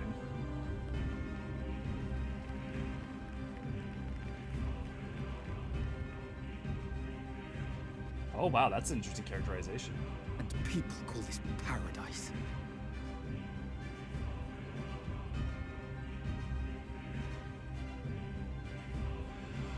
You were granted a place in my city for a particular skill. What was it?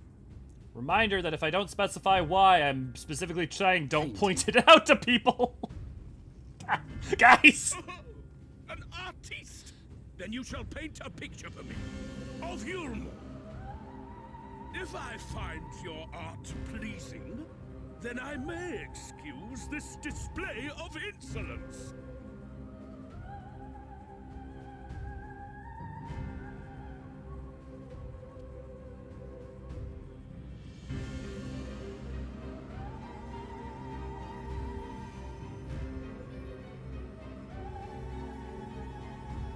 Who gave you permission to tend to that criminal's wounds? I told you to paint me a picture!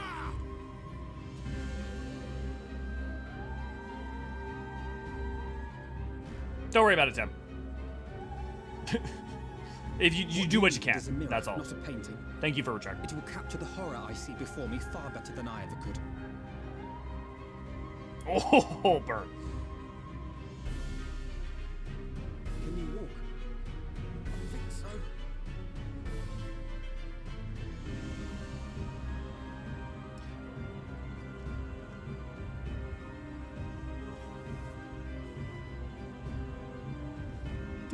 Did that little worm just insult me? The delay! Good. In the words of Ryan, damn boy, he's thick. I'll kill them! I'll kill them all! I'll enslave their minds! I'll torment them! Torture them! Then tear out their hearts! He is simultaneously terrifying and funny. Oh! I didn't realize that was the first moment they... Oh! I forgot that. I totally forgot that.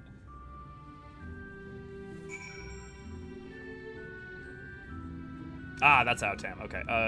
Quinn, glad to have you! Stomach needs to be censored. Cat jam. Yeah, that caught me off guard. Also, the first time we see that much blood, yep.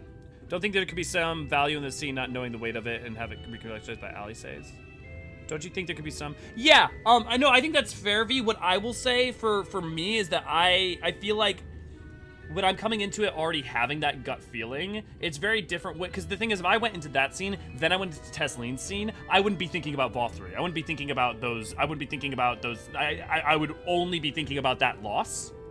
So for me, I think that could absolutely work for someone. For me, that wouldn't work because I would have. It's an element that I wouldn't have thought to pay attention to. Whereas by having already have that gut understanding going into that scene, those shots end up hitting. You know. I don't think there's any on voice Vauthry scene, but I'd love to hear your best Vauthry. What's the light? Someone tell me what the meme is, so I can do that. I'll try to do that in his voice. Thought it was fatter. Pikachu. Project much Vauthry. Projecting much Vauthry. Nice, Tim. Do you know how Vauthry is? He's in his 30s, 40s, yeah. We know because he came to power in his 20s and he came into a power at adulthood, so he's probably around 38. He could be in his 40s, but like around there. At the youngest, he'd be 38. Yeah, and the voice acting really selling, wanting to dislike him. Yeah, but that's the thing is like, it's such a great performance, right? Because it does exactly what it's supposed to. With that tantrum, I'd say 8. 2 tons. Weighs 2 to 3 tons. Do we know who designed Vauthry? No, I don't off the top of my head. I'll have to help heal him if you're a healer in the scene. I don't give the prop square for giving us the feelings you love to hate. Yeah. So I think you may be blocking parts of him at times. Okay, good to know. Get wrecked, Vauthry. His angry flailing is hilarious. I'd be scared of Vauthry if he ever walked up to me one swing and I go flying. Impudent Nat, yeah. Yep, just like my cousin, 8 years old, I'm telling you. Willow, AC, I didn't realize the first had supersized me as a show. Such bliss, yes.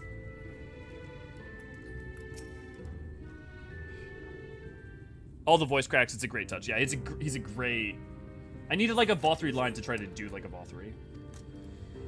If anyone has like a line that we already saw or something. Forgive me, in my anger, I seem to have marched us back outside again, though it is probably best we leave the island altogether. I believe we've worn out our welcome here in Eulmore. In any case, I've seen enough of the world's self-proclaimed capital city to convince me that our battle against the Sin Eaters will find few allies in Kholusia. I will accompany you back to the Crystarium. We need to regroup and think on our strategy anew.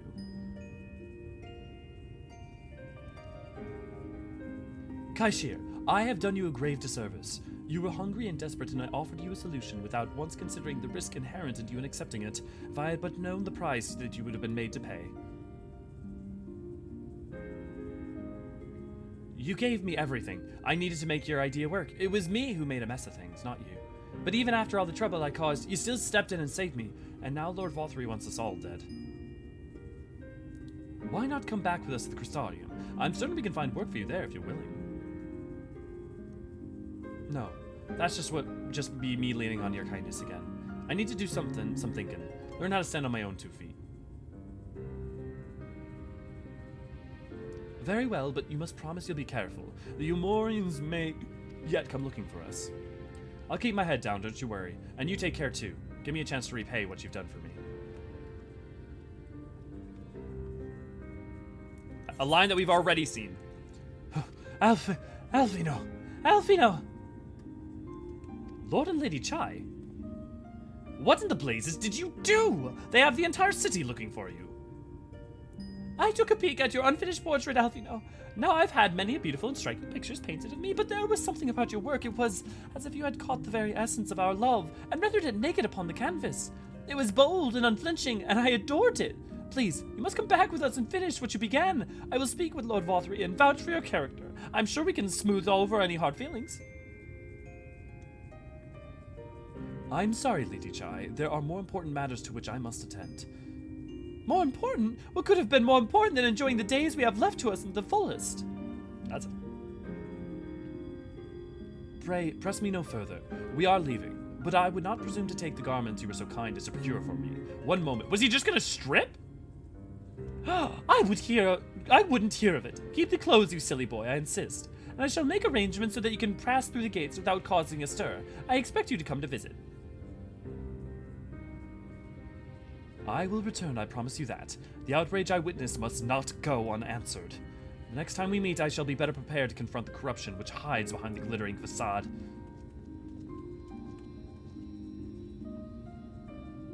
Oh, Julia. One later Vauthry scene really creeped me out the first time due to the noises it made. Secret code, num. Yeah.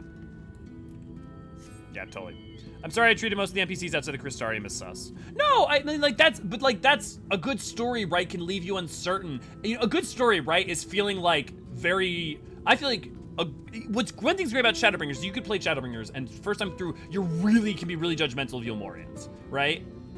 But a great story is finishing it and feeling much more complicated and realizing there's much more, feeling like you've learned or grown, or feeling like you understand better, you know? That's a good thing. Kaishir is a sweet boy, he really is. Don't need to be sorry, you can either set up a whole world as sus, yeah. Eulmore was extra sus, so can't blame you. Yeah, if anything, it would be kind of unconscionable not to be off-put and sus about Eulmore, right? Vauthry's probably much like a Reddit mod, one of those may work. Alfino. Vauthry line, I alone can command this. I need something funny, a little bit. Mine.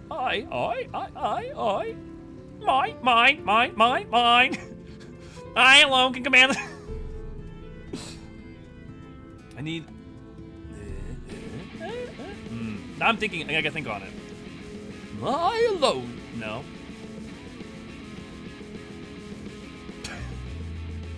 It really is impressive.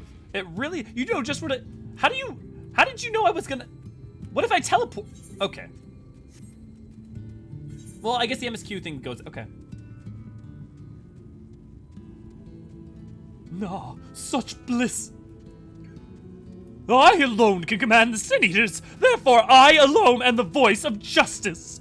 Something like that. I'd have to work on it a bit. Thank you, my friend, for staying by my side through the whole sordid endeavor. Whilst not quite the joyous outcome I had hoped for, our efforts have nevertheless answered a great many questions. Suffice it to say, our plans for saving the First are unlikely to involve the aid of Lord Vauthry and his subjects. Come, we'll speak with the Exart and chart a new course. This is far from over. I'm glad they didn't go with pretentious herder rich man bad. Yeah. I mean, but like it also has like things to say about power inequity, right? Like the thing is Shadowbringers manages to have its cake and eat it too a lot of times. Vauthry, but make it Nemo. 50% of me wanted to trust Julia, but it was really hesitant, so 50% was sus by the contact. Yeah. But it's not, but that wasn't unreasonable, right? In the world that you were given, and like that, like, yeah. If anything, it's just not, it's not just don't judge a book by its cover, it's the world's complicated. And it's okay to be wary of its complications.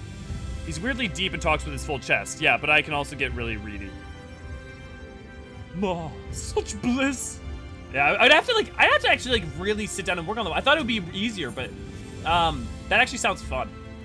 God, look, I'm not saying I'm good enough to do it, but boy, would I love to do some like voice. If anyone has like friends who are like animators or something and doing small projects and could use a voice actor or something, I'd love to like volunteer my time for that. It's just fun. I knew you weren't going to teleport because you were running on stream. Fair. If you talk to Chais and go back to Eulmore, they reveal they specifically paid off the guards to look the other way. Yeah, or Chai News does. Yep. You gave Vauthry the man dark ray? Yeah, no, because that's a little bit different. Nah, such bliss. Nah. I alone command the Sin Eaters, therefore I am alone the voice of justice. Like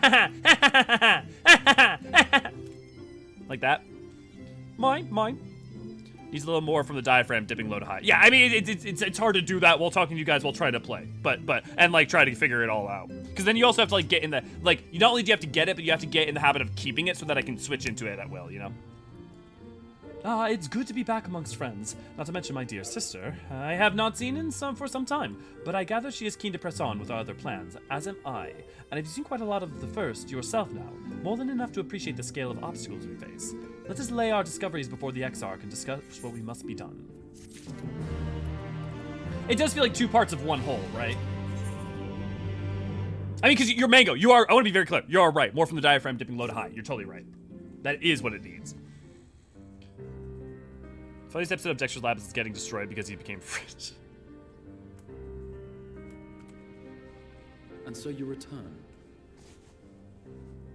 Have you gained a better understanding of the crisis now faced by the First? Better is not the word I would use.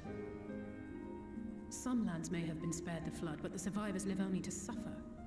There seems no end to the horrors inflicted by the Sin Eaters. Indeed. Those abominations are a calamity in their own right.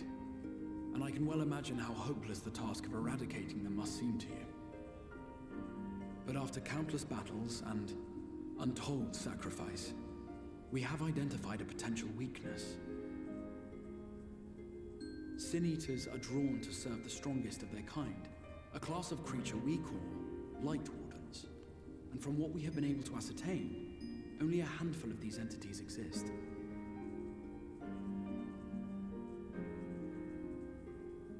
Just as an ant colony will perish in the absence of its queen, we believe that the death of a Light Warden will cause the lesser creatures within its sphere of influence to disperse. I have a feeling Eulmore might have something to say about any concerted action we take against these monsters. Vauthry's command over the Sin Eaters is integral to Eulmoran society. In seeming to guarantee his people's safety, it guarantees their obedience. He will not take kindly to us depriving him of such useful allies. Agreed. Thus we will need to occupy or otherwise divert his forces whilst we proceed with the business of eliminating the Wardens.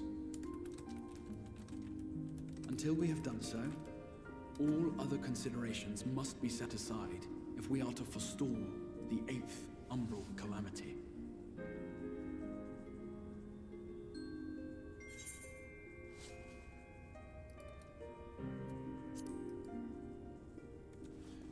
Are you sure limiting the light wardens will be enough, though? Your uncertainty is understandable, given the circumstances. Perhaps a more detailed explanation is in order. To begin at the beginning, then.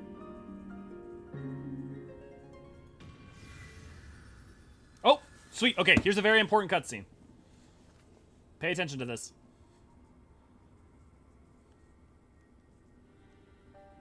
In the ancient past, a single star was divided into 14 worlds. This is the source, your home. These others are the 13 shards, in whose number we find the first. Though physically separate, they retain a connection to each other, and with the source especially. Now, let us assume that a given element in one of the shards attains abnormal ascendancy. Just as water will flow from the highest point to the lowest. So the 5th got absorbed. This is trickling into the source. Umbral Calamity of Wind. So this was the first calamity that worked. And such an influx of ether will of course exert a palpable influence. If the element in question were fire, then drought and wildfires might ensue. If it were ice, one might expect the weather to turn bitterly cold. As ether continues to pour in, such phenomena will become more and more extreme, until eventually, a single, untimely event triggers a disaster which cracks the barrier dividing the two worlds.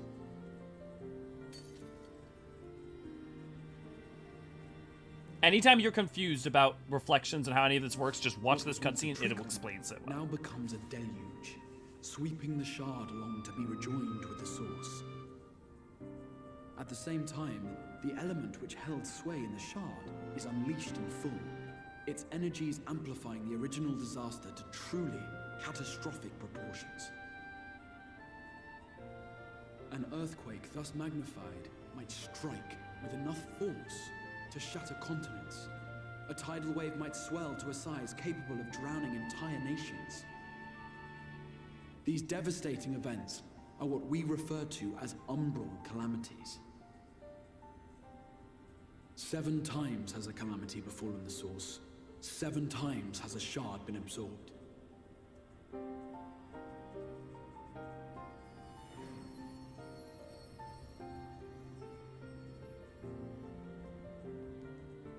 So those are all the different... That was lightning. This 12th and lightning. The 2nd was fire. The 3rd was earth. So this would be the Umbral Calamity with Alag sunk the Crystal Tower. See, it goes on and on and on. The Calamity of ice. This even shows you the order. The Calamity of water. And then the last one, the 7th Umbral Calamity, the Calamity of astral, which was the 7th. So you can see darkness or astral there. Darkness and astral are not identical, but 2 parts of a coin. Just like umbral, light is umbrally attuned, but it's not. Umbrality and light are not identical. Something can be umbral and not light. The realm of the first stands perilously close to meeting the conditions for a rejoining. It is the Sin Eaters who are to blame for the light's continued dominance. In addition to attracting their lesser kin, the light wardens I mentioned earlier radiate ether, saturating every corner of their territory with light. Or is elemental order created Even by here the in order? flood-spared region of Northrend, their influence is strong enough to banish night from the sky. Thus, if we are to restore balance to the first and head off a potential calamity, it is imperative that we put each and every light warden to the sword. We've been doing our best to take the fight to the enemy ever since we first heard the Exarch's explanation. Though we have yet to claim any meaningful victories if truth be told. Apart from being confoundingly elusive, the Light Wardens possess a troublesome quality which compelled us to delay our plans until such time as you arrived. We know that the 3 and 3 are tilted towards astral and umbral. We don't know that ice is number 1, but it would make sense. Requesting reinforcements. They say the Sin Eaters are attacking in force, and the village could soon be overrun. God, I love the Icelandic accent.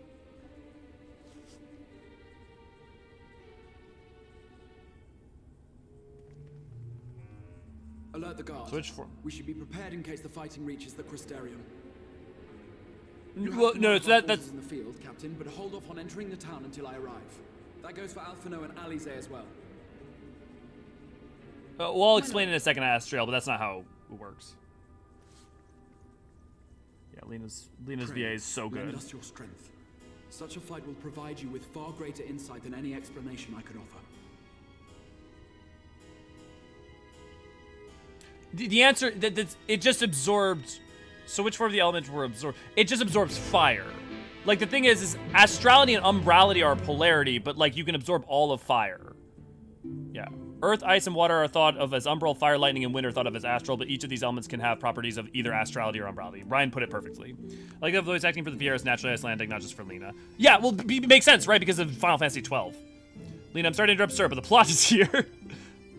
Yeah, let me scroll up real quick because I know there's some interesting things here. I'm gonna do fromage.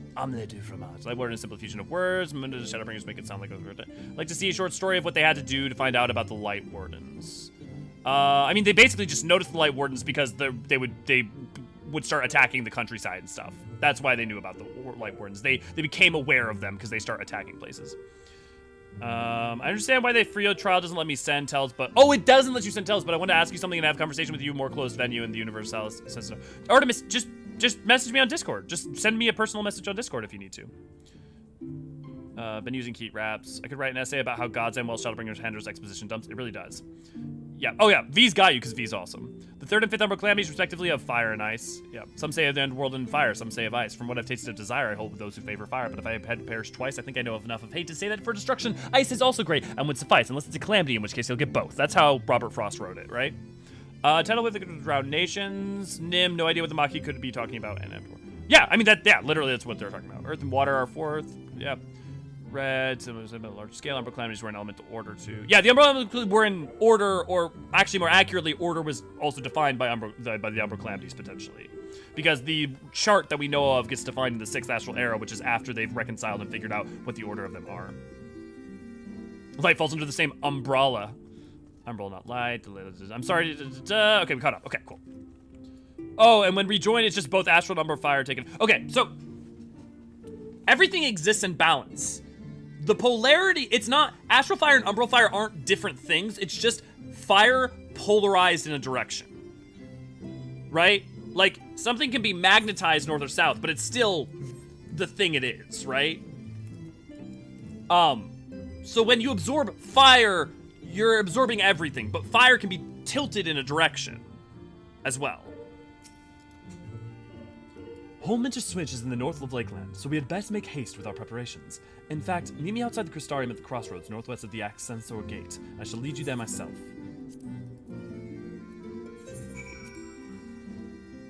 She sounds a lot like the VA from Brave, the Disney movie, I think.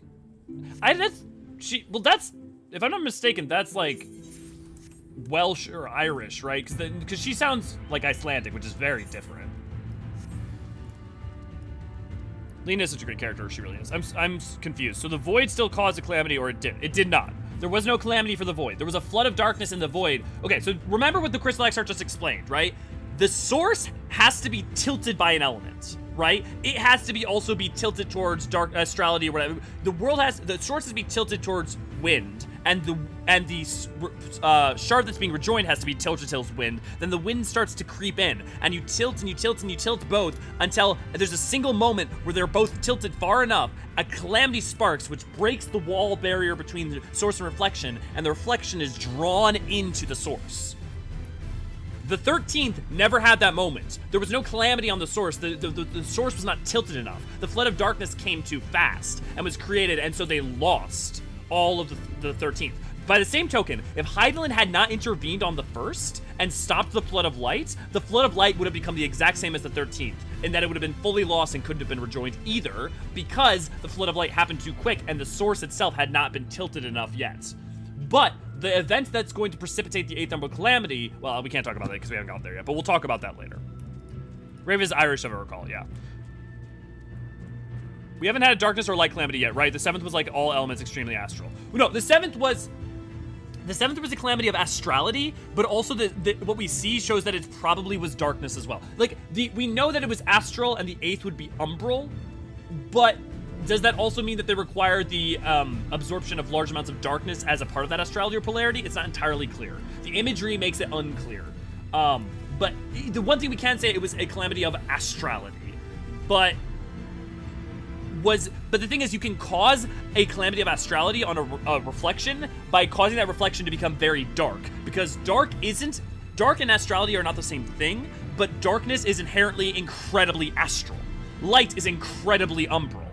But something can be umbral and not light. So like fire can be umbral, not because it's more light fire or something, but because that is a polarity. But light, naturally, its polarity is extremely umbral, and darkness, its polarity is extremely astral. So it will naturally make everything else more one of those things. Make sense? Have a good one, Sarah! 13 was originally going to be the first dark absorb, but ended up being the 7th shard that was accessible. Yeah. All set. If we follow the road north, we'll arrive at northern staging point. The village itself lies not far beyond. Quickly now. I figure the stasis of elements are the calm version of said element, like astral fire is just a campfire. You mean umbral fire is just campfire, while umbral is a wildfire? A better example would be umbral fire would be ambient heat, just like a very hot, like just a heated place, whereas like astral fire would be like a huge, like crazy tempestuous fire, right?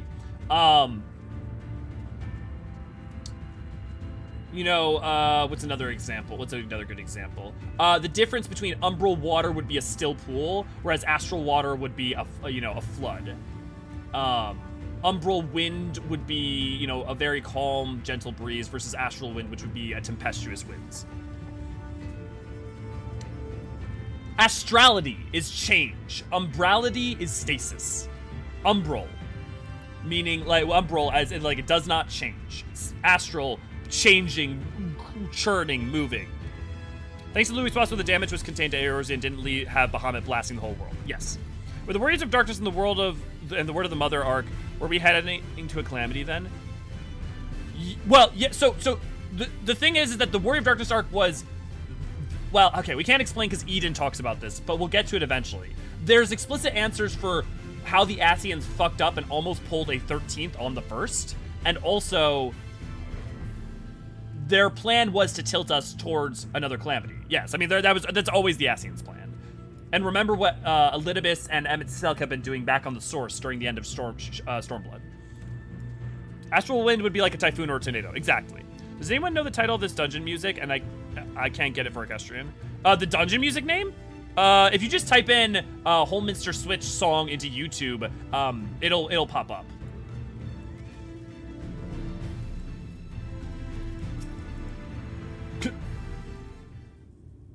We're always heading to a calamity because of the Ascians. Yeah. Because that a waterfall can be thought of as water that's astrally attuned, while a puddle of water can be thought. Yeah, exactly, Ryan. Perfect. Holminster Switch is past these gates and through the woods. 'Tis not exactly a near neighbor to the Crystarium, but as we occupy the same region, we have built something of a cooperative relationship. What can we expect inside, Captain? The town is beset by swarms unlike any we have seen in recent years. We did our best to evacuate the villagers, but as many as half remain. Judging by the numbers of eaters present, we have a good reason to believe the light wardens lead the attack. How convenient it seems we'll have our chance to slay a warden sooner than we expected. Ugh, one does not simply slay a warden. He has no one told you what happens if you defeat one of those fiends.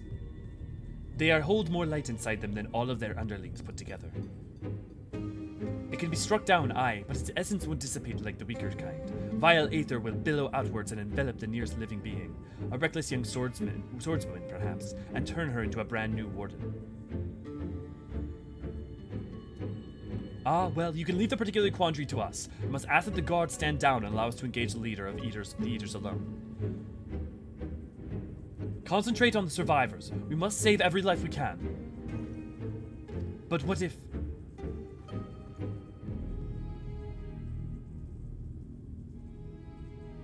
Understood, my lord. As captain of the guard, however, I will not watch you brave such dangers without an escort from our ranks.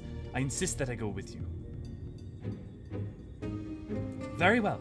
Then our warden-slaying party shall include myself, the Levieurs, and Captain Lena. And last but not least...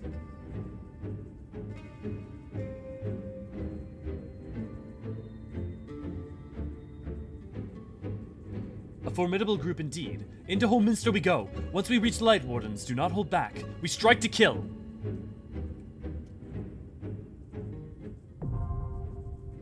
Isn't the combination of wind, fire, earth, and water just mud like an avatar? You're using classical Greek elements instead of the Final Fantasy, which is different. I already know how the trust system works.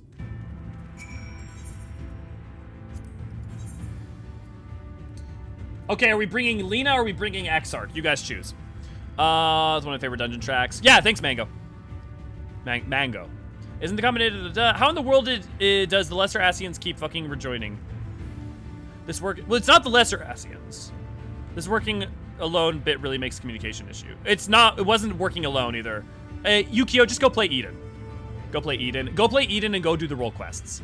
Exarch. Okay, well, people have... Hey, guys. Very well. Insufficient item level. Oh, fucking... Come on. Okay, well. I have to go to Crystarium real quick.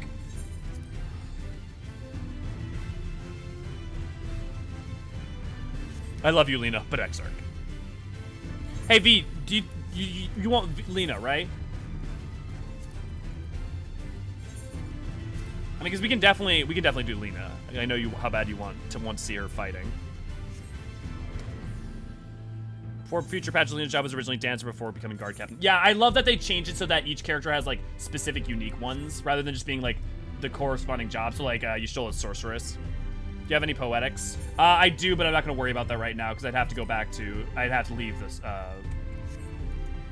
the first. And I'm not gonna worry about that.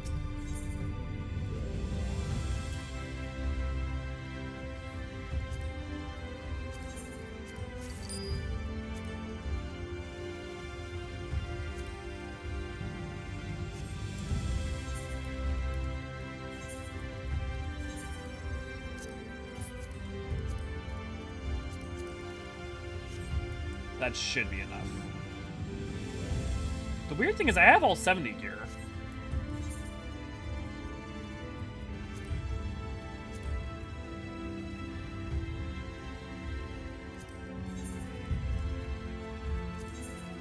Very well.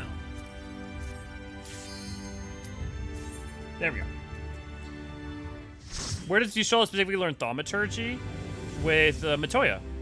Almost Swift Death is a game changer since the moved really well. Yeah, I might hurt you. Here we go, guys. Thought it was always guard captain. I wouldn't be surprised if Herb was. I remember going through this dungeon the first time and you get the sense of, oh, now this is something different. To me, it's true turning point at 14 going to the next level. I think you're right. I think for a lot of people, Holminster Switch just when it like, yeah. Is Astral Light and Umbral Darkness possible? You mean, yeah, possible, difficult due to how the heavily leaning polarities, but I imagine it's a yin-yang situation, small margin. I don't know. There's some indication that from some crystals that possibly Artemis, but it's unclear what that would actually mean and what it would be. That's the one that killed Tesleen.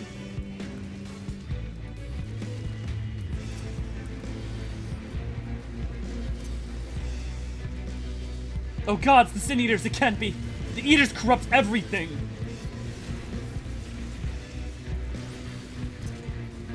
Oh, dude, that Blackest Night! Oh, let's go!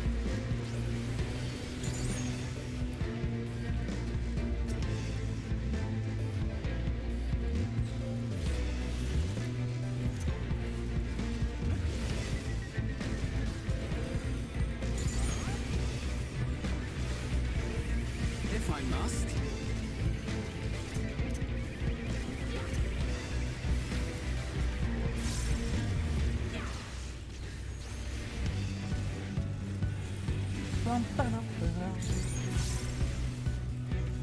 Okay, maybe this theme is a real banger.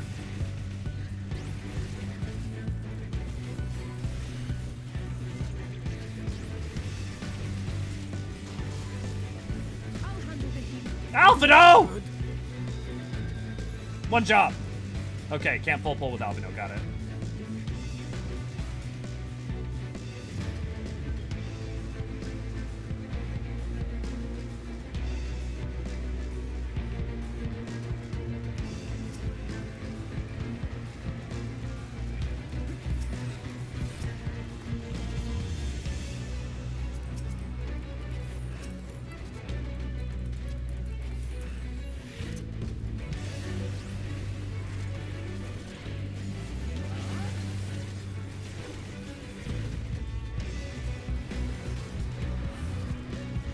Y'all, why are you so slow?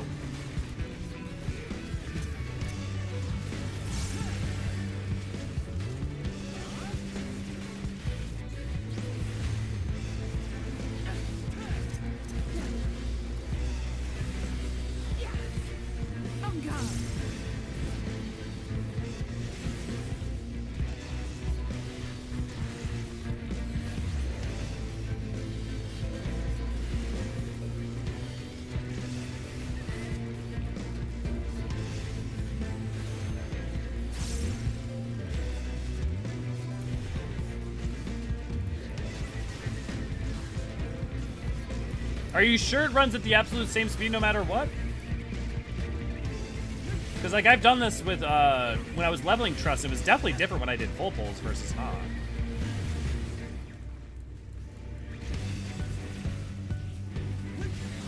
Honestly, this is so slow. Maybe I should have brought with you guys. I remember that. I'll have to plan much more accordingly for future.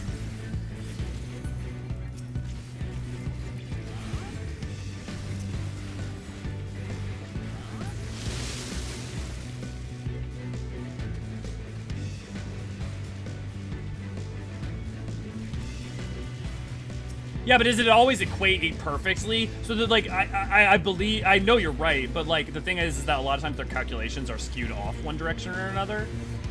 So, like, even though it's not, even though the balance down, it'll still be slightly faster.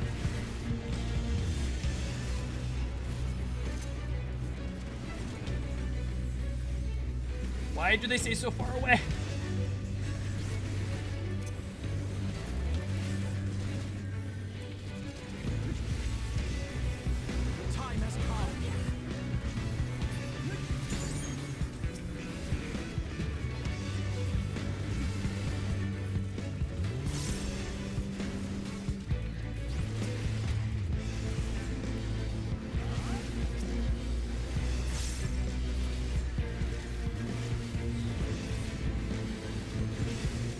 Yeah, I'm sure you can get a sway in a few minutes, but it'll... Oh, well, but it's still a few minutes. That's what I'm asking. So you can sway in a few minutes?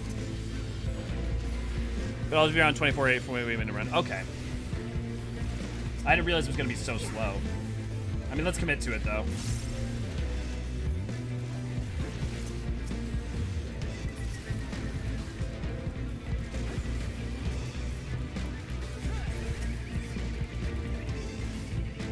Shadowbringer trust system is why I picked White Mage.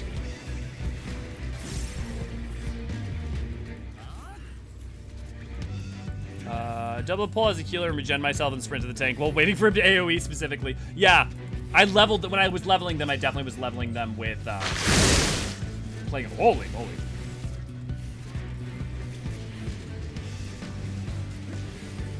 Why are y'all so slow?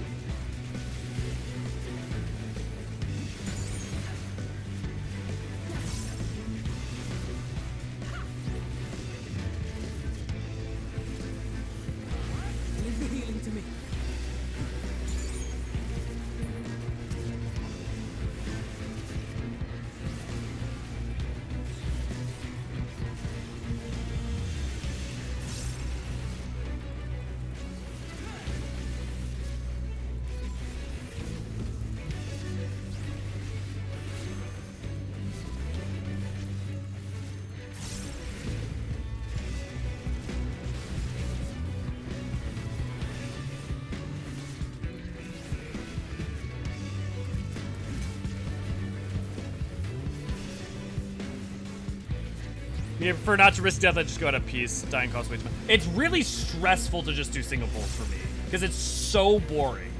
It's just so boring.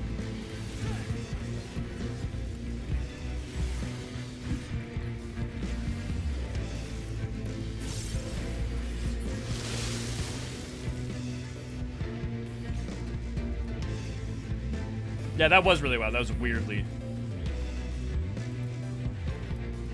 Time for some revenge. Easy now, Alisaie. We face it together.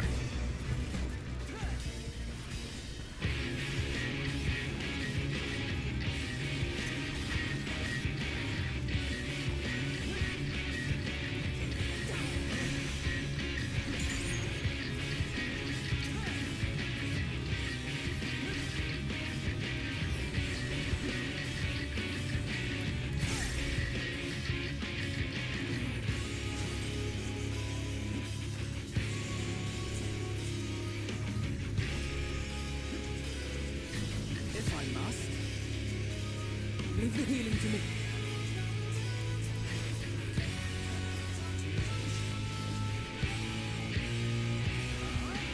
Guess no positional, so don't gotta worry about placement.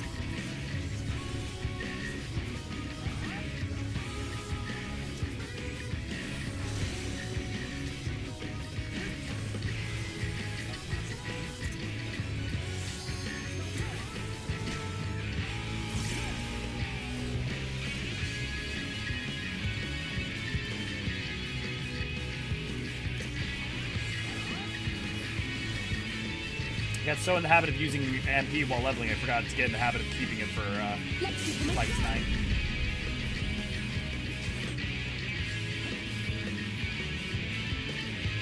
Oh, fuck.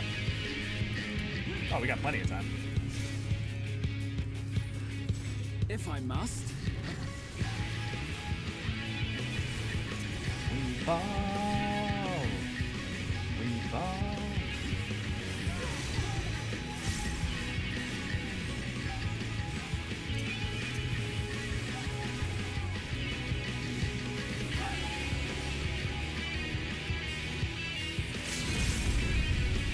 About to say.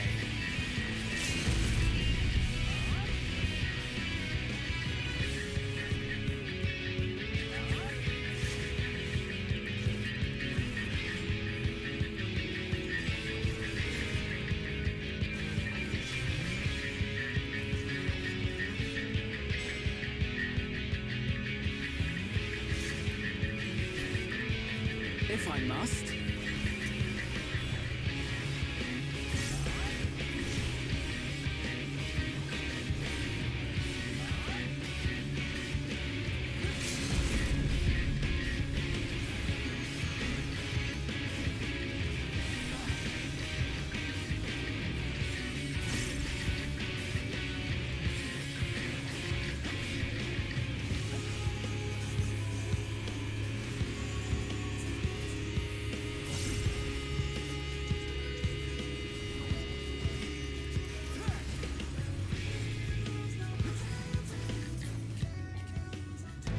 One down. And on we go. Anything you can use? Nope. Someone help! Ah!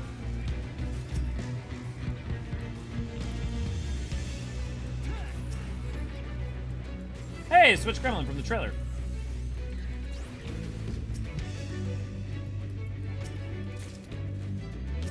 Oh, man. Man, Holminster is really a change-up.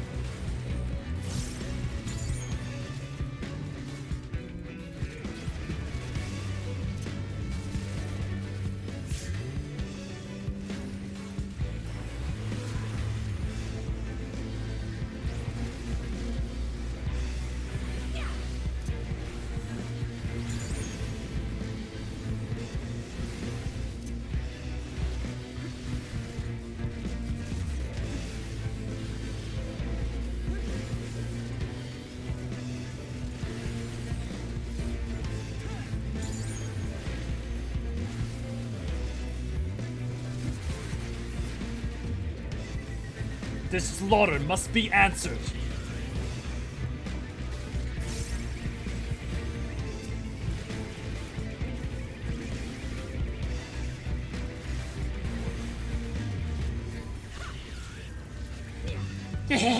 No one will save you!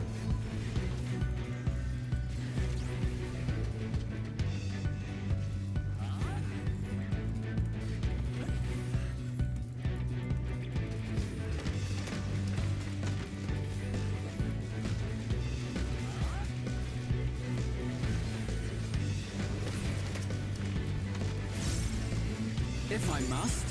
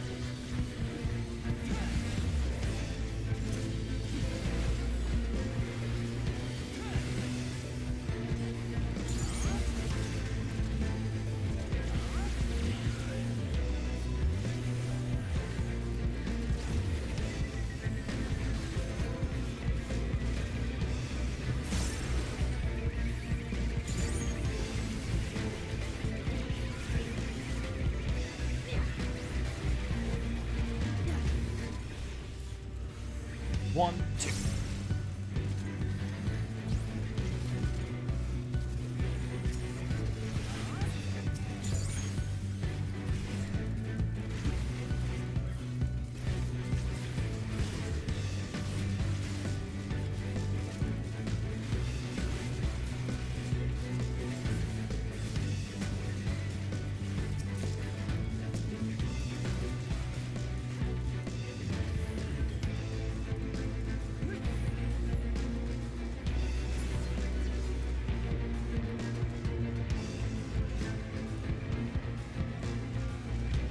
Another eater! So this is where you went. I'm sorry, Tizzle. Ah!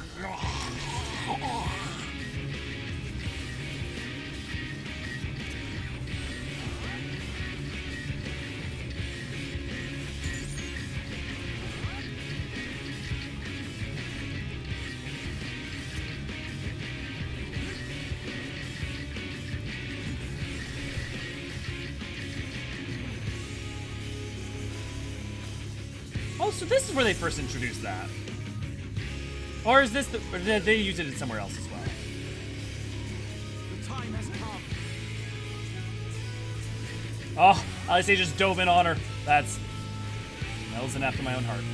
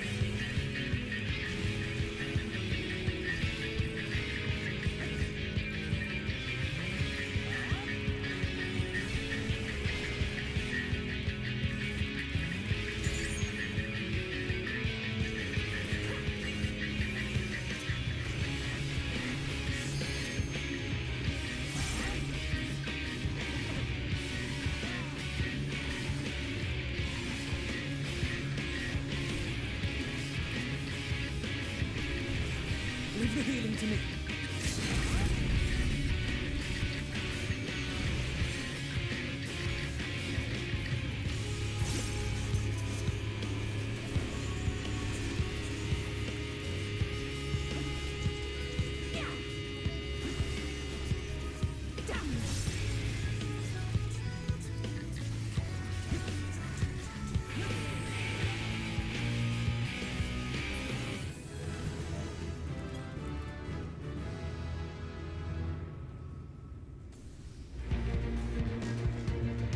Alisaie, are you fine? I'm fine. Let's keep moving.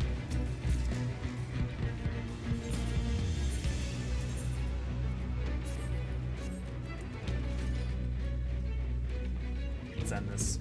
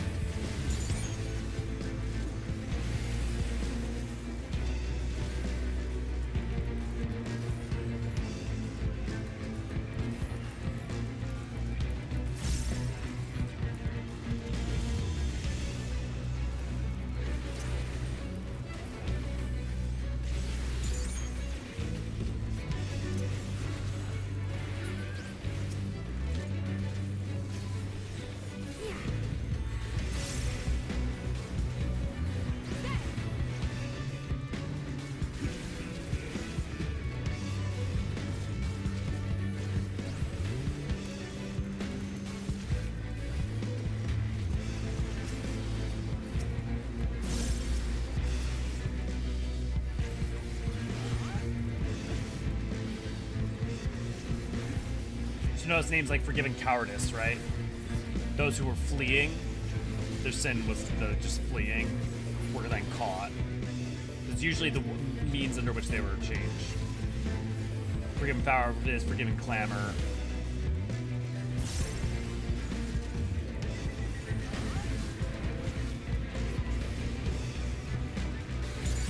And there are a lot of like really dark secrets kind of hidden in some of the names, so some of them you should pay attention to.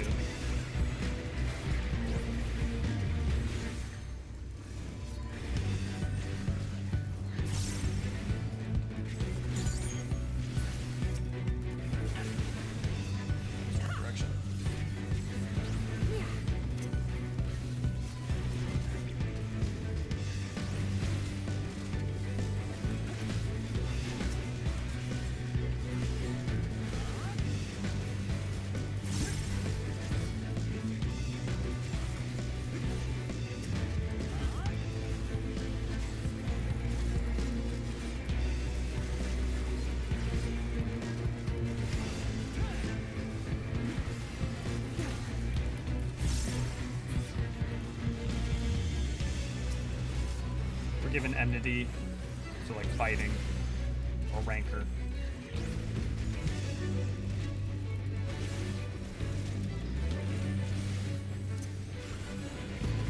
Maybe he was trying to like save the others, trying to like get the call them to him or something.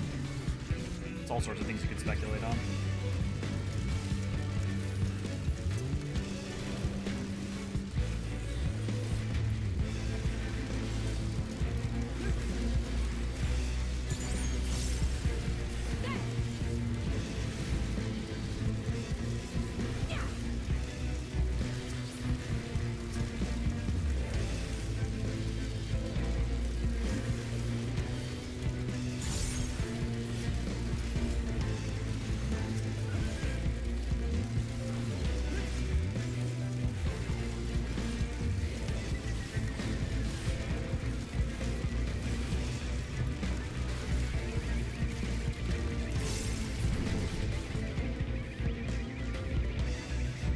No, it's not in E. There's no E3 yet.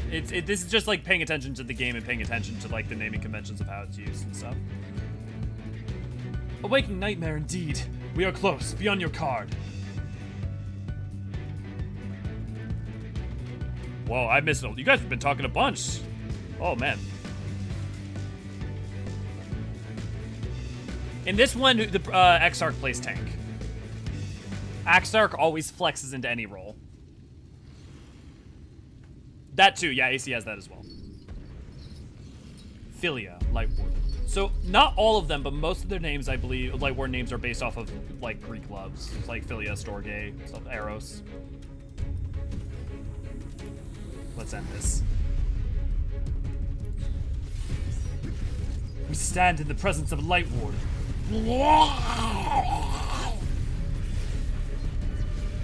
I feel like that's what that would sound like, right?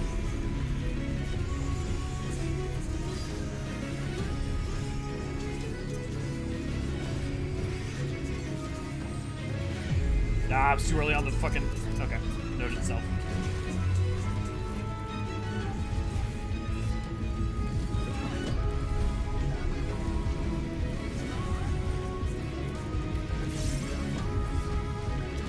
If I must.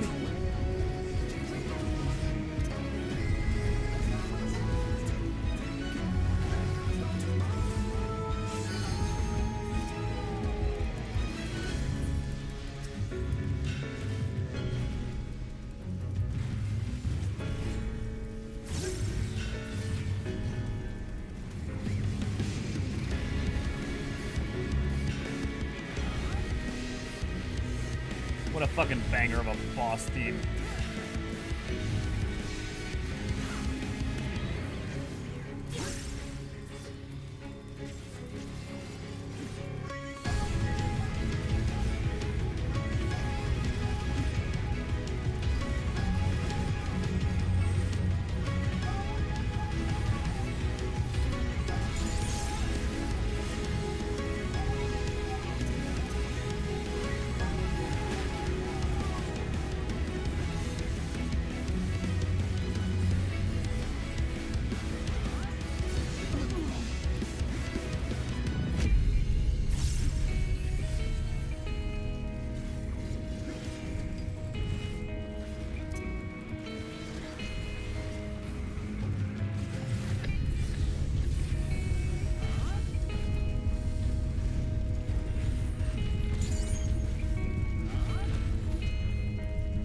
Yeah, super is. Hey, Light. Good to see you. Glad to have you.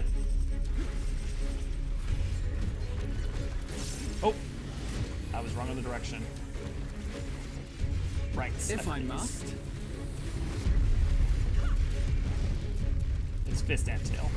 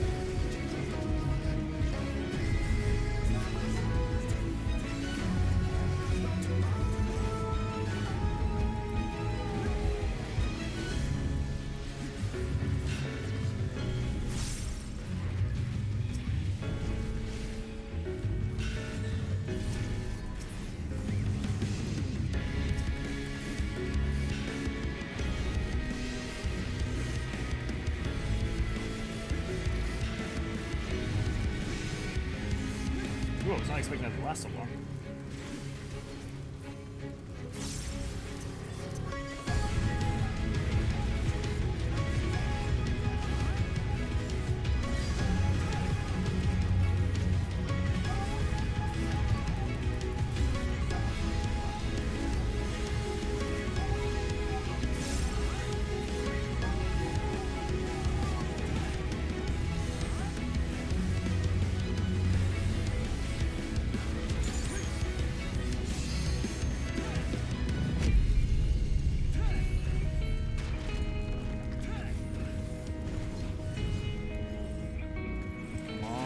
Got the limit break. Use it. End this.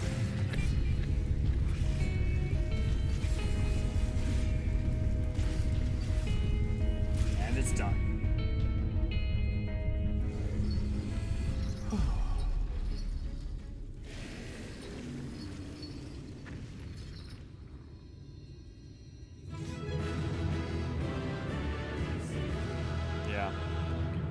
Geiger-esque is the term in my head. I don't know. I feel like it doesn't have the tubular. I don't feel like it's very Geiger, actually. If anything, it's more in line with the design aesthetic of, like, Anima. Is this model a skeleton from something else or used from something? No, it's custom. All the Light Wardens are custom, except for one. Pretty sure it's unique, but I could be real wrong. No, it is. Yeah.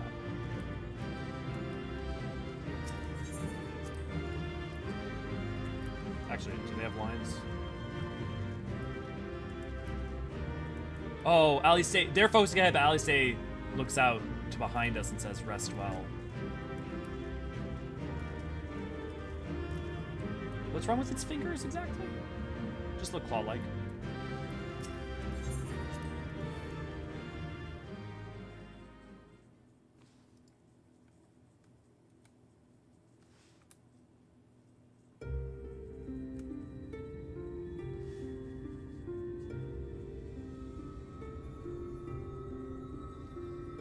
It's releasing its ether. Fall back.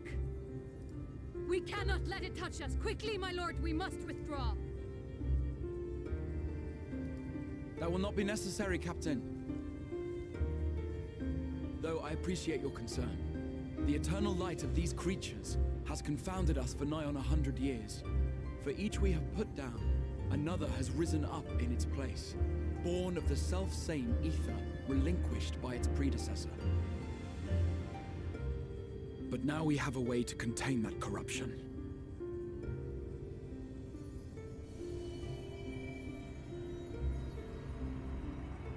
The blessing of light, and the hero who wields it now stands before you.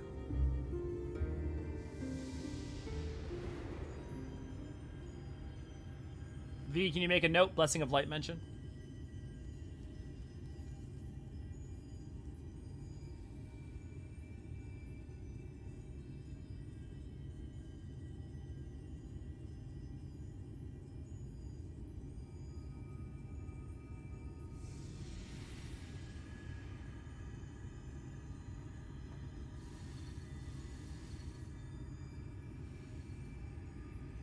It's beautiful. It really is.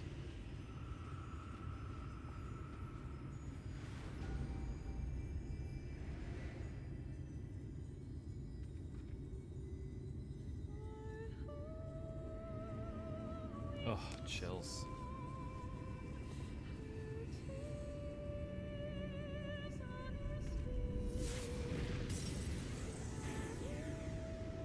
From day tonight. Behold, the monster's power is broken, and the world, twisted by its touch, returns to its rightful form.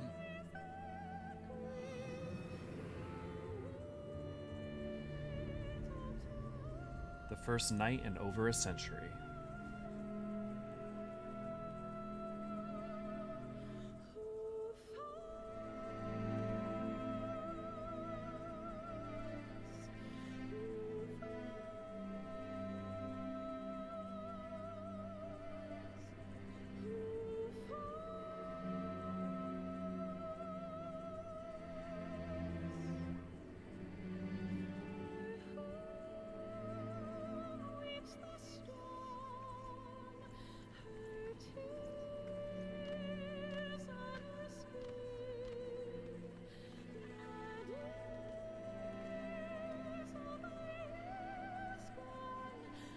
sky. It can't be. What's happening? It's so beautiful.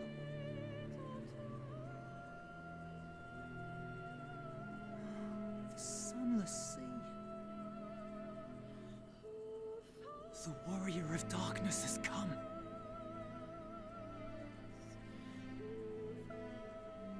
Sometimes all people need to fight back is a little bit of hope.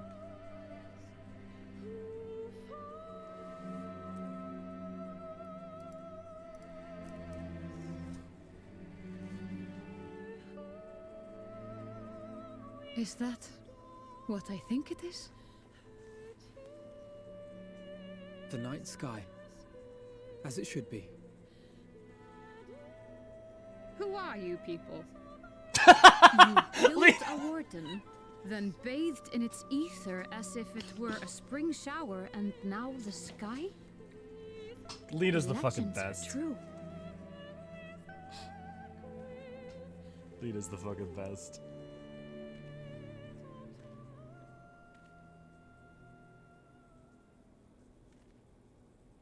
My lord? How many years have I waited for this moment? For the one possessed of her blessing. For you.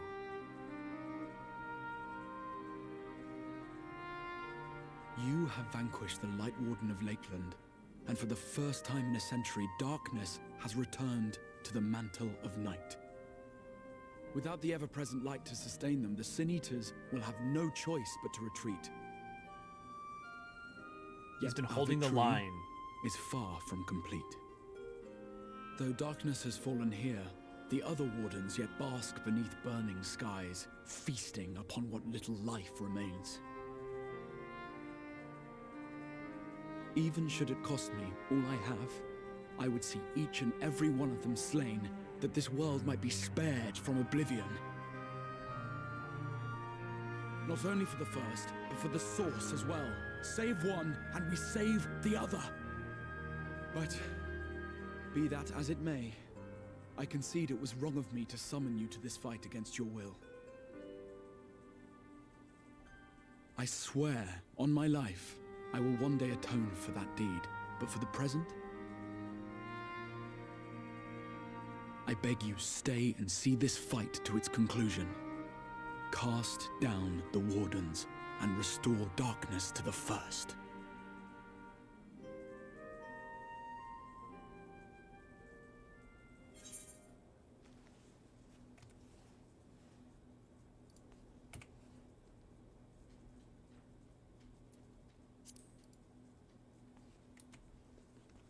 I will become the warrior you need.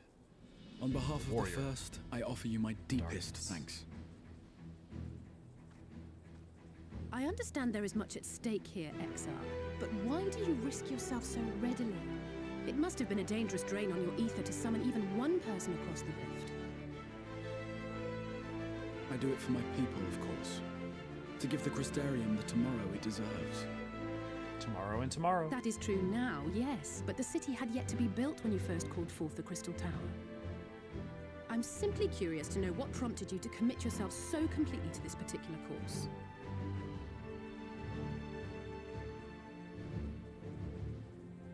There are things which we can ill afford to lose.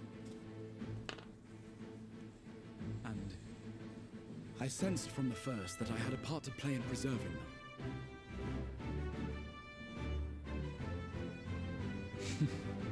Forgive me. I fear the events of the day may have taken their toll. Despite appearances, I am an old man. One burdened with many difficult memories, some too painful to recall. Well then, I'm sorry for pressing you. It's a family failing, I'm afraid.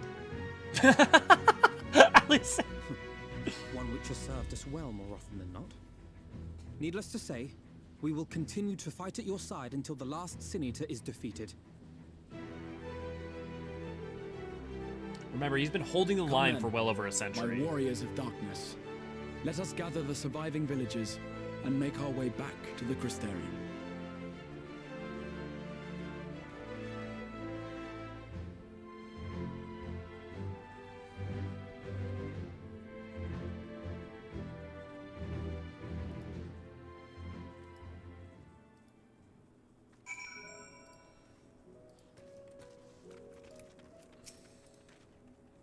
How quickly you have justified my faith in you. So many lives saved, and the sky itself heralds your success. A single victory in a larger struggle, perhaps, but a momentous one nonetheless. Okay, that's what we're gonna call it for today. I love the twins dynamic in Shadowbringers. Yeah, it's so good. You would say that, Alfie. Is there a particular reason why Lena doesn't call the exarch something like grandfather if he's such an old man? Because that's not what she knows him as, right? Like, and his relationship with her relationship with him is not a paternal one, right? I've been meaning to ask you about Eorzean Plus channel and doing a shout out to it even more for T content. I just found a Plus channel myself and thought that it could use notoriety. Oh yeah, so we have an Eorzean Plus channel. So there's Eorzea, the Eorzean Archives and the Eorzean Plus. On Plus, Ray does lovely work, like makes complete like every cutscene in the game and the bits between in really high quality versions, as well as like all of the cutscenes from events as they come out. So that way everyone can have access to them forever in really high quality. Because you know most of the times it's like a streamer playing something and talking over it or what have you. But this is just the gameplay. There's lots of little things we throw up on there. Big recommend to that. Yeah. If not professionalism, it could be they assume he's long-lived race. Yeah.